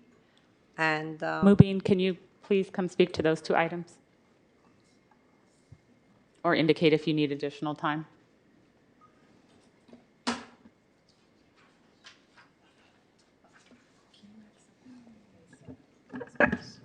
So the question is about the auditorium sound system, right? So we can have like more information to you by the next council meeting. okay, because it was approved but was not spent because there were some legal issues. But I believe the city attorney is working on the legal issues with the Confire to get resolved. So I believe you had two questions, right? One was about Hilltop Green. Yes. And then the second was regarding auditorium. Sound system. Sound system. So if there is an appropriation for something and then it comes to city council and then there isn't consensus to move it forward, then the money wouldn't be reappropriated. So I think Okay, we so the need to money's go there. back, we need to go back and look at the administrative record on that one. Maybe Chief Osario can speak to that now. And then the other one around Hilltop Green, who is the staff person that could speak to that? Okay, thank you, Chief. The council, we went back and looked at it. This is 2023, I believe. It was an allocation of like $120,000 with the condition that Measure X would match, and it was for that fiscal year. That money does not get carried over. So if the city wants money to go to a project that's joint with Confire, then that needs to be an action that the council makes. This wasn't a CIP project, so that money's not being carried over from fiscal year to fiscal year. We didn't use it at some point, but it just showed up as unspent funds later in that year and was used for other purposes. That was supposed to be that year, was supposed to be done. And under the stipulation that Confire was Measure X was going to pay for it. At that time, Measure X never committed But to. they did, and they still have the budget. They committed 80,000 or something. They and committed when and if the property owners agreed to it. That's The what they're property still working on The it. property owners did not agree to that arrangement during the 23 fiscal year. Right, but they kept the money and they kept working on the agreement and they just received the agreement. Measure X Yes. funding can be carried over in different cycles. The money that was set aside for this project was not CIP money. It was from the general fund that year. But the city manager just said it would carry over.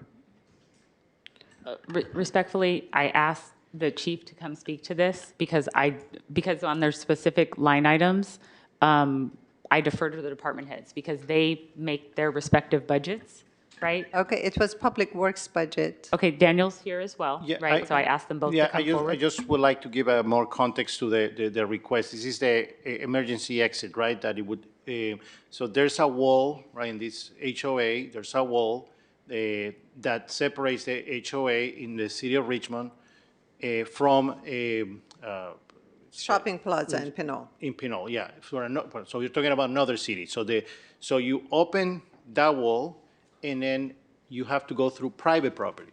Yes. In a different city. So that involves a private property owner and another city in the process. So it's something that at that point was discussed. It didn't go anywhere. The property owner was not interested at that time to allow people to have access through their property, and that's where it is right now. Correction, it was the previous or former city attorney that did not follow up properly. And then Confire followed up. They did receive the permits or permission from the property owners. And I was under the assumption that we have the budget to move forward. If we don't, I'm asking the city manager to please find the budget for that because the community is waiting for it. We already told the community it's going to happen this year because we have the permits. We've been working so hard to get the permits. It's an emergency exit for a community of 900 households. I don't We've know been if- working on it for 4 or 5 years, and We're not finally, saying that the project doesn't have, isn't something that you've been advocating for. I'm not sure, and I would defer to the Public Works Director and the Fire Chief. I'm not sure about the status of permits. I think what we can do is have a separate meeting with Confire and see where. I'm sure about it, and I emailed you all about it, and I emailed the city attorney. All they're waiting for is an MOU of the gate maintenance. It's an excuse me. important budget item. It's Excuse me. very small, but it's Excuse very me. important. Thank you. This isn't the place to debate an issue. It's to make a suggestion, and you made the suggestion, and so you'll set up a meeting and talk I'm about not it. debating, Mr. Mayor. No, you know. I'm just not gonna- clarifying that I'm it not was going to approved. debate about you debating. Well, I don't appreciate your Well, lack of support for this important public safety It's- item for your residents. This is about. You're the mayor of the entire I city, know, I including am the mayor of Hilltop the entire Green. city, and you are out of line. So. I don't appreciate your insult either. That's not an insult, that's an observation. Well, I don't agree with you, and I hope That's we your can have right. a conversation later on with Public Works City Manager or Fire Department, whoever has it, to make sure the Okay. budget is there. Councilmember you. Cepeda. Thank you. I want to just, I'm sorry, the second part about the auditorium sound system wasn't answered yet.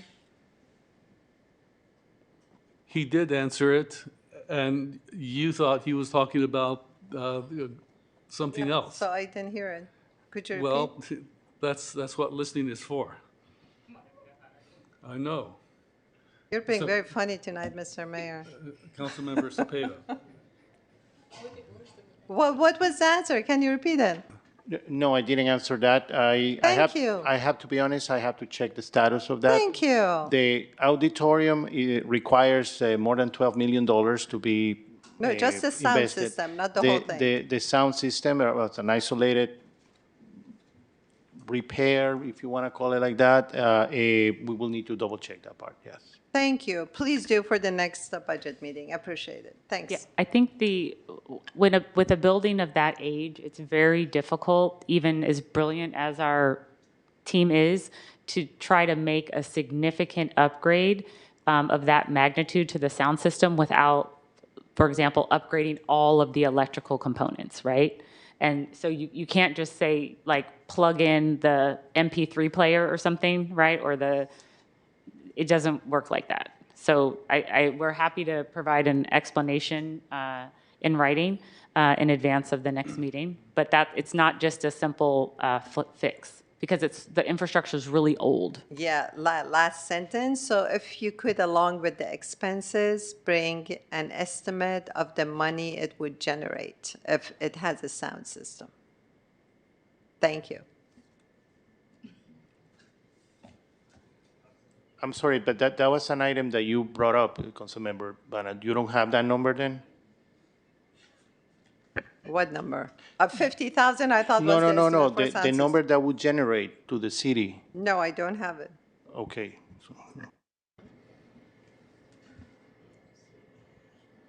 Most facilities run at a loss because they're community facilities. So I don't think we should assume there may be some increasing booking, but usually, and it'll cover some of the costs, but I wouldn't expect an inordinate return on investment, but we can check. The staff person that was in that role at the recreation center retired. So we'll try to check and see if they have updated projections.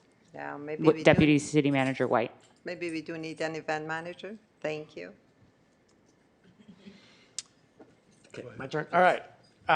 Ms. Velasquez, thank you. Thank you. Oh, Ms. Velasquez, if I can, is she here? back to question on Community e-bikes. Development Director Sorry, I'm gonna go back Velasco. to e-bikes really quickly. She has to sit closer to the front. She's like, doesn't want to come on down. Sorry. Well, we had fun today on the Greenway, right? Yes. Yeah, yeah, it's because we're about to vote on it, so I want to know, so my question on it is, I didn't really hear that answer before, so maybe I'm trying to ask it a little differently. How many bikes are we expecting to purchase should we approve the funding of the library? Because I'm still trying to get to a number, so I'm trying to figure out, we're Excuse trying me. to increase the utilization. Actually, before you continue, we're going to vote on option 1 or option 2. I don't believe we have the capability of deciding which items we want to consider on option 2 because. No, it's not part, this is actually part of option 1. So if we vote on option 1, it takes the whole thing. Right? Option 1 is the library, the e-library, e-bike library.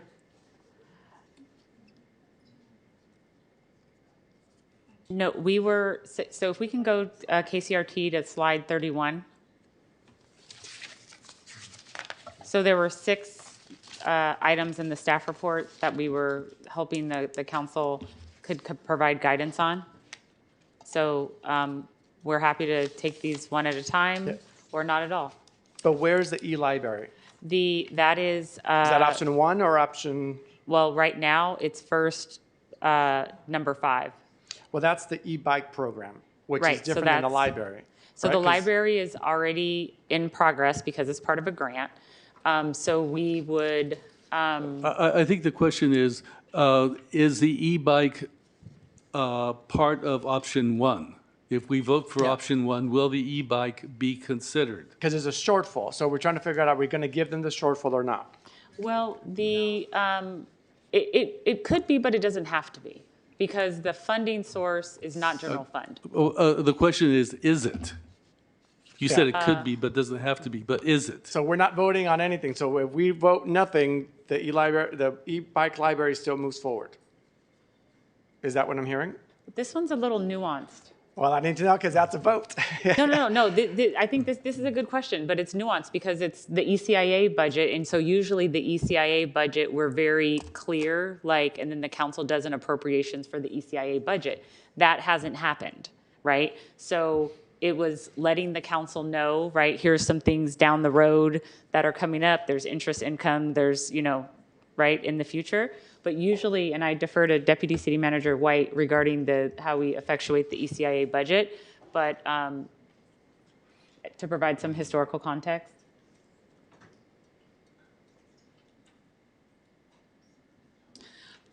We are running over a $650 million operation, right? So these are really good questions because it's just not always crystal clear. And so we do need to sometimes have the historical context, especially since we're wrapping this up.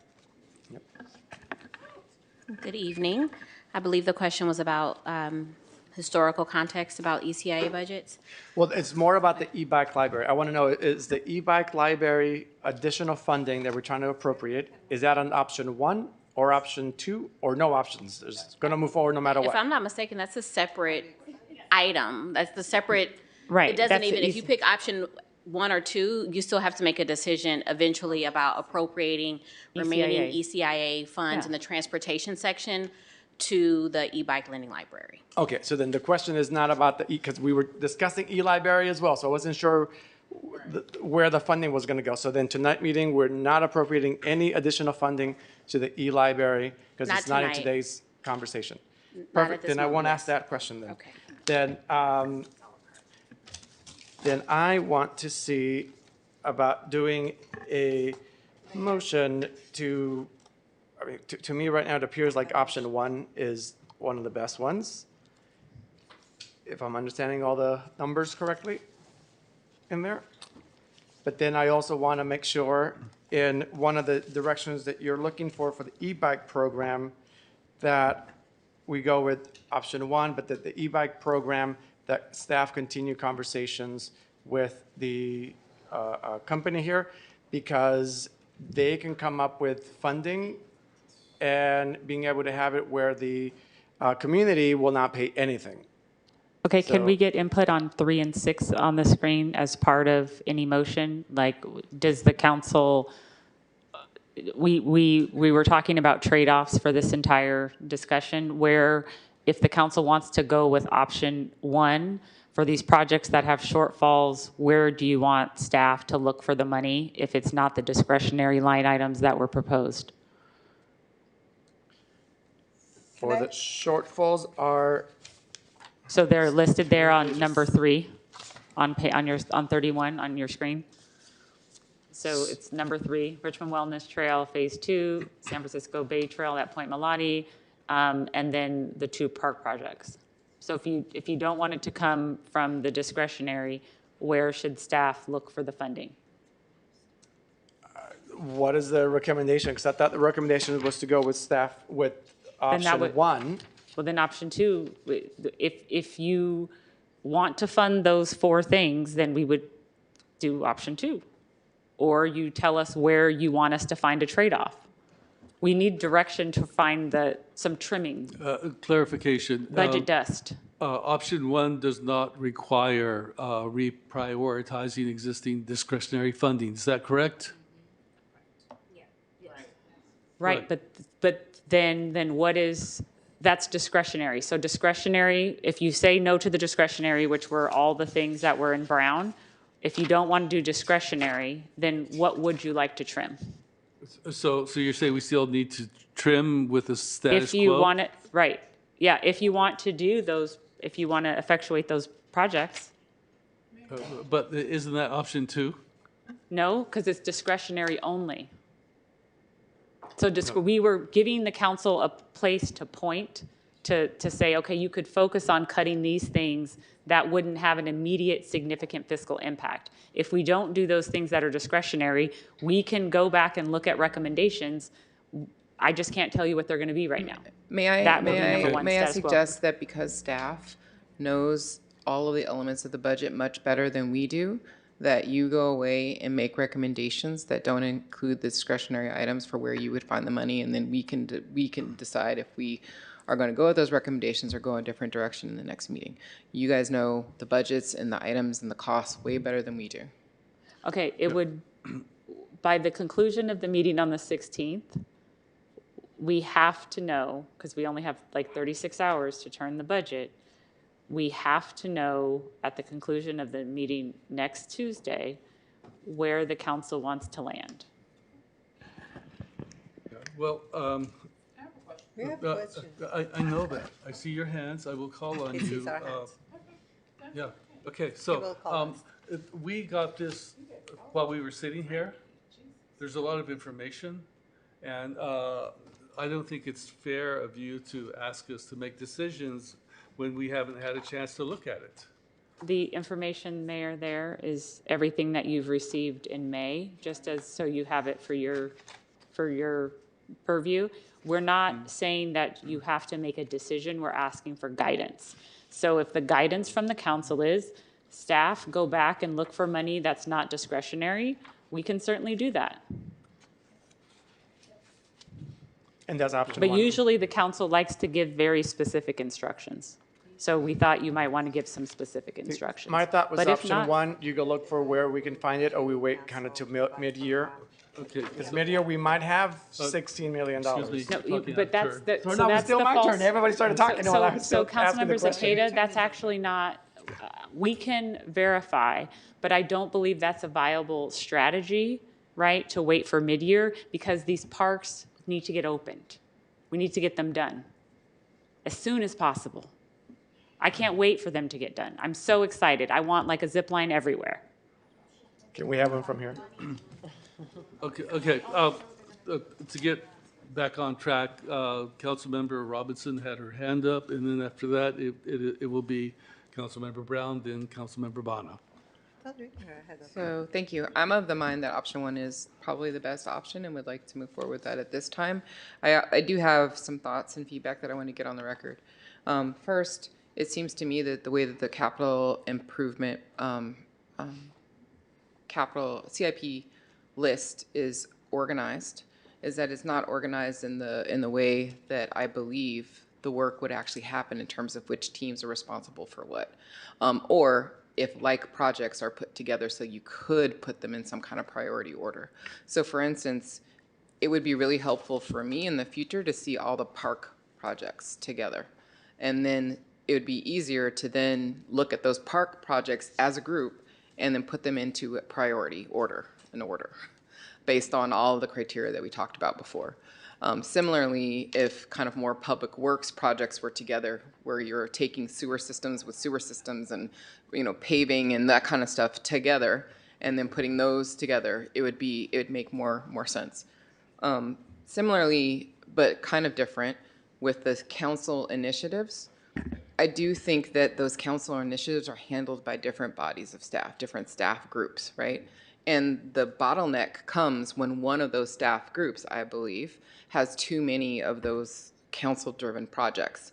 And so, again, maybe we need to be grouping those council projects also by which department it is that is getting those projects, and then create kind of a capacity limit in terms of how many of those projects they could do at any one time. That then creates a queue, right? And then we can prioritize the projects within the queue according to who would be responsible for those tasks, whose staff hours would be assigned to them. Because it's not really true that as a whole, they're going to go to all staff. I mean, so many things have overlap, but usually it's one group in particular that's moving the thing forward, and the bottleneck is within the group. So I just wanted to put those thoughts out there, and in an effort to try to create, I am a big fan of prioritization and doing things one at a time. What I don't like is when we say we're going to prioritize and then no queue moves forward and things just seem to happen out however, whenever, without whatever. And so then people don't want to wait in line when that happens, right? That's when people start cutting and they're like, I'm not going to wait in line. Nobody's waiting in line. I'm just going to push.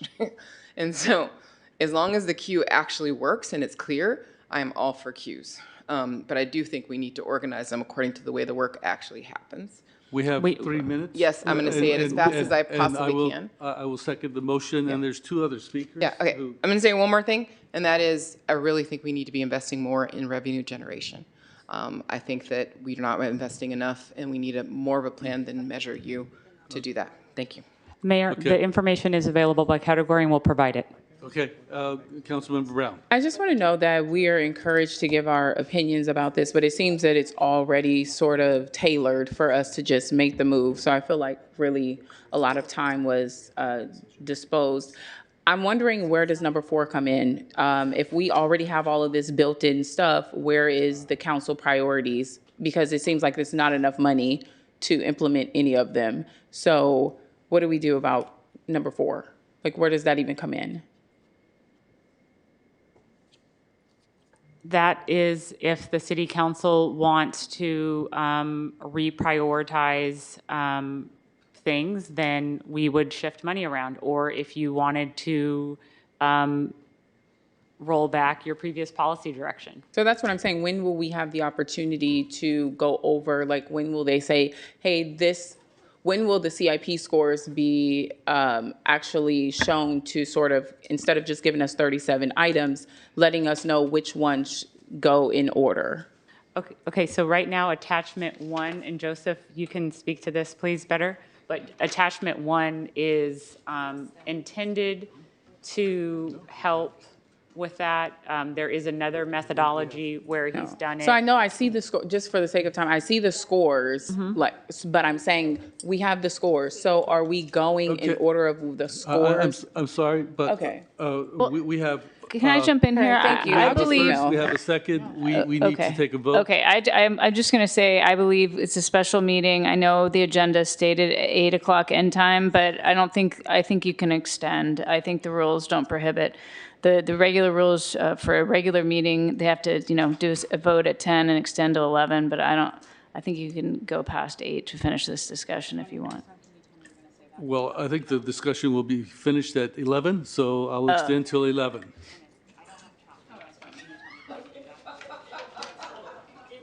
Mayor, respectfully, or staff can't, tonight, people have made arrangements based on the time that was agendized, and I wasn't privy to that being offered as a legal opinion prior. I mean, we could vote it, but I just want to be clear about when will it be the 16th when we come back that we'll know like which, the order in which they were received, the CPI scores, like what does that entail? It just seems like we just keep, like I'm looking at the ones that were in brown and it's like, oh, these are already in progress, but some items I'm sorry. were Can we take a vote passed. first? You know what? Look, I have okay, said from time- 3:30 to 8 o'clock we are now and heard adjourned. everybody. So I want to have a complete understanding because I okay. want to make an informed decision when I'm making my vote. Well, we are now adjourned. It's 8 o'clock. You're adjourned. We are adjourned. I'm the chair. Extend that by half an hour? Sick of him. We need to. I'm trying to ask a complete question. We're Like done. that is so unprofessional and tacky, just like that seat. So, wait, so we're in a, Yes, we can. Yes, I've been emailing the same question. So, and I guess this is the place I have to ask the questions because I'm not receiving any responses. Can we please vote because we need to give directions. We need to finish this budget and establish. I'm sorry, we're adjourned. The mayor already adjourned the If the mayor meeting. adjourns the meeting, I believe that's it in your Yeah. rules.